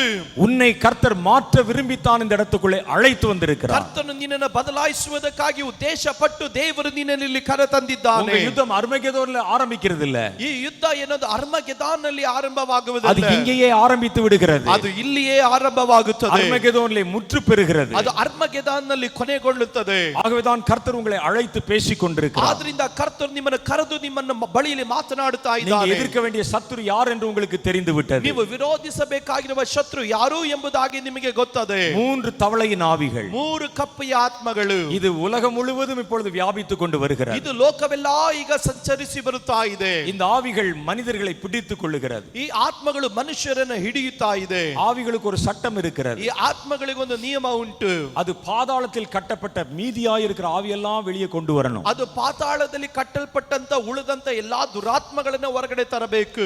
அதற்கு அது ஒரு காரியத்தை செய்ய வேண்டும். ಅದಕ್ಕಾಗಿ ಒಂದು ಕಾರ್ಯವನ್ನ ಮಾಡಬೇಕು. கட்டப்பட்டிருக்கிற ஒரு ஆவி கட்டவிழ்க்கப்பட வேண்டுமானால், ಕಟ್ಟಲ್ಪಟ್ಟಂತ ಒಂದು ಆತ್ಮ ಅದರ ಕಟ್ಟು ಬಿಚ್ಚಲ್ಪಡಬೇಕಾದ್ರೆ, அதை ஏற்றுக்கொள்ளுகிற ஒரு மனிதன் இந்த பூமியில் இருக்க வேண்டும். ಅದನ್ನು ಅಂಗೀಕರಿಸುವಂತ ಒಂದು ಮನುಷ್ಯನು ಈ ಭೂಮಿಯಲ್ಲಿ ಇರಬೇಕು. பாதாளத்தில் இருக்கிற ஒரு ஆவியை ரிலீஸ் பண்ணணும்னா, ಪಾತಾಳದಲ್ಲಿರುವಂತ ಒಂದು ಆತ್ಮ ಬಿಡುಗಡೆ ಆಗಬೇಕಾದ್ರೆ, அதை ஏற்றுக்கொள்ளுகிற ஒரு மனிதன் இங்கே இருக்க வேண்டும். ಅದನ್ನು ಅಂಗೀಕರಿಸುವಂತ ಒಂದು ಮನುಷ್ಯನು ಈ ಭೂಮಿಯಲ್ಲಿ ಇರಬೇಕು. தவளையின் ஆவி என்ன செய்கிறது? ಈ ಕಪ್ಪೆಯ ಆತ್ಮ ಏನ್ ಮಾಡ್ತದೆ? மனிதர்களுக்கு நடுவிலே போய் புதிய புதிய காரியங்களை, ஆசைகளை அவருடைய மனதிலே உண்டாக்குகிறது. ಮನುಷ್ಯರ ಮಧ್ಯದಲ್ಲಿ ಪ್ರವೇಶ ಮಾಡಿ ಆ ಮನುಷ್ಯರಿಗೆ ಹೊಸ ಹೊಸ ಆಸೆಗಳನ್ನ ಆ ಮನುಷ್ಯನ ಮನಸ್ಸಿನಲ್ಲಿ ಹುಟ್ಟಿಸುತ್ತದೆ. அவர்கள் அதற்கு அடிமை, அதை அவர்கள் அங்கீகரித்து ஏற்றுக்கொண்டு அதற்கு அடிமையாகும் பொழுது, ಅವರುಗಳು ಅದನ್ನು ಅಂಗೀಕರಿಸಿ ಅವುಗಳಿಗೆ ದಾಸರಾದಾಗ, அது சம்பந்தப்பட்ட ஆவியை பாதாளத்திலிருந்து வெளியே ரிலீஸ் பண்ணி கொண்டாந்துருது. ಅದಕ್ಕೆ ಸಂಬಂಧವಾದಂತ ದುರಾತ್ಮನನ್ನ ಪಾತಾಳದಲ್ಲಿ ಬಿಡುಗಡೆ ಮಾಡಿ ಹೊರಗಡೆ ಕರೆತರುತ್ತದೆ. மனிதன் இடம் கொடுக்காவிட்டால்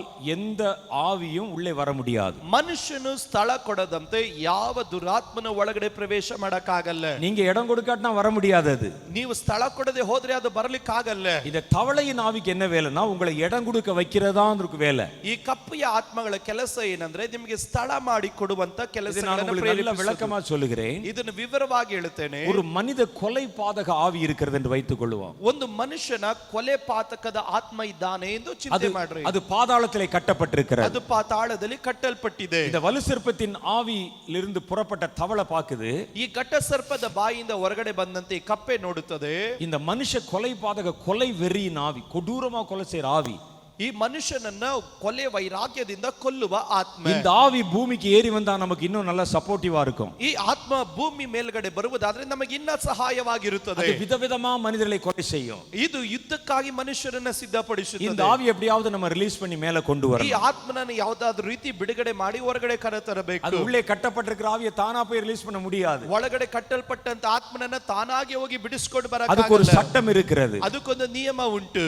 அதை, அந்த ஆவியை ஏற்றுக்கொள்ளுகிற மனிதர்கள் பூமியிலே வந்தா தான், ಆ ಆತ್ಮವನ್ನ ಅಂಗೀಕರಿಸುವಂತ ಮನುಷ್ಯರು ಈ ಭೂಮಿಯಲ್ಲಿ ಉಂಟಾದ್ರೆ ಮಾತ್ರನೇ அதை காரணம் காட்டி இந்த ஆவியை ரிலீஸ் பண்ண முடியும். ಅದರ ಕಾರಣವನ್ನು ತೋರಿಸಿ ಈ ದುರಾತ್ಮನನ್ನ ಬಿಡಿಸಿಕೊಂಡು ಬರಲಿಕ್ಕೆ ಸಾಧ್ಯ. அப்ப இந்த தவளையின் ஆவி என்ன செய்கிறது? ಆಗ ಈ ಕಪ್ಪೆಯ ಆತ್ಮನ ಏನ್ ಮಾಡ್ತಾನೆ? மனித கொலை பாதக வெறி உள்ள மனிதர்களை எழுப்புகிறது. ಮನುಷ್ಯರ ಜೀವಿತದಲ್ಲಿ ಕೊಲೆ ಕುರಿತಾದಂತ ಒಂದು ಉರಿಯನ್ನ ಮನುಷ್ಯನ ಒಳಗಡೆ ಉಂಟು ಮಾಡ್ತಾನೆ. சின்ன சின்ன காரியத்துக்கு கூட கொலை வெறியை தூண்டுகிறது. ಚಿಕ್ಕ ಚಿಕ್ಕ ವಿಷಯಗಳಿಗಾಗಿ ಕೊಲೆಯ ಪ್ರೇರಣೆಯನ್ನು ಉಂಟು ಮಾಡುತ್ತದೆ. மனைவியை கழுத்திருக்கிற கணவர்களை உருவாக்குகிறது. ಈಗ ಮನುಷ್ಯ ಹೆಂಡತಿಯರ ಕುತ್ತಿಗೆಯನ್ನು ಕುಯ್ಯುವಂತ ಗಂಡಸರನ್ನು ಉಂಟು ಮಾಡುತ್ತದೆ. தன்னுடைய கள்ள காதலுக்காக மகனையும் மகளையும் கழுத்திருக்கிற தாய்களை உண்டாக்குகிறது. ಈಗ ತನ್ನ ಸುಳ್ಳು ಪ್ರೀತಿಗಾಗಿ ತನ್ನ ಮಗನನ್ನ ಮಗಳನ್ನ ಸಾಯಿಸುವಂತ ಕೊಲೆ ಪ್ರೇರಣೆಯು ತಾಯಂದಿರಿಗೆ ಉಂಟಾಗುತ್ತದೆ. தன்னுடைய கள்ள புருஷனோடு சேர்ந்து கொண்டு தன் புருஷனுடைய தலையில கல்ல போடுகிற மனைவிகளை உண்டாக்குகிறது. ಈಗ ತನ್ನ ಸುಳ್ಳು ಪುರುಷನ ಸಂಗಡವಾಗಿ ಸೇರಿಕೊಂಡು ತನ್ನ ನಿಜವಾದಂತ ಗಂಡನ ಮೇಲೆ ಕಲ್ಲನ್ನು ಎತ್ತು ಹಾಕುವಂತ ಸ್ತ್ರೀಯರನ್ನ ಉಂಟು ಮಾಡುತ್ತದೆ. தாங்கள் பெற்ற குழந்தைகளை கழுத்தறுத்து கொலை செய்கிற தாய்மார்களை ಉಂಟು பண்ணுகிறது. ಈಗ ತನ್ನ ಹೆತ್ತಂತ ಮಕ್ಕಳ ಕುತ್ತಿಗೆಯನ್ನು ಕೊಯ್ದು ಕೊಲೆ ಮಾಡುವಂತ ತಾಯಂದಿರನ್ನು ಉಂಟು ಮಾಡುತ್ತದೆ. அவங்க அதை செய்ய ஆரம்பிச்ச உடனே, ಅವರು ಇದನ್ನು ಮಾಡುವುದಕ್ಕಾಗಿ ಆರಂಭಿಸಿದಾಗಲೇ அங்கே உள்ளே பாதாளத்தில் கட்டப்பட்டிருக்கிற கொலை வெறியின் ஆவி, ಈಗ ಪಾತಾಳದಲ್ಲಿ ಕಟ್ಟಲ್ಪಟ್ಟಿರುವಂತ ಕೊಲೆ ವೈರಿಯ ಆತ್ಮನು இந்த பூமியிலே மேலேறி வருவதற்கு அதிகாரம் கிடைத்து விடுகிறது. ಈಗ ಭೂಮಿ ಮೇಲೆ ಮೇಲಕ್ಕೆ ಬರುವುದಕ್ಕೆ ಆ ಆತ್ಮಕ್ಕೆ ಅಧಿಕಾರ ಉಂಟಾಗುತ್ತದೆ. அப்படிதான் இன்னைக்கு புதிய புதிய பாவங்களை எல்லாம் பூமியில அறிமுகப்படுத்தி கொண்டிருக்கிறது. ಆದ್ರಿಂದ ಈ ಭೂಮಿಯಲ್ಲಿ ಹೊಸ ಹೊಸ ಪಾಪಗಳನ್ನೆಲ್ಲ ಪರಿಚಯ ಮಾಡುತ್ತಾ ಇದೆ. ஒரு பாவத்தை மனிதர்களை செய்ய வைக்கும் பொழுது, ಒಂದು ಪಾಪವು ಮನುಷ್ಯರ ಜೀವನದಲ್ಲಿ ಮಾಡುವುದಕ್ಕಾಗಿ ಪ್ರೇರೇಪಿಸಿದಾಗ அது சம்பந்தப்பட்ட கொடி ஆவிகளை பாதாளத்திலிருந்து ரிலீஸ் பண்ணி மேல கொண்டு வரலாம். ಅದಕ್ಕೆ ಸಂಬಂಧಪಟ್ಟಂತ ದುಷ್ಟಾತ್ಮಗಳನ್ನು ಪಾತಾಳದಿಂದ ಮೇಲಕ್ಕೆ ತರಲಿಕ್ಕೆ ಸಾಧ್ಯ. ஆகவே இந்த தவளையின் ஆவி சும்மா எல்லாம் கிரியை செய்யல. ಆದ್ರಿಂದ ಕಪ್ಪಿ ಆತ್ಮಗಳು ಸುಮ್ಮನೆ ಎಲ್ಲ ಕೆಲಸ ಮಾಡಲ್ಲ. அது மனிதர்களை வஞ்சித்து வஞ்சித்து, ಅದು ಮನುಷ್ಯರನ್ನ ವಂಚಿಸಿ ವಂಚಿಸಿ அவர்களை வினோதமான பாவங்களை செய்ய வைத்து, ಅವನ್ನ ಮನೋರಂಜನೆಕರವಾದ ಪಾಪಗಳನ್ನು ಮಾಡಿಸಿ பாதாளத்தில் கட்டப்பட்டிருக்கிற திரளான ஆவிகளை ரிலீஸ் பண்ணி கொண்டே இருக்கிறது. ಪಾತಾಳದಲ್ಲಿ ಕಟ್ಟಲ್ಪಟ್ಟಂತ ಏರಳವಾದ ಆತ್ಮಗಳನ್ನು ಬಿಡುಗಡೆ ಮಾಡುತ್ತಾನೆ ಇರುತ್ತದೆ. அதெல்லாம் வெளியேறி வந்தா தான் ಅದೆಲ್ಲ ಹೊರಗಡೆ ಬಂದ್ರೇನೆ அர்மகெதோன்ல அவைகள் எல்லாம் இயேசுவை எதிர்க்கும்படி வர முடியும். ಅರ್ಮಗೆದಾನ್ನಲ್ಲಿ ಅವರೆಲ್ಲರೂ ಯೇಸುವನ್ನು ವಿರೋಧಿಸುವುದಕ್ಕಾಗಿ ಒಟ್ಟಾಗಿ ಬರಲಿಕ್ಕೆ அந்த ಸಾಧ್ಯ. மூன்று ஆவிகளும் என்ன செய்கிறது என்றால், ಆದ್ರಿಂದ ಈ ಮೂರು ಆತ್ಮಗಳು ಏನ್ ಮಾಡುತ್ತದಂದ್ರೆ மனிதர்களை வஞ்சித்து அர்மகெதோன்ல கொண்டு வந்து நிறுத்த போகிறது. ಮನುಷ್ಯರನ್ನ ವಂಚಿಸಿ ಅರ್ಮಗೆದಾನ್ನಲ್ಲಿ ತಂದು ನಿಲ್ಲಿಸುತ್ತದೆ. மனிதர்களை இடம் கொடுக்க வைத்து பாதாளத்தில் இருக்கிற ஆவிகளை ரிலீஸ் பண்ணி மேல கொண்டு வருகிறது. ಮನುಷ್ಯರ ಹೃದಯದಲ್ಲಿ ಸ್ಥಳ ಮಾಡಿ ಕೊಟ್ಟು ಪಾತಾಳದಲ್ಲಿ ಅಡಗಿರುವಂತ ಆತ್ಮಗಳನ್ನು ಭೂಮಿಯ ಮೇಲೆ ತರುತ್ತದೆ. நிறைய விழுந்து போன தேவதூதர்களை ಅನೇಕ ಬಿದ್ದು ಹೋದ ದೇವದೂತರು அங்கே கொண்டு வந்து நிறுத்தணும் இயேசுவுக்கு எதிராக. ಅಲ್ಲಿ ತಂದು ನಿಲ್ಲಿಸಬೇಕು ಯೇಸುವಿಗೆ ವಿರುದ್ಧವಾಗಿ. அதிகாரத்தில் இருக்கிற ஜனங்களை வஞ்சிப்பதன் மூலம், ಈಗ ಅಧಿಕಾರದಲ್ಲಿರುವಂತ ಜನರನ್ನು ವಂಚಿಸುವ ಮುಖಾಂತರ, அவருடைய அதிகாரத்தை தீய வழியிலே பயன்படுத்த அவருடைய இருதயத்தை தூண்டுவதன் மூலம், ಅವರ ಅಧಿಕಾರಗಳನ್ನು ಕೆಟ್ಟತನದಲ್ಲಿ ಉಪಯೋಗಿಸುವುದಕ್ಕಾಗಿ ಅವರ ಮನಸ್ಸುಗಳನ್ನು ಪ್ರೇರೇಪಿಸುವ ಮೂಲಕ அவர்கள் இந்த காரியத்துக்கு இடம் கொடுக்க ஆரம்பிக்கும் பொழுது, ಅವರು ಈ ಸಂಗತಿಗಳಿಗಾಗಿ ಸ್ಥಳ ಮಾಡಿಕೊಡುವುದಕ್ಕಾಗಿ வான மண்டலங்களில் இருக்கிற அதிகார பிரபுக்களின் ஆவியை பூமியில கொண்டு வந்து நிறுத்துகிறார். ಈಗ ಆಕಾಶ ಮಂಡಲದಲ್ಲಿ ಅಧಿಕಾರವನ್ನು ಹೊಂದಿಕೊಂಡ ಆತ್ಮಗಳನ್ನು ತಂದು ಭೂಮಿಯಲ್ಲಿ ನಿಲ್ಲಿಸುತ್ತದೆ.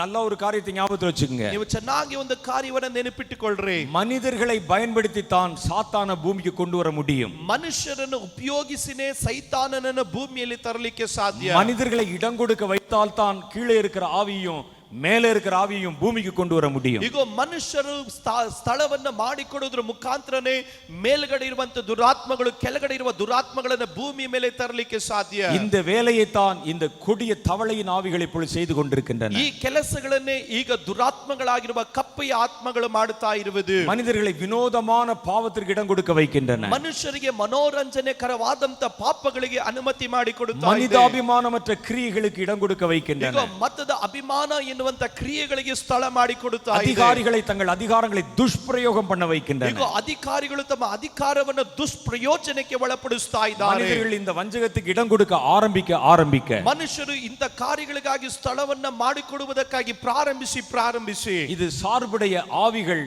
அங்கே வானத்திலிருந்து கீழே இறங்கி வர ஆரம்பிக்கிறது. ಇದಕ್ಕೆ ಸಂಬಂಧವಾದ ಆತ್ಮಗಳು ಆಕಾಶದಿಂದ ಕೆಳಗಡೆ ಇಳಿದು ಬರುತ್ತದೆ. பாதாளத்திலிருந்து மேலேறி வர ஆரம்பிக்கிறது. ಪಾತಾಳದಿಂದ ಮೇಲಕ್ಕೆ ಬರುತ್ತದೆ. மனுஷனை இடம் கொடுக்க வைக்கிறதா இதுக்கு வேலை. ಇದು ಮನುಷ್ಯರ ಮಧ್ಯದಲ್ಲಿ ಸ್ಥಳ ಮಾಡಿಕೊಡುವುದೇ ಇದರ இப்படி ಕೆಲಸ. வைக்கிறது மூலமா தான் பூமிக்குள்ள அவர்களை எல்லாம் கொண்டு வர முடியும். ಆ ರೀತಿ ಸ್ಥಳ ಮಾಡಿ ಕೊಡುವುದಾದ್ರೆ ಮಾತ್ರನೇ ಭೂಮಿಗಳ ಮೇಲೆ ಇವರು ತರಲಿಕ್ಕೆ ಸಾಧ್ಯ. இவரெல்லாம் திரளாய் கொண்டு வந்து இயேசுவை எதிர்ப்பதற்காக ஒரு பெரிய அணியாய் சேர்க்க ஆரம்பிக்கிறார். ಇವರನ್ನೆಲ್ಲರನ್ನು ಒಟ್ಟಾಗಿ ಸೇರಿಸಿ ಯೇಸು ಸ್ವಾಮಿ ವಿರುದ್ಧವಾಗಿ ಇವರನ್ನ ನಿಲ್ಲಿಸುವುದಕ್ಕಾಗಿ ಒಂದು ದೊಡ್ಡ ಗುಂಪನ್ನು ಮಾಡುತ್ತಾ ಇದ್ದಾನೆ. இதுலதான் உங்களுடைய யுத்தம் வருகிறது. ಈಗ ಇದರ ಮಧ್ಯದಲ್ಲಿ ನಿಮ್ಮ ಯುದ್ಧ ಬರ್ತಾ ಇದೆ. நீங்கள் இந்த தவளையின் ஆவிக்கு விரோதமாய் கிரியை செய்கிறீர்கள். ನೀವು ಈ ಕಪ್ಪೆಯ ಆತ್ಮಗಳ ವಿರುದ್ಧವಾಗಿ ನೀವು ಯುದ್ಧವನ್ನು ಮಾಡುತ್ತೀರಿ. இந்த ஆவியை நீங்கள் அழித்து விட முடியாது. ಈ ಆತ್ಮಗಳನ್ನು ನೀವು ನಾಶ ಮಾಡಕ್ಕಾಗಲ್ಲ. ஆனால் அதனுடைய வல்லமை நீங்கள் கட்டுப்படுத்த முடியும். ಆದ್ರೆ ಅದರ ಶಕ್ತಿಯನ್ನು ನೀವು ಕುಂದಿಸಲಿಕ್ಕೆ ಸಾಧ್ಯ. அதனுடைய கிரியைகளை குறைக்க முடியும். ಅದರ ಕ್ರಿಯೆಗಳನ್ನು ನೀವು ಕಡಿಮೆ ಮಾಡಲಿಕ್ಕೆ ಸಾಧ್ಯ. அது பார்க்கிற இடத்துல எல்லாம் வேலை செய்ய முடியாம தடை செய்ய முடியும். ಅದನ್ನು ಕಾಣಲ್ಪಡುವ ಸ್ಥಳದಲ್ಲಿ ಕೆಲಸ ಮಾಡದಂತೆ ನೀವು ತಡೆದು ನಿಲ್ಲಿಸಲಿಕ್ಕೆ ಸಾಧ್ಯ. அந்த யுத்தத்தை தான் கர்த்தர் இன்றைக்கு உங்களுக்கு அங்கே கற்றுக் கொடுத்து கொண்டிருக்கிறார். ಆ ಯುದ್ಧವನ್ನೇ ದೇವರು ಈ ದಿವಸದಲ್ಲಿ ನಿಮಗೆ ಕಲಿಸಿಕೊಡುತ್ತಾ ಇದ್ದಾನೆ.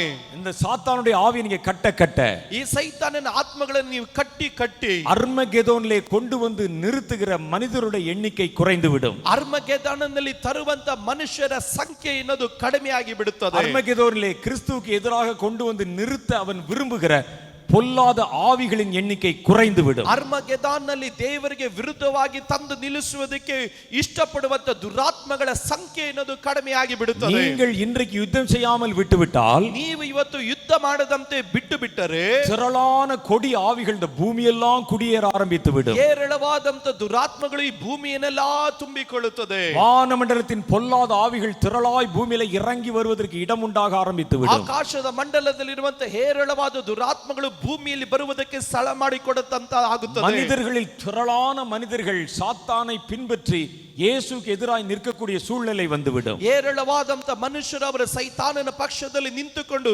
ದೇವರ ವಿರುದ್ಧವಾಗಿ ನಿಲ್ಲತಕ್ಕಂತ ಸಂದರ್ಭಗಳು ಒದಗಿ ಬಂದು ಬಿಡುತ್ತದೆ. மனுஷகுமாரன் வரும்பொழுது பூமியிலே விசுவாசத்தை காண முடியாத ஒரு நிலை வந்துவிடும். ಈಗ ಮನುಷ್ಯ ಕುಮಾರನು ಹಿಂತಿರುಗಿ ಬಂದಾಗ ಭೂಮಿಯಲ್ಲಿ ನಂಬಿಕೆಯು ಕಾಣದಂತೆ ಆಗಿಬಿಡುತ್ತದೆ. ஆகவேதான் இன்றைக்கு கர்த்தர் உன்னை அழைக்கிறார். ಆದ್ದರಿಂದ ಕರ್ತನು ಇವತ್ತು ನಿಮ್ಮನ್ನು ಕರೆಯುತ್ತಾ ಇದ್ದಾನೆ. மனிதர்களை இடம் கொடுக்கும்படிக்கு அவருடைய இருதயத்தை தூண்டுகிற, ಈಗ ಮನುಷ್ಯರಿಗೆ ಸ್ಥಳ ಮಾಡಿಕೊಡುವುದಕ್ಕಾಗಿ ವಿರುದ್ಧವಾಗಿ ಮನುಷ್ಯರನ್ನು ಪ್ರೇರೇಪಿಸುವ ಆತ್ಮಗಳು, பாதாளத்தின் ஆவிகளை ஏறி வர வைக்க விரும்புகிற, ಈಗ ಪಾತಾಳದ ಆತ್ಮಗಳನ್ನು ಮೇಲೆ ಬರುವುದಕ್ಕಾಗಿ ಪ್ರೇರೇಪಿಸುವ, வானமண்டலத்தின் பொல்லாத ஆவிகளை பூமிக்கு கொண்டு வர விரும்புகிற, ಈಗ ಆಕಾಶ ಮಂಡಲದಲ್ಲಿರುವ ದುರಾತ್ಮಗಳನ್ನು ಭೂಮಿಗೆ ತರುವುದಕ್ಕಾಗಿ ಪ್ರೇರೇಪಿಸುವ இந்த தவளைகளின் ஆவியின் கிரியைகள் கட்டும்படிக்காக ಈ ಕಪ್ಪಿಯ ಆತ್ಮಗಳನ್ನು ಕಟ್ಟುವುದಕ್ಕಾಗಿ கர்த்தர் உன்னை இன்றைக்கு தேர்வு செய்திருக்கிறார். ಕರ್ತನು ಇವತ್ತು ನಿನ್ನನ್ನು ಅದಕ್ಕಾಗಿ ಸಿದ್ಧಪಡಿಸುತ್ತಾ ಇದ್ದಾನೆ. கர்த்தர் உங்களை கொண்டுதான் அதை செய்ய போகிறார். ಕರ್ತನು ನಿನ್ನ ಮುಖಾಂತರವಾಗಿಯೇ ಅದನ್ನು ಮಾಡುತ್ತಾನೆ. இந்த இருளின் ஆவிகள் பூமியெல்லாம் சுற்றி வருகிறது. ಈ ಕಪ್ಪಿಯ ಆತ್ಮಗಳು ಭೂಮಿಯೆಲ್ಲ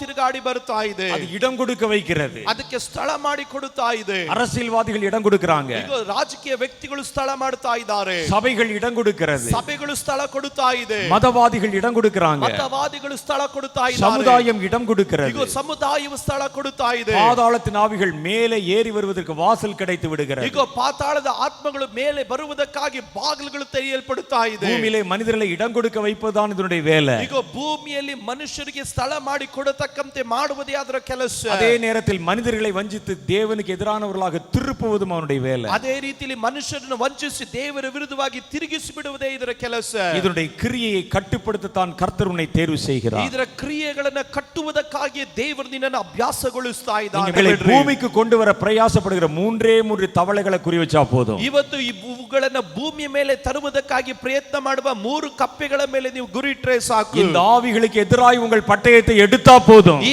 ಆತ್ಮಗಳ ವಿರುದ್ಧವಾಗಿ ನಿಮ್ಮ ಕತ್ತಿಯನ್ನು ತೆಗೆದರೆ ಸಾಕು. இவைகளுடைய கிரியைகளை நீங்கள் கட்டினால் போதும். ಇವುಗಳ ಕ್ರಿಯೆಗಳನ್ನು ನೀವು ಕಟ್ಟಿದರೆ ಸಾಕು. அதற்குத்தான் கர்த்தர் இன்றைக்கு உன்னோடு கூட பேசிக் கொண்டிருக்கிறார். ಅದಕ್ಕಾಗಿ ದೇವರು ಈ ದಿವಸದಲ್ಲಿ ನಿಮ್ಮ ಬಳಿಯಲ್ಲಿ ಮಾತನಾಡುತ್ತಾ ಇದ್ದಾನೆ. எங்களால முடியுமா என்று நீங்க கேட்கலாம். ನೀವು ಚಿಂತೆ ಕೇಳಬಹುದು, ನಮ್ಮ ಕೈಯಲ್ಲಿ ಆಗುತ್ತೆ. கர்த்தர் சொல்லுகிறார் உங்களால தான் முடியும் என்று சொல்லுகிறார். ದೇವರು ಹೇಳ್ತಾನೆ ನಿಮ್ಮಿಂದಲೇ ಸಾಧ್ಯ ಎಂಬುದಾಗಿ. ஏனென்றால் உலகத்தில் இருக்கிறவனில் உங்களில் இருக்கிறவர் பெரியவர். ಕಾರಣವೇನು? ಲೋಕದಲ್ಲಿ ಇರುವವನಿಗಿಂತ ನಿಮ್ಮೊಳಗಡೆ ಇರುವವನು ದೊಡ್ಡವನು. ஒரு தவளைக்கு இவ்வளவு அதிகாரம் இருக்குமானா? ಒಂದು ಕಪ್ಪೆಗೆ ಇಷ್ಟು ಅಧಿಕಾರ ಇದ್ದರೆ. நேற்று சாயந்தரம் நம்ம ஜெபித்த போது கர்த்தர் ஒரு காரியத்தை காண்பித்தார். ನಿನ್ನೆ ಸಂಜೆ ಪ್ರಾರ್ಥನೆ ಮಾಡಬೇಕಾದ್ರೆ ಕರ್ತನು ಒಂದು ಕಾರ್ಯವನ್ನು ತೋರಿಸಿದನು. நீ புறா கூட்டம் அல்ல, ನೀನು ಒಂದು ಚಿಕ್ಕ ಗುಂಪಲ್ಲ, நீ வானத்திலே செட்டையடித்து பறக்கிற கழுகு கூட்டம். ಅಲ್ಲಿ ನೀನು ಒಂದು ಪಾರಿವಾಳದ ಗುಂಪಲ್ಲ, ಆಕಾಶದಲ್ಲಿ ರೆಕ್ಕೆಯನ್ನು ಚಾಚಿ ಹಾರುವಂತ ಹದ್ದಿನ ಗುಂಪು ನೀನು. கழுக பார்த்து பாம்பே பயப்படுமானால் ಈಗ ಹದ್ದನ್ನು ನೋಡಿ ಹಾವೇ ಭಯಪಡುವುದಾದರೆ இந்த தவளை எம்மாத்திரம் என்று கர்த்தர் கேட்டார். ಈ ಕರ್ತನು ಕೇಳಿದನು, ಈ ಕಪ್ಪೆ ಎಷ್ಟರವರೆಗೂ? தவளை பாம்பை பார்த்தா பயப்படும். ಈಗ ಕಪ್ಪೆ ಹಾವನ್ನು ನೋಡಿದ್ರೆ பாம்பு ಭಯಪಡುತ್ತದೆ. கழுக பார்த்தா பயப்படும். ಹಾವು ಹದ್ದನ್ನು ನೋಡಿದ್ರೆ ಭಯಪಡುತ್ತದೆ. கர்த்தர் உன்னை கழுகாக பயன்படுத்த போகிறேன் என்று ಕರ್ತನು வாக்கு ನಿನ್ನನ್ನು பண்ணியிருக்கிறார். ಹದ್ದಾಗಿ ಉಪಯೋಗಿಸುತ್ತಾನೆ. கழுகு ஆண்டவர் சொன்னார் இன்னொரு காரியம்.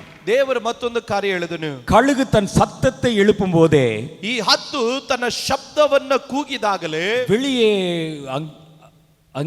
என்ன சொல்வது, அந்த மைதானத்திலே ஊர்ந்து கொண்டிருக்கிற சர்ப்பங்கள், ಈಗ ಮೈದಾನದಲ್ಲಿ ತಿರುಗಾಡುತ್ತಿರುವ ಸರ್ಪಗಳು இந்த சத்தத்தை கேட்டோனே பொந்துக்குள்ள ஓடிடுமா. ಈ ಶಬ್ದ ಕೇಳಿದ ತಕ್ಷಣ ಅದರ ಬಿಲ್ಲುಗಳಲ್ಲಿ ಒಳಗಡೆ ಸೇರಿ அது ಬೀಳುತ್ತದೆ. வந்து அடிக்கிறது அப்புறம், ಅದು ಬಂದು ಒಡೆಯೋದು ಬೇರೆ. அது வரைக்கும் அப்படியே ஃப்ரீயா அப்படியே வெளியே வந்து எலியை பிடிக்கிறதும் தவளையை பிடிக்கிறதும் போயிட்டு இருக்கும். ಅದುವರೆಗೂ ಅದು ಸ್ವತಂತ್ರವಾಗಿ ಬಂದು ಕಪ್ಪೆಗಳನ್ನು ಹಿಡಿಯೋದು ಇಲಿಯನ್ನು ಹಿಡಿಯೋದು ಮಾಡ್ತಾ ಇರುತ್ತೆ. கழுகு சத்தம் கேட்டுச்சுன்னா ಆದ್ರೆ ಹದ್ದಿನ ಶಬ್ದ ಕೇಳಿದ ತಕ್ಷಣ அடுத்த நிமிஷம் உள்ளே போய் தன்னை மறைத்துக் கொள்ளும். ಮುಂದಿನ ಕ್ಷಣದಲ್ಲೇ ಹೋಗಿ ಅದು ಸೊಂದಲ್ಲಿ ಸೇರಿಕೊಂಡು ಬಿಡುತ್ತದೆ. நீங்க அதை போய் பிடிக்க கூட வேண்டாம், ಹೋಗಿ ಹಿಡಿಯೋದೇ ಬೇಕಾಗಿಲ್ಲ. சத்தம் போட்டாலே போதும், ಶಬ್ದ ಮಾಡಿದ್ರೆ ಸಾಕು, அதனுடைய கிரியை மட்டுப்பட்டு விடும். ಅದರ ಕ್ರಿಯೆಗಳು ಲಯವಾಗಿ ಬಿಡುತ್ತದೆ. ஆகவேதான் கர்த்தர் இன்றைக்கு உங்களை அழைத்திருக்கிறார். ಆದ್ರಿಂದ ಕರ್ತನು ಇವತ್ತು ನಿಮ್ಮನ್ನು ஒரு ಕರೆದಿದ್ದಾನೆ. எக்கால சத்தத்தை உன்னுடைய வாயிலே வைத்திருக்கிறார். ಒಂದು ತುತ್ತೂರಿ ಶಬ್ದವನ್ನು ನಿನ್ನ ಬಾಯಲ್ಲಿ ಇಟ್ಟಿದ್ದಾನೆ.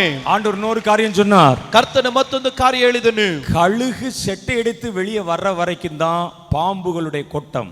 ಈಗ ಕರ್ತನು ರೆಕ್ಕೆಯನ್ನು, ಈ ಹದ್ದುಗಳು ರೆಕ್ಕೆಯನ್ನು ಚಾಚಿ ಹೊರಗಡೆ ಬರೋವರೆಗುನೇ ಈ ಸರ್ಪಗಳ ಆಟ.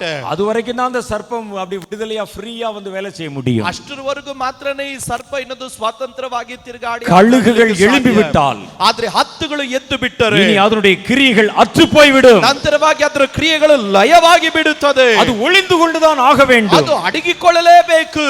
அப்ப நீங்க எந்திரிக்கிறதுக்காகத்தான் தேசம் இன்றைக்கு காத்திருக்கிறது. ಹಾಗಾದ್ರೆ ನೀವು ಎದ್ದೊಳುವುದಕ್ಕಾಗಿಯೇ ದೇಶ ಕಾಯ್ತಾ ಇದೆ. நாமோ ஒரு அங்கே ஒரு கூட்டில் வைக்கப்பட்டிருக்கிற கழுகு குஞ்சை போல இருக்கிறோம். ಇವತ್ತು ನಾವು ಒಂದು ಗೂಡಿನಲ್ಲಿ ಇಡಲ್ಪಟ್ಟಂತ ಒಂದು ಹದ್ದಿನ ಮರಿಗಳಾಗಿದ್ದೇವೆ. காலையில வாயை திறப்பது, ಬೆಳಗ್ಗೆ ಬಾಯಿ ತೆರೆಯೋದು, தன் தாய்க்களுக்கு கொண்டு வந்து கொடுத்துற சாப்பிட்டு மறுபடியும் படுத்துக்கிறது, ತನ್ನ ತಾಯಿಗಳು ತಂದು ಕೊಡುವ ಆಹಾರವನ್ನು ತಿಂದು ಮತ್ತೆ ಮಲಗೋದು, செட்டையெல்லாம் முளைச்ச பிறகும் அப்படியே உட்கார்ந்து இருக்கிறது. ರೆಕ್ಕೆ ಎಲ್ಲ ಚಿಗುರದ ಮೇಲೇನು ಅದೇ ರೀತಿ ಕೂತಿದ್ದೇವೆ. கர்த்தர் சொல்லுகிறார், நீ எந்திரிக்கிற வரைக்கும் பாம்பு சுத்திட்டு தான் இருக்கும். ದೇವರು ಹೇಳ್ತಾ ಇದ್ದಾನೆ, ನೀನು ಎದ್ದೋಳವರೆಗೂನೇ ಹಾವು ತಿರುಗಾಡ್ತಾ நீ ಇರುತ್ತೆ. புறப்படுற வரைக்கும் தேசத்துல இந்த தீமைகள் நடந்துட்டு தான் இருக்கும். ನೀನು ಹೊರಟು ಬರೋವರೆಗೂನೇ ದೇಶದಲ್ಲಿ ದುಷ್ಟತ್ವ ಆಳ್ತಾ ಇರುತ್ತೆ. கூட்டில் இருக்கிற கழுகை நீ எழும்பி பார் என்று கர்த்தர் சொல்லுகிறார். ದೇವರು ಹೇಳ್ತಾ ಇದ್ದಾನೆ, ಗೂಡಿನಲ್ಲಿ ಇರುವ ಹದ್ದೆ ನೀನು ಎದ್ದು ನೋಡು ಎಂದು ದೇವರು ಹೇಳ್ತಾ ಇದ್ದಾನೆ. உயர்த்தி பார் என்று கர்த்தர் சொல்லுகிறார். ಶಬ್ದವನ್ನು ಮೇಲಕ್ಕೆತ್ತು ನೋಡು ಎಂದು ದೇವರು ಹೇಳ್ತಾ ಇದ್ದಾನೆ. பயந்து நடுங்கியே தீரும். ಸರ್ಪಗಳು ಭಯಪಟ್ಟು ನಡುಗಲೇಬೇಕು. ஓடி ஒளிந்து கொள்ளும் என்று கர்த்தர் சொல்லுகிறார். ದೇವರು ಆತನು ಹೇಳ್ತಾ ಇದ್ದಾನೆ, ಅದು ಓಡಿ ಹೋಗಿ ಅಡಗಿಕೊಳ್ಳುತ್ತದೆ ಎಂಬುದು. இதுவரைக்கும் நம்ம கர்த்தருடைய வார்த்தைகளை கேட்டுக்கொண்டிருந்தோம். ಇದುವರೆಗೂ ನಾವು ಕರ್ತನ ಮಾತುಗಳನ್ನು ಕೇಳುತ್ತಾ இந்த ಇದ್ದೇವೆ. வருஷத்துல நம்ம செட் எடுத்து புறப்பட ಈ போகிறோம். ವರ್ಷ ನಾವು ರೆಕ್ಕೆಗಳನ್ನು ಚಾಚಿ ಹಾರಲಿಕ್ಕೆ ಹೋಗುತ್ತೇವೆ. யுத்தங்களை குறித்து படித்துக் கொண்டிருந்தோம். ಯುದ್ಧಗಳ ಕುರಿತಾಗಿ ನಾವು ಕಲಿಯುತ್ತಾ ಇದ್ದೇವೆ. பிராக்டிகலா வெளியே புறப்பட ಇನ್ನು போகிறோம். ಮುಂದೆ ಅದನ್ನು ನೇರವಾಗಿ ನೋಡಲಿಕ್ಕೆ வெண்கல ಹೋಗುತ್ತೇವೆ. வில் உங்கள் கை விரல்களால் வளையும்படி ಈಗ ತಾಮ್ರದ ಬಿಲ್ಲುಗಳು ನಿಮ್ಮ ಕೈಗಳಲ್ಲಿ ಅಭ್ಯಾಸವಾಗತಕ್ಕಂತೆ கர்த்தர் உங்களை யுத்தத்திற்கு பழக்குவித்தார். ಕರ್ತನು ನಿಮ್ಮನ್ನು ಯುದ್ಧಕ್ಕಾಗಿ ಸಿದ್ಧಪಡಿಸ್ತಾ ಇದ್ದಾನೆ. இனி யுத்தம் உங்களுடையது. ಇನ್ನ ಯುದ್ಧ ನಿಮ್ಮದು. நீ புறப்பட்டு போ என்று கர்த்தர் ಕರ್ತನು சொல்லுகிறார். ಹೇಳ್ತಾ ಇದ್ದಾನೆ, ನೀನು ಹೊರಟು ಹೋಗು. உன்னை அனுப்புகிறவர் கர்த்தர். ನಿನ್ನನ್ನು ಕಳಿಸಿಕೊಡುವ ಆತನು ಕರ್ತನು. சில ஆட்கள் சொல்லுவாங்க, ಕೆಲ ವ್ಯಕ್ತಿಗಳು ಹೇಳ್ತಾರೆ, நாங்க யார்கிட்ட யுத்தம் படித்தவர்கள் தெரியுமா? ನಾವು ಯಾರ ಹತ್ರ ಯುದ್ಧ ಕಲ್ತವರು ಗೊತ್ತಾ? இஸ்ரேல்ல போய் படிச்சுட்டு வந்தவங்க. ಇಸ್ರಾಯೇಲ್ ಹೋಗಿ ಕಲ್ತವರು. சில பெரிய பெரிய யுத்த வீரர்கள் சொல்ல கேள்விப்பட்டிருக்கிறேன். ಕೆಲ ದೊಡ್ಡ ಯುದ್ಧ ವೀರರು ಹೇಳೋದನ್ನ ಕೇಳಿದ್ದೇನೆ. எங்க தலைவர் இஸ்ரேல்ல போய் யுத்தம் படித்து கொண்டு வந்தவர். ಈಗ ನಮ್ಮ ಅಧಿಪತಿ ಎನ್ನುವರು ಇಸ್ರಾಯೇಲ್ಗೆ ಹೋಗಿ ಯುದ್ಧ ಕಲ್ತವರು. நாங்க இன்னாரிடத்திலே பயிற்சி பெற்றவர்கள். ನಾವು ಇಂಥವರ ಹತ್ರ ಹೋಗಿ ಅಭ್ಯಾಸಗೊಂಡವರು. நீங்கள் இஸ்ரவேலை பயிற்சி பெற்றவர்கள் அல்ல. ನೀವು ಇಸ್ರಾಯೇಲರವರ ಹತ್ರ இஸ்ரவேலின் தேவனிடத்திலே பயிற்சி பெற்றவர்கள். ಇಸ್ರಾಯೇಲ್ ದೇವರ ಬಳಿಯಲ್ಲಿ ತರಬೇತಿಗೊಂಡವರು. அவர் யுத்தத்தில் வல்லவர் என்று வேதம் சொல்லுகிறது. ಆತನು ಯುದ್ಧದಲ್ಲಿ ಶೂರನು ಎಂದು ಗಮನಿಸುತ್ತೇವೆ. ஆகவே இந்த வருஷம் நம்ம புறப்பட்டு போகிற வருஷம். ಆದ್ರಿಂದ ಈ ವರ್ಷ ನಾವು ಹೊರಟು ಹೋಗುವ ವರ್ಷ. உங்களை சுற்றிலும் சூழ்நிலைகள் எப்படி மாறினாலும் கவலைப்படாதீங்க. ನಿಮ್ಮ ಸುತ್ತಲಿರುವ ಸಂದರ್ಭಗಳು ಯಾವ ರೀತಿ ಇದ್ರೂ ಪರವಾಗಿಲ್ಲ. சேனைகளின் கர்த்தர் உன்னோடு இருக்கிறார். ಸೈನ್ಯಾಧೀಶ್ವರನಾದ ಯೆಹೋವನು ನಿನ್ನ ಸಂಗಡ ಇದ್ದಾನೆ. எதிரிகள் இருந்தா தாங்க நீங்க பட்டயத்தை பயன்படுத்த முடியும். ವಿರೋಧಿಗಳಿದ್ರೆ ಮಾತ್ರನೇ ನೀವು ಕತ್ತಿಯನ್ನು ಉಪಯೋಗಿಸಲಿಕ್ಕೆ ஆகவே ಸಾಧ್ಯ. தைரியமா சொல்லுங்கள். ಆದ್ರಿಂದ ಧೈರ್ಯವಾಗಿ ಹೇಳ್ರಿ, என் சத்துருவை எதிர்த்து வா. ನನ್ನ ಶತ್ರುವೇ ಎದ್ದು ಬಾ. என் சத்துருவை எழும்பி வா. ನನ್ನ ಶತ್ರುವೇ ಎದ್ದು ಬಾ. என் கையில் இருக்கிற பட்டயம் இன்னதென்று எனக்கு தெரியும். ನನ್ನ ಕೈಯಲ್ಲಿರುವಂತ ಕತ್ತಿಯು ಇದೆ ಎಂಬುದಾಗಿ ನನಗೆ ಗೊತ್ತು. நான் இந்த பட்டயத்தை வேடிக்கைக்காக பெறவில்லை. ನಾನು ಈ ಕತ್ತಿಯನ್ನು ನೋಡೋದಕ್ಕಾಗಿ ಇಟ್ಟಿಲ್ಲ. அலங்காரத்துக்காக பெறவில்லை. ಇದು ಒಂದು ಅಲಂಕಾರಕ್ಕಾಗಿ ಇಟ್ಟಿಲ್ಲ. சாத்தானுடைய தலையை நறுக்குவதற்காக, ಸೈತಾನನ ತಲೆಯನ್ನು ಜಜ್ಜುವುದಕ್ಕಾಗಿ, கர்த்தருடைய சித்தத்தை நிறைவேற்றுவதற்காக, ಕರ್ತನ ಚಿತ್ತವನ್ನು ನೆರವೇರಿಸುವುದಕ್ಕಾಗಿ. ஏன் சூழ்நிலைகள் மாற வேண்டும் என்று யோசிக்கிறீர்கள்? ನನ್ನ ಸಂದರ್ಭಗಳು ಬದಲಾಗಬೇಕಂತ ಯೋಚನೆ ಮಾಡ್ತೀರಿ. வரட்டும் பொல்லாத பிசாசு. ಬರಲಿ ದುಷ್ಟನಾದ ಸೈತಾನನು. அவர்களில் இருக்கிறவரும் நம்மில் இருக்கிறவர் பெரியவர். ಅವರಲ್ಲಿ ಇರುವವನಿಗಿಂತ ನಮ್ಮೊಳಗಡೆ ಇರುವವನು ಹೆಚ್ಚಿನವನು. கோலியாத் வரக்கூடாதுன்னு ஜெபிக்காதீங்க. ಗೋಲಿಯಾತನು ಬರಕೂಡದು ಅಂತ ನೀವು ಪ್ರಾರ್ಥನೆ எங்கள் ಮಾಡಬಾರದು. கைகளிலே கர்த்தர் கொடுத்த கல் இருக்கிறது. ನಮ್ಮ ಕೈಯಲ್ಲಿ ಕರ್ತನು ಕೊಟ್ಟಂತ ಕಲ್ಲುಂಟು. ஆண்டவரே கோலியாத் வர வேணாம்னு கேட்காதீங்க. ಕರ್ತನೇ ಗೋಲಿಯಾತನು ಬರಬಾರದು ಅಂತ கோலியாத்தை ಕೇಳಬೇಡಿ. வரவிடுங்கள் என்று சொல்லுங்கள். ಹೇಳ್ರಿ, ಗೋಲಿಯಾತನು ಬರಲಿ ಬಿಡಿ. கோலியாத் வந்தாதான் அது அவனுக்கு மரணம். ಗೋಲಿಯಾತನು ಬರುವುದಾದ್ರೆ ಮಾತ್ರನೇ ಅವನಿಗೆ ಅದು ಮರಣ. உனக்கு அது ஜெயம். ಅದು ನಿನಗೆ ಜಯ. வராமல் இருக்கிற வரைக்கும் உனக்கு எப்படி வெற்றி கிடைக்கும்? ಬರದೆ ಇರುವವರೆಗೂ ನಿನಗೆ ಯಾವ ರೀತಿ ಜಯ ಸಿಗುತ್ತದೆ? பரீட்சையை சந்திச்சா தாங்க வெற்றி பெற ಈಗ முடியும். ಪರೀಕ್ಷೆಯನ್ನು ಸಂಧಿಸಿದ್ರೆ ಮಾತ್ರನೇ ನಾವು ಜಯ யுத்தத்தை ಹೊಂದಿಕೊಳ್ಳಲಿಕ್ಕೆ சந்தித்தா ಸಾಧ್ಯ. தான் நீங்கள் அங்கே ஜெயம் பெற முடியும். ಯುದ್ಧವನ್ನು ಎದುರಿಸುವುದಾದ್ರೆ ಮಾತ್ರನೇ ನಿಮಗೆ ಜಯ. கிறிஸ்தவர்கள் வேற மாதிரி ஜெபம் பண்ண கற்றுக்கொண்டிருக்கிறோம். ಕ್ರೈಸ್ತರು ಬೇರೆ ರೀತಿ ಪ್ರಾರ್ಥನೆ ಮಾಡೋದನ್ನ ಕಲ್ತುಕೊಂಡಿದ್ದೇವೆ. ஆண்டவரே எதிரிகளை எல்லாம் யாரையும் வர விட்டுறாதீங்க. ಕರ್ತನೆ, ವಿರೋಧಿಗಳು ಯಾರು ಹತ್ರ ಬರೋದಕ್ಕೆ ಅನುಮತಿ ಕೊಡಬೇಡ. சுமூகமான சூழ்நிலை தாங்க. ಕರ್ತನೆ, ಅನುಕೂಲವಾದ ಸಂದರ್ಭಗಳು என் எதிரிகளை என் கண்ணுக்கே காட்டாதீங்க. ನಮ್ಮ ವಿರೋಧಿಗಳು ನಮ್ಮ ಕಣ್ಣಿಗೆ ಕಾಣಿಸಬಾರದು. நீ யாரு? ನೀನ್ ಯಾರು? நரி கூட்டமா? ನರಿಯ ಗುಂಪ? நான் பாலசிங்கங்கள். ನಾ ಪ್ರಾಯದ ಸಿಂಹಗಳು. சொல்லுங்க, நான் வேட்டைக்கு புறப்பட்டேன். ಹೇಳ್ರಿ, ನಾನು ಬೇಟೆಗಾಗಿ ಹೊರಟು ಹೋಗಿದ್ದೇನೆ. சத்துரு இருந்தா புறப்பட்டு வா. ಶತ್ರುವೇ, ನೀನು ಹೊರಟು ಬಾ. ஏன் வெளியே வரக்கூடாதுன்னு சொல்றீங்க? ನನ್ನ ಮಾರ್ಗದಲ್ಲಿ ಬರಬೇಡ ಅಂತ வரட்டும். ಹೇಳ್ತೀನಿ. ಬರಲಿ. அவன் வெளியே வந்தால் அது அவனுக்கு மரணம். ಅವನು ಹೊರಗಡೆ ಬರುವುದಾದ್ರೆ ಅದು ಅವನಿಗೆ ಮರಣ, நமக்கோ அது ஜெயம். ನಮಗೆ ಅದು ಜಯ.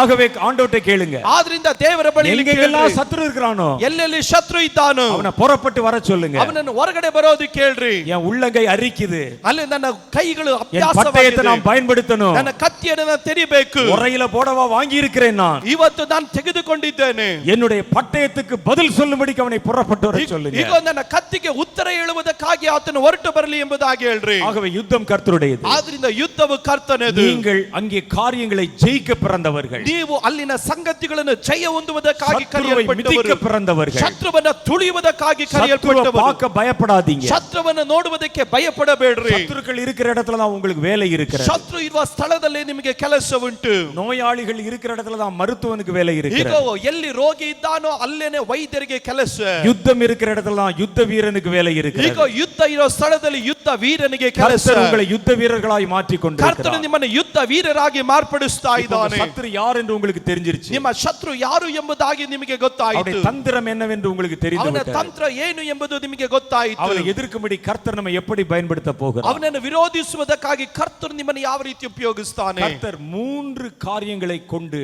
இந்த 3 தவளைகளை எதிர்க்க போகிறார். ದೇವರು 3 ಸಂಗತಿಗಳಿಂದ 3 ಕಪ್ಪೆಗಳನ್ನ ದೇವರು அது ವಿರೋಧಿಸ್ತಾನೆ. சம்பந்தமான 3 கூட்டம் ஜனங்கள் தான் இங்க இருக்கிறீங்க. ಅದಕ್ಕೆ ಸಂಬಂಧವಾದ 3 ಗುಂಪಿನ ಜನರು ಇಲ್ಲಿ உங்களை ಇದ್ದಾರೆ. கர்த்தர் இந்த நாட்களிலே அடையாளப்படுத்த ಈ போகிறார். ದಿವಸಗಳಲ್ಲಿ ಕರ್ತನು ನಿಮಗೆ ಆ ಗುರುತುಗಳನ್ನು ಕೊಡಲಿಕ್ಕೆ ಹೋಗ್ತಾನೆ. அந்த காலத்து இந்திய ராணுவத்திலே 4 படைகள் இருந்தது. ಅವತ್ತಿನ ಕಾಲದಲ್ಲಿ ಭಾರತದ ಸೈನ್ಯದಲ್ಲಿ 4 ಗುಂಪುಗಳಿತ್ತು. ரத கஜ துரக பதாதி என்று சொல்வார்கள். ಅದರ ಕುರಿತಾಗಿ ಹೇಳೋದು ರಥಗಳು ಸೈನ್ಯ, ಗಜದ ಸೈನ್ಯ, ಕುದುರೆ ಸೈನ್ಯ ಮತ್ತು ஒன்னு ரதப்படை, ಕಾಲ್ನಡಿಗೆ ಸೈನ್ಯ. ஒன்னு ரதப்படை, ஒன்னு யானைப்படை, ஒன்னு குதிரைப்படை, ஒன்னு காலாள் படை. ಒಂದು ರಥದ ಸೈನ್ಯ ಇತ್ತು, ಎರಡನೇದಾಗಿ ಆನೆಗಳ ಸೈನ್ಯ ಇತ್ತು, ಮೂರನೇದಾಗಿ ಕುದುರೆ ಸೈನ್ಯ, ನಾಲ್ಕನೇದಾಗಿ ಕಾಲ್ನಡಿಗೆ ಸೈನ್ಯ. இப்போ நம்முடைய ராணுவத்திலே முப்படைகள் இருக்கிறது. ಈಗ ನಮ್ಮ ಸೈನ್ಯದಲ್ಲಿ ಈಗ 3 ಸೈನ್ಯಗಳುಂಟು. ஒன்று வான்வெளி தாக்குதல், ಒಂದು ವಾಯು ಸೈನ್ಯ, ஒன்று கடல் வழி தாக்குதல், ಎರಡನೇದಾಗಿ ಸಮುದ್ರದ ಸೈನ್ಯ, ஒன்று நிலவழி தாக்குதல். ಮೂರನೇದಾಗಿ ನೆಲ ಸೈನ್ಯ. இந்த 3 தாக்குதல்கள் ಈ 3 ಸೈನ್ಯಗಳು அதே மாதிரி கர்த்தர் ಅದೇ ರೀತಿ ಕರ್ತನು உங்களை 3 பிரிவாய் பிரிக்க போகிறார். ನಮ್ಮನ್ನು 3 ಆಗಿ ವಿಭಾಗಿಸ್ತಾ ಇದ್ದಾನೆ. 3 கூட்டம் யுத்த வீரர்களை கர்த்தர் எழுப்ப போகிறார். 3 ಗುಂಪಿನ ಯುದ್ಧ ವೀರರನ್ನ ದೇವರೇ ಎಬ್ಬಿಸ್ತಾ ಇದ್ದಾನೆ. ஒவ்வொருவர் செய்கிற யுத்த முறைகள் வித்தியாசமானது. ಒಬ್ಬೊಬ್ಬರು ಮಾಡುವಂತ ಯುದ್ಧದ ರೀತಿಗಳು நீங்கள் ವ್ಯತ್ಯಾಸಕರವಾಗಿದೆ. இந்த 3 கொடி ஆவிகளையும் எதிர்க்கும்படி ನೀವು ಈ 3 ದುರಾತ್ಮಗಳನ್ನು ಎದುರಿಸುವುದಕ್ಕಾಗಿ கர்த்தர் உங்களை 3 படைகளை கர்த்தர் எழுப்ப போகிறார். ದೇವರು ನಿಮ್ಮನ್ನು 3 ಸೈನ್ಯವಾಗಿ ಎಬ್ಬಿಸ್ತಾನೆ. இந்த மெகிதோல நீங்க என்ன தெரிய போறீங்க தெரியுமா? ಈ ಮೆದಿಕೋದಲ್ಲಿ ನೀವು ಏನ್ ತಿಳ್ಕೊಳ್ತೀರಾ ಗೊತ್ತೇ? நீங்கள் யார் என்பதை நீங்கள் முதல்ல விளங்கிக் கொள்ளுகிறீர்கள். ನೀವು ಯಾರು ಎಂಬುದಾಗಿ ನೀವು ತಿಳಿದುಕೊಳ್ಳುತ್ತೀರಾ. என்னை எந்த படையிலிருந்து சாத்தானை எதிர்க்க கர்த்தரை தேர்வு செய்திருக்கிறார். ನನ್ನನ್ನು ಯಾವ ಪಡೆಯಿಂದ ಸೈತಾನನನ್ನು ಎದುರಿಸಲಿಕ್ಕೆ ದೇವರು ನನ್ನನ್ನು ಆರಿಸಿಕೊಂಡಿದ್ದಾನೆ ಎಂದು ತಿಳಿದುಕೊಳ್ಳುತ್ತೀರಾ. அங்கே சட்டப்படி முறைப்படி போடுற சண்டைக்கு பேர் தான் வார். ಈಗ ನಿಯಮದ ಪ್ರಕಾರವಾಗಿ ಮಾಡುವಂತ ಕಾರ್ಯಗಳ ಕುರಿತಾಗಿ ಹೇಳೋದು ಯುದ್ಧ.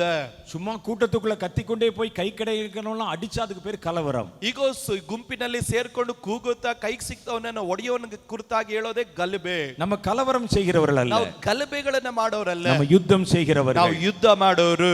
யுத்தம்னா நல்லா பிளான் பண்ணி செய்வாங்க. ಯುದ್ಧ ಎನ್ನುವುದಾದ್ರೆ ಚೆನ್ನಾಗಿ ಪ್ಲಾನ್ ಮಾಡಿ ಯುದ್ಧ யார் ಮಾಡ್ತಾರೆ. எங்கே நிற்க வேண்டும் என்பதை தீர்மானிப்பார்கள். ಯಾರು ಎಲ್ಲಿ ನಿಲ್ಲಬೇಕು ಎಂಬುದನ್ನು ತೀರ್ಮಾನಿಸುತ್ತಾರೆ. எந்த எதிரியை எதிர்ப்பதற்கு என்ன ஆயுதத்தை பயன்படுத்த வேண்டும் என்று தீர்மானிப்பாங்க. ಯಾವ ವಿರೋಧಿಯನ್ನ ಒಡೆಯುವುದಕ್ಕೆ ಯಾವ ಆಯುಧ ಉಪಯೋಗಿಸಬೇಕೆಂದು ತೀರ್ಮಾನಿಸುತ್ತಾರೆ. ஆனா கலவரங்கள் அப்படிப்பட்டதல்ல. ಗಲಭೆಗಳ ಆ ರೀತಿ ಅಲ್ಲ.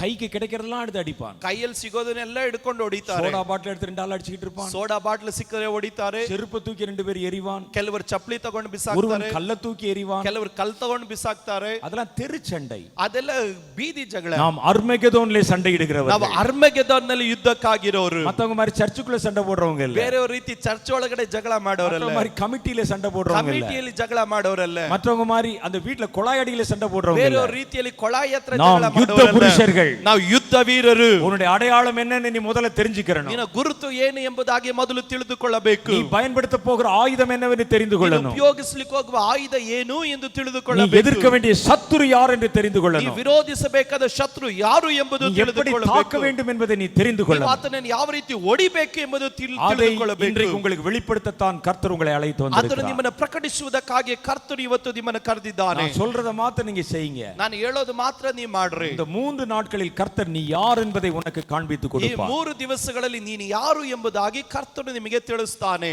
நான் உங்க மேல வந்து கை வச்சு உங்களுக்கு இந்த தீர்க்கதரிசனம் சொல்ல போறது இல்ல. ನಾನು ನಿಮ್ಮ ಹತ್ರ ಬಂದು ನಿಮ್ಮ ತಲೆ ಮೇಲೆ ಕೈ ಇಟ್ಟು ಪ್ರವಾದನೆ ಏನು ನುಡಿಯಲ್ಲ. நீங்கள் ரதப்படை, ನೀನು ಆ நீ ಪಡೆ, குதிரைப்படை, ನೀನು ಕುದುರೆ ಪಡೆ, நீ காலாட்படை, ನೀನು ಕಾಲ್ನಡಿಗೆ நீ ಸೈನ್ಯ, துப்பாக்கி தூக்கிட்டு போ, ನೀನು ಬಂದು ಕೊತ್ಕೊಂಡು ಹೋಗು. இதெல்லாம் நான் சொல்ல போறது இல்ல. ಇದೆಲ್ಲ ನಾನು ಹೇಳಲ್ಲ. கர்த்தரே உங்களிடத்திலே பேச போகிறார். ಕರ್ತನೇ ನಿಮ್ಮ ಬಳಿಯಲ್ಲಿ என்ன ಮಾತಾಡ್ತಾನೆ. செய்யணும் என்பதை கர்த்தர் உனக்கு வெளிப்படுத்த ನೀನು போகிறார். ಏನ್ ಮಾಡ್ಬೇಕೆನ್ನೋದು ಕರ್ತನು ನಿಮಗೆ ಪ್ರಕಟಿಸ್ತಾನೆ.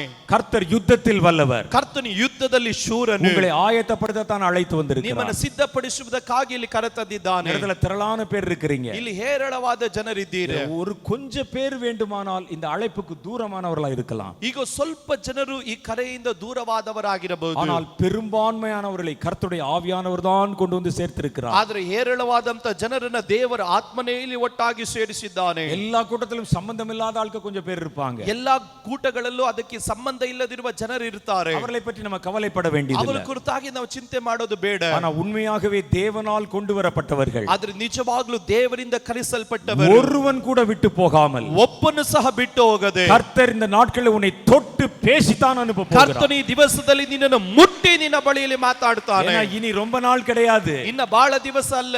நீங்கள் இப்பொழுதே ஓட ஆரம்பித்து விட ನೀವು வேண்டும். ಈಗಲೇ ಓಡುವುದಕ್ಕಾಗಿ ಪ್ರಾರಂಭಿಸಿ ಬಿಡಬೇಕು. ஆகவே கர்த்தர் ஓடுகிறவர்களை இந்த நாட்களிலே தேர்வு செய்ய விரும்புகிறார். ಆದ್ರಿಂದ ಓಡುವವರನ್ನಾಗಿ ದೇವರ ಈ ದಿವಸಗಳಲ್ಲಿ அவர்களை ತರಬೇತಿಗೊಳಿಸಲಿಕ್ಕಾಗಿ கர்த்தர் எழுப்பவும் பயன்படுத்தவும் விரும்புகிறார். ಅವರನ್ನ ಕರ್ತನು ಎಬ್ಬಿಸಿ ಉಪಯೋಗಿಸಲಿಕ್ಕಾಗಿ ಬಯಸ್ತಾನೆ. அதற்காகவே உங்களை அழைத்து வந்திருக்கிறார். ಅದಕ್ಕಾಗಿ ದೇವರು ನಿನ್ನನ್ನು ಕರೆದಿದ್ದಾನೆ. மனுஷனுக்கு ரொம்ப முக்கியமானது ಮನುಷ್ಯನಿಗೆ ಬಹಳ ಪ್ರಾಮುಖ್ಯವಾದದ್ದು அவன் தன்னை யார் என்று கண்டுபிடிப்பதுதான். ಅವನು ತನ್ನನ್ನೇ ತಾನು ಯಾರು ಎಂಬುದಾಗಿ ಗುರುತಿಡಿಯೋದು. மத்த எல்லார பத்தி அவனுக்கு தெரியும். ಬೇರೆ ಎಲ್ಲರ ಕುರಿತಾಗಿ ಆತನು ಗೊತ್ತು. 4வது வீட்ல இருக்கிறவன், 7வது வீட்ல இருக்கிறவன், 10வது வீட்ல எல்லாம் தெரியும். 7ನೇ ಮನೆಯಲ್ಲಿ ಇರೋನು, 8ನೇ ಮನೆಯಲ್ಲಿ ಇರೋನು, 10ನೇ ಮನೆಯನ್ನು ಇರುವವನ ಕುರಿತಾಗಿ ಗೊತ್ತು. ஆனா உங்களை பற்றி உங்களுக்கு தெரியவே தெரியாது. ಆದ್ರೆ ನಿಮ್ಮ ಕುರಿತಾಗಿ ನಿಮಗೆ ಗೊತ್ತಿಲ್ಲ. நீங்க நல்லா சொல்லுங்க, உங்களை பத்தி முழுசா உங்களுக்கு தெரியுமா? ನೀವ ನಿಜವಾಗ್ಲೂ ಹೇಳ್ರಿ, ನಿಮ್ಮ ಕುರಿತಾಗಿ நீங்க ನಿಮಗೆ நல்லவரா ಪರಿಪೂರ್ಣ ಗೊತ್ತ. கெட்டவரா என்று உங்களுக்கு தெரியுமா? ನೀವು ಒಳ್ಳೆಯವರ ಕೆಟ್ಟವರ ಅನ್ನೋದು ನಿಮಗೆ ಗೊತ್ತ. நீங்க வில்லனா ஹீரோவான்னு தெரியுமா? ನೀವು ವಿಲನ ಹೀರೋ ಅನ್ನೋದು ನಿಮಗೆ நீங்கள் யார் என்பது நமக்கு இன்னும் கூட ஒரு பெரிய கன்ஃபியூஷன் தான். ಈಗ ನಾನು ಯಾರು ಎಂಬುದಾಗಿ ಇವತ್ತು ನಮಗೆ ದೊಡ್ಡ ಗೊಂದಲ. உபாகம புத்தகம் 8வது அதிகாரத்தில் நீங்கள் எடுத்து வாசிப்பீர்களானால், ದೇವರ ವಾಕ್ಯದಲ್ಲಿ 8ನೇ அதில் கர்த்தர் ஒரு உபாகம புத்தகம் 8வது அதிகாரம், ಧರ್ಮೋಪದೇಶ ಕಾಂಡ 8ನೇ ಅಧ್ಯಾಯ. கர்த்தர் சொல்லுவார், உன்னை வனாந்தரத்திலே வழி நடத்தி வந்தது, ದೇವರು ಅಲ್ಲಿ ಹೇಳ್ತಾನೆ, ನಿನ್ನ ಅರಣ್ಯದಲ್ಲಿ ದಾರಿ ನಡೆಸಿಕೊಂಡು உன்னை ಬಂದಿದ್ದು, இத்தனை தூரம் உன்னை சுற்றி வர வைத்தது, ಇಷ್ಟು ದೂರ ನಿನ್ನನ್ನು ತಿರುಗಾಡಿಸಿಕೊಂಡು ಬಂದಿದ್ದು, உன் மனதில் உள்ளதை நீ அறியும்படிக்காக. ನಿನ್ನ ಮನೋಭಾವನೆ ಏನು ಎಂಬುದು ತಿಳಿದುಕೊಳ್ಳುವುದಕ್ಕೆ.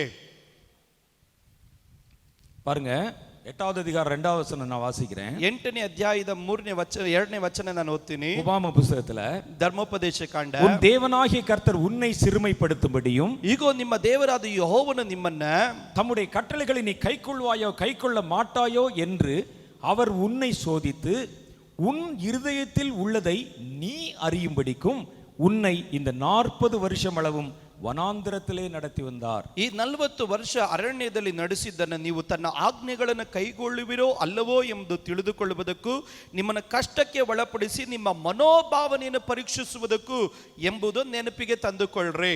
நீங்க அந்த வசனத்தை நல்லா படிச்சு பாருங்க. ಆ ವಾಕ್ಯವನ್ನು ಚೆನ್ನಾಗಿ ಓದ್ ನೋಡ್ರಿ. உங்க மனசில் இருப்பதை தேவன் தான் அறிந்து கொள்வதற்காக அல்ல, ನಿಮ್ಮ ಮನಸ್ಸಲ್ಲಿರುವುದು ಏನು ಎಂಬುದು ದೇವರು ತಿಳಿದುಕೊಳ್ಳುವುದಕ್ಕಾಗಲ್ಲ, ಓ ಮನಸ್ಸಲ್ಲಿ இருக்கிறத ನೀ அறிந்து கொள்வதற்காக. ನಿನ್ನ ಮನೋಭಾವನೆ ಏನು ಎನ್ನುವುದು ನೀನು ತಿಳಿದುಕೊಳ್ಳುವುದಕ್ಕೆ. ನಾನು ವಿಶ್ವಾಸಿದಾನಾ ಎಂದು ನೀ தெரிந்து கொள்வதற்காக. ನಾನು ವಿಶ್ವಾಸಿನೇನಾ ಎನ್ನುವುದು ನೀನು ತಿಳಿದುಕೊಳ್ಳುವುದಕ್ಕೆ. ಕರ್ತರುடைய கட்டளைகளை கைக்கொள்ளுவோனೋ மாட்டேனೋ என்பதை நீ தெரிந்து கொள்வதற்காக. ಕರ್ತನ ಆಜ್ಞೆಗಳನ್ನು ನಾನು ಕೈಕೊಂಡು ನಡೀತಾ ಇದ್ದೀನಾ ಇಲ್ವಾ ಎಂಬುದು ನೀನು ತಿಳಿದುಕೊಳ್ಳುವುದಕ್ಕೆ. நீ யாருங்கிறது எனக்கு தெரியும், ನೀನು ಯಾರು ಎಂಬುದಾಗಿ ನನಗೆ ஆனா ಗೊತ್ತು. நீ யார் என்பது உனக்கு தெரியணும். ಆದ್ರೆ ನೀನು ಯಾರು ಎಂಬುದಾಗಿ ஆகவே தான் ನಿನಗೆ உன்னை ಗೊತ್ತಾಗಬೇಕು. 40 வருஷம் வனாந்தரத்தில் நடத்தி வந்தேன். ಅದರಿಂದ 40 ವರ್ಷಗಳ ಕಾಲ ನಾನು ನಡೆಸಿಕೊಂಡು ಬಂದೆ. வசனத்தை நல்லா நிதானம் படிச்சு பாருங்க, என்ன தோணுது உங்களுக்கு? ಆ ವಾಕ್ಯವನ್ನು ನಿಧಾನವಾಗಿ ಓದ್ ನೋಡ್ರಿ, ಏನ್ ಗೊತ್ತಾಗುತ್ತೆ ನಿಮಗೆ. என் கட்டளைகளை நீ கைக்கொள்வாயோ கைக்கொள்ள மாட்டாயோ என்று அவர் உன்னை சோதித்து உன் இருதயத்தில் உள்ளதை நீ அறியும்படிக்கு. ತನ್ನ ಆಜ್ಞೆಗಳನ್ನು ಕೈಗೊಳ್ಳುವಿರೋ ಅಲ್ಲವೋ ಎಂದು ತಿಳಿದುಕೊಳ್ಳುವುದಕ್ಕೆ ನಿಮ್ಮನ್ನು ಕಷ್ಟಕ್ಕೆ ಒಳಪಡಿಸಿ ನಿಮ್ಮ ಮನೋಭಾವನೆಯನ್ನು ಪರೀಕ್ಷಿಸುವುದನ್ನ ನೆನಪಿಗೆ ತಂದುಕೊಳ್ಳಿರಿ. கிறிஸ்துவில் ஒரு மனிதனுடைய ஜெயம் என்பது, ಕ್ರಿಸ್ತನಲ್ಲಿ ಒಂದು ಮನುಷ್ಯನಿಗುಳ್ಳಂತ ಜಯ ಎಂಬುದು தன்னை உண்டாக்கின தேவனை அறிவதும் தன்னைத்தான் அறிந்து கொள்வதிலும் தான் இருக்குது. ತನ್ನನ್ನು ಸೃಷ್ಟಿ ಮಾಡಿದಂತ ದೇವರು ಯಾರು ಎಂಬುದಾಗಿ ತಿಳಿದುಕೊಂಡು ತಾನು ಯಾರು ಎಂಬುದಾಗಿ ತಿಳಿದುಕೊಳ್ಳುವುದರಲ್ಲಿ நீங்கள் வெற்றியுள்ள ஒரு கிறிஸ்தவ வாழ்க்கை வாழ வேண்டுமானால், ನೀವು ಜಯಭರಿತವಾದ ಕ್ರೈಸ್ತ ಜೀವಿತ ನಡೆಸಬೇಕಾದರೆ உங்களை நீங்க தெளிவா அறிஞ்சிருக்கணும். ಮೊದಲನೇದಾಗಿ ನಿಮ್ಮ ಕುರಿತಾಗಿ ನೀವು ಸ್ಪಷ್ಟವಾಗಿ ತಿಳಿದವರಾಗಿರಬೇಕು. பலம் என்ன பலவீனம் என்னன்னு உனக்கு தெரியணும். ನಿಮ್ಮ ಬಲ ಏನು ನಿಮ್ಮ ಬಲಹೀನತೆ ಏನು ತಿಳಿದವರಾಗಿರಬೇಕು. ஆகவே தான் கர்த்தர் இன்றைக்கு உங்களை அழைத்து வந்திருக்கிறார். ಆದ್ದರಿಂದ ಕರ್ತನು ಇವತ್ತು ನಿಮ್ಮನ್ನು ಕರೆದುಕೊಂಡು ಬಂದಿದ್ದಾನೆ. இன்றைக்கு கர்த்தர் நீங்கள் யார் என்பதை உங்களுக்கு காண்பிக்க போகிறார். ಇವತ್ತು ಕರ್ತನು ನೀವು ಯಾರು ಎಂಬುದಾಗಿ ನಿಮಗೆ ದೇವರು ತೋರಿಸಲಿಕ್ಕಾಗಿ ಬಯಸುತ್ತಾನೆ. உங்களை கொண்டு அவர் என்ன செய்ய போகிறேன் என்பதை கர்த்தர் உங்களுக்கு காண்பிக்க போகிறார். ನಿಮ್ಮ ಮುಖಾಂತರವಾಗಿ ದೇವರು ತಾನು ಏನು ಮಾಡಲಿಕ್ಕಾಗಿ ಹೋಗ್ತಾನೆ ಎಂಬುದು ನಿಮಗೆ ತೋರಿಸ್ತಾನೆ. ஆகவே தான் இந்த மெகிதோ கூட்டம் உங்களுக்கு மிக முக்கியமானது என்கிறேன். ಆದ್ದರಿಂದ ಈ ಮೆಗಿದೋ ಕೂಟ ಎನ್ನುವುದು ನಿಮಗೆ ಬಹಳ ಪ್ರಾಮುಖ್ಯ ಉಳ್ಳದು. நாம் எழும்பி நின்று ஒரு சிறு ஜெபம் செய்ய போகிறோம். ನಾವು ಎದ್ದು ನಿಂತು ಒಂದು ಚಿಕ್ಕ ಪ್ರಾರ್ಥನೆಯನ್ನ ಮಾಡಿಕೊಳ್ಳೋಣ. ரொம்ப நேரம் பண்ற ஜெபம் இல்ல, ಬಹಳ ಹೊತ್ತು ಮಾಡೋ ಪ್ರಾರ್ಥನೆ ಅಲ್ಲ. கர்த்தர் உங்களுக்கு உறுதிப்படுத்தும்படிக்கு, ಈ ಕರೆಯನ್ನ ದೇವರು ನಿಮಗೆ ದೃಢಪಡಿಸುವುದಕ್ಕಾಗಿ, யார் என்பதை காண்பிக்கும்படிக்கு, ನೀವು ಯಾರು ಎಂಬುದಾಗಿ ತೋರಿಸುವುದಕ್ಕಾಗಿ நல்லா காத்திருந்து ஜெபம் பண்ண போறோம். ನಾವು ಚೆನ್ನಾಗಿ ಕಾದಿದ್ದು ಪ್ರಾರ್ಥಿಸ್ತೇವೆ. கூட்டத்துல நமக்கு ஒரு முடிவு தெரிஞ்சே ஆகணும். ಈ ಕೂಟದಲ್ಲಿ ನಮಗೊಂದು ಕೊನೆ ತೀರ್ಮಾನ நாம் ಗೊತ್ತಾಗಲೇಬೇಕು. என்ன செய்ய வேண்டும் என்பதை கர்த்தர் நமக்கு வெளிப்படுத்தியே ஆகணும். ನಾವು ಏನ್ ಮಾಡ್ಬೇಕು ಅನ್ನೋದು ಕರ್ತನು ನಮಗೆ ಪ್ರಕಟಿಸಲೇಬೇಕು. சும்மா மதில் மேல் போன மாதிரி இந்த பக்கமா அந்த பக்கமா நம்ம வாழ்க்கை போக கூடாது. ಈಗ ಬೆಟ್ಟದ ಮೇಲೆ ಹತ್ತಿದ ಹಾಗೆ ಆ ಭಾಗನ ಈ ಭಾಗನ ಅನ್ನೋದು ಆಗಬಾರದು. கர்த்தருக்குள் நான் இதுதான் என்பதை நீங்கள் நிச்சயித்துக் கொண்டு போகணும். ನಾನು ಕರ್ತನಲ್ಲಿ ನಾನು ಇದೇನೆ ಎನ್ನುವಂತ ಒಂದು ನಿಶ್ಚಯ ನಮಗೆ ಉಂಟಾಗಬೇಕು. கண்களை மூடி கர்த்தரை நோக்கி பாருங்கள். ಕಣ್ಣುಗಳನ್ನು ಮುಚ್ಚಿ ಕರ್ತನ ಮುಖ ನೋಡಿ ಪ್ರಾರ್ಥಿಸಿರಿ. ஆவியானவர் உங்கள் நடுவில் அசைவாடுகிறார். ದೇವರ ಆತ್ಮನು ನಿಮ್ಮ ಮಧ್ಯದಲ್ಲಿ ತಿರುಗಾಡುತ್ತಾ ಇದ್ದಾನೆ. உன்னை வானத்திலே செட்டை எடுத்து கர்த்தர் புறப்பட பண்ண ಈಗ போகிறார். ಆಕಾಶದಲ್ಲಿ ರೆಕ್ಕೆಯನ್ನು ಚಾಚಿ ಮೇಲಕ್ಕೆ ಹಾರತಕ್ಕಂತೆ ಮಾಡುತ್ತಾ நீங்கள் ಇದ್ದಾನೆ. அடுப்பினடியில் கிடந்தவர்களாய் இருந்தாலும், ನೀವು ಅಡಿಗೆ ಮನೆಯಲ್ಲಿ ಇದ್ದವರಾಗಿದ್ದರು, வெள்ளி சிறைகளுக்கு ஒப்பான சிறகினால் கர்த்தர் உங்களை நிரப்ப போகிறார். ಬಿಳಿ ರೆಕ್ಕೆಗಳಿಗೆ ಸಮವಾದ ರೀತಿಯಲ್ಲಿ ದೇವರು ನಿಮ್ಮ ರೆಕ್ಕೆಗಳನ್ನು ಚಾಚತಕ್ಕಂತೆ ಮಾಡುತ್ತಾ ಇದ್ದಾನೆ. இதுவரைக்கும் நீ அங்கே உன்னுடைய கூட்டில் இருக்கிற கூட்டு பறவையாய் இருந்தாய். ಇದುವರೆಗೂ ನೀನು ಗೂಡಿನಲ್ಲಿ ಇದ್ದಂತ ಒಂದು ಹಕ್ಕಿಯಾಗಿದ್ದೆ. உன் தாயினுடைய செட்டையின் அரவணைப்பை தேடிக் கொண்டிருந்தாய். ನಿನ್ನ ತಾಯಿಯ ರೆಕ್ಕೆಯ ಒಂದು ಸಂರಕ್ಷಣೆಯನ್ನು ನೀನು ಹುಡುಕುತ್ತಾ ಇದ್ದೆ. நீ பறக்க வேண்டிய காலம் வந்து விட்டது. ನೀನು ಹಾರತಕ್ಕಂತ ಕಾಲವು ಬಂದದೆ. கர்த்தர் உன்னை பறக்க வைக்க போகிறார். ಕರ್ತನು ನಿನ್ನನ್ನು ಹಾರತಕ್ಕಂತೆ ಮಾಡುತ್ತಾ ಇದ್ದಾನೆ. உன் செட்டையை விரிக்க வைக்க ನಿನ್ನ போகிறார். ರೆಕ್ಕೆಯನ್ನು ಚಾಚತಕ್ಕಂತೆ ಮಾಡುತ್ತಾ ಇದ್ದಾನೆ. கழுகுகளின் சத்தம் தேசத்தை நிரப்ப போகிறது. ಈಗ ಹದ್ದುಗಳ ಶಬ್ದ ದೇಶದಲ್ಲಿ ತುಂಬಿಕೊಳ್ಳಲಿಕ್ಕೆ ಹೋಗುತ್ತದೆ. தேசத்திலே கட்டவிழ்க்கப்பட்டு இங்கும் அங்கும் திரிந்து கொண்டிருக்கிற சர்ப்பங்கள் ஓடி ஒளிய போகிறது. ಈಗ ದೇಶದಲ್ಲಿ ಅಲ್ಲಿ ಇಲ್ಲಿ ತಿರುಗಾಡುತ್ತಿರುವ ಸರ್ಪಗಳು ಹೋಗಿ ಅದು ಮರೆಯಾಗಲಿಕ್ಕಾಗಿ ಹೋಗುತ್ತದೆ. நீ எழும்புகிற வரைக்கும் தான் சாத்தானுக்கு அதிகாரம். ನೀನು ಎದ್ದೋಳವರೆಗೂ ಮಾತ್ರನೇ ಸೈತಾನನಿಗೆ ಅಧಿಕಾರ.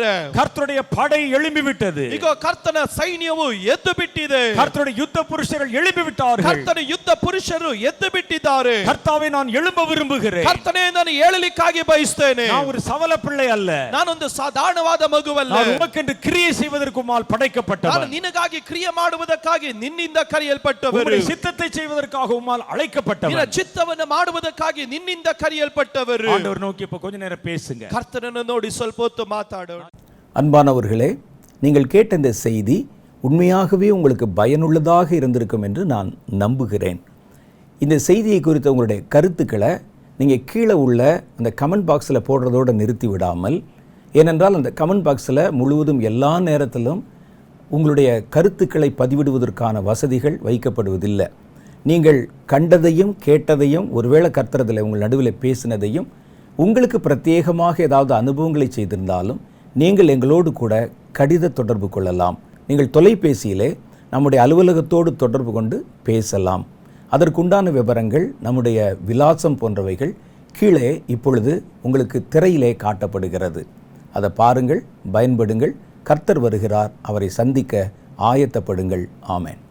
இனி வருகிற உலகம் வாழ தகுதி இல்லாத உலகம். அது ரொம்ப பயங்கரமா அது சாதாரண ஜனங்களுக்கு அதான் வாழ தகுதி இல்லாத உலகம். இந்த வியாபாரம் என்பதுதான் மனிதர்களுடைய ஒவ்வொரு அசைவுகளையும் கட்டுப்படுத்த ஒரு விஷயம். ஆனால் வியாபாரம் இல்லாமல் யாரும் எந்த ஒரு காரியத்தை செய்ய முடியாது.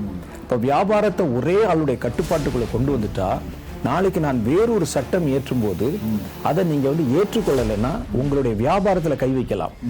அதான் வசனம் சொல்லுது.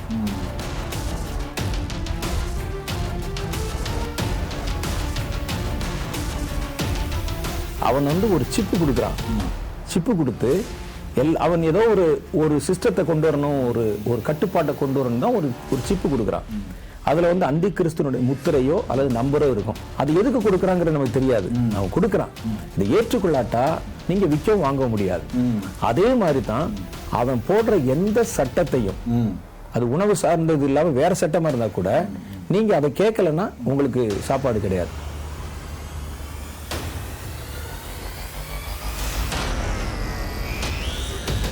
சில தேசத்தில் இருக்கிற பெரிய வியாபாரிகள் அவங்க எல்லாம் ஒரு கூட்டமா ஒரு அமைப்பா இருந்து வியாபாரங்களை கட்டுப்படுத்துவாங்க. அவர்களுக்கு தலைவராக அந்தி கிறிஸ்து இருப்பாங்க அப்படிங்கிறது வேதம் காட்டுற உண்மை.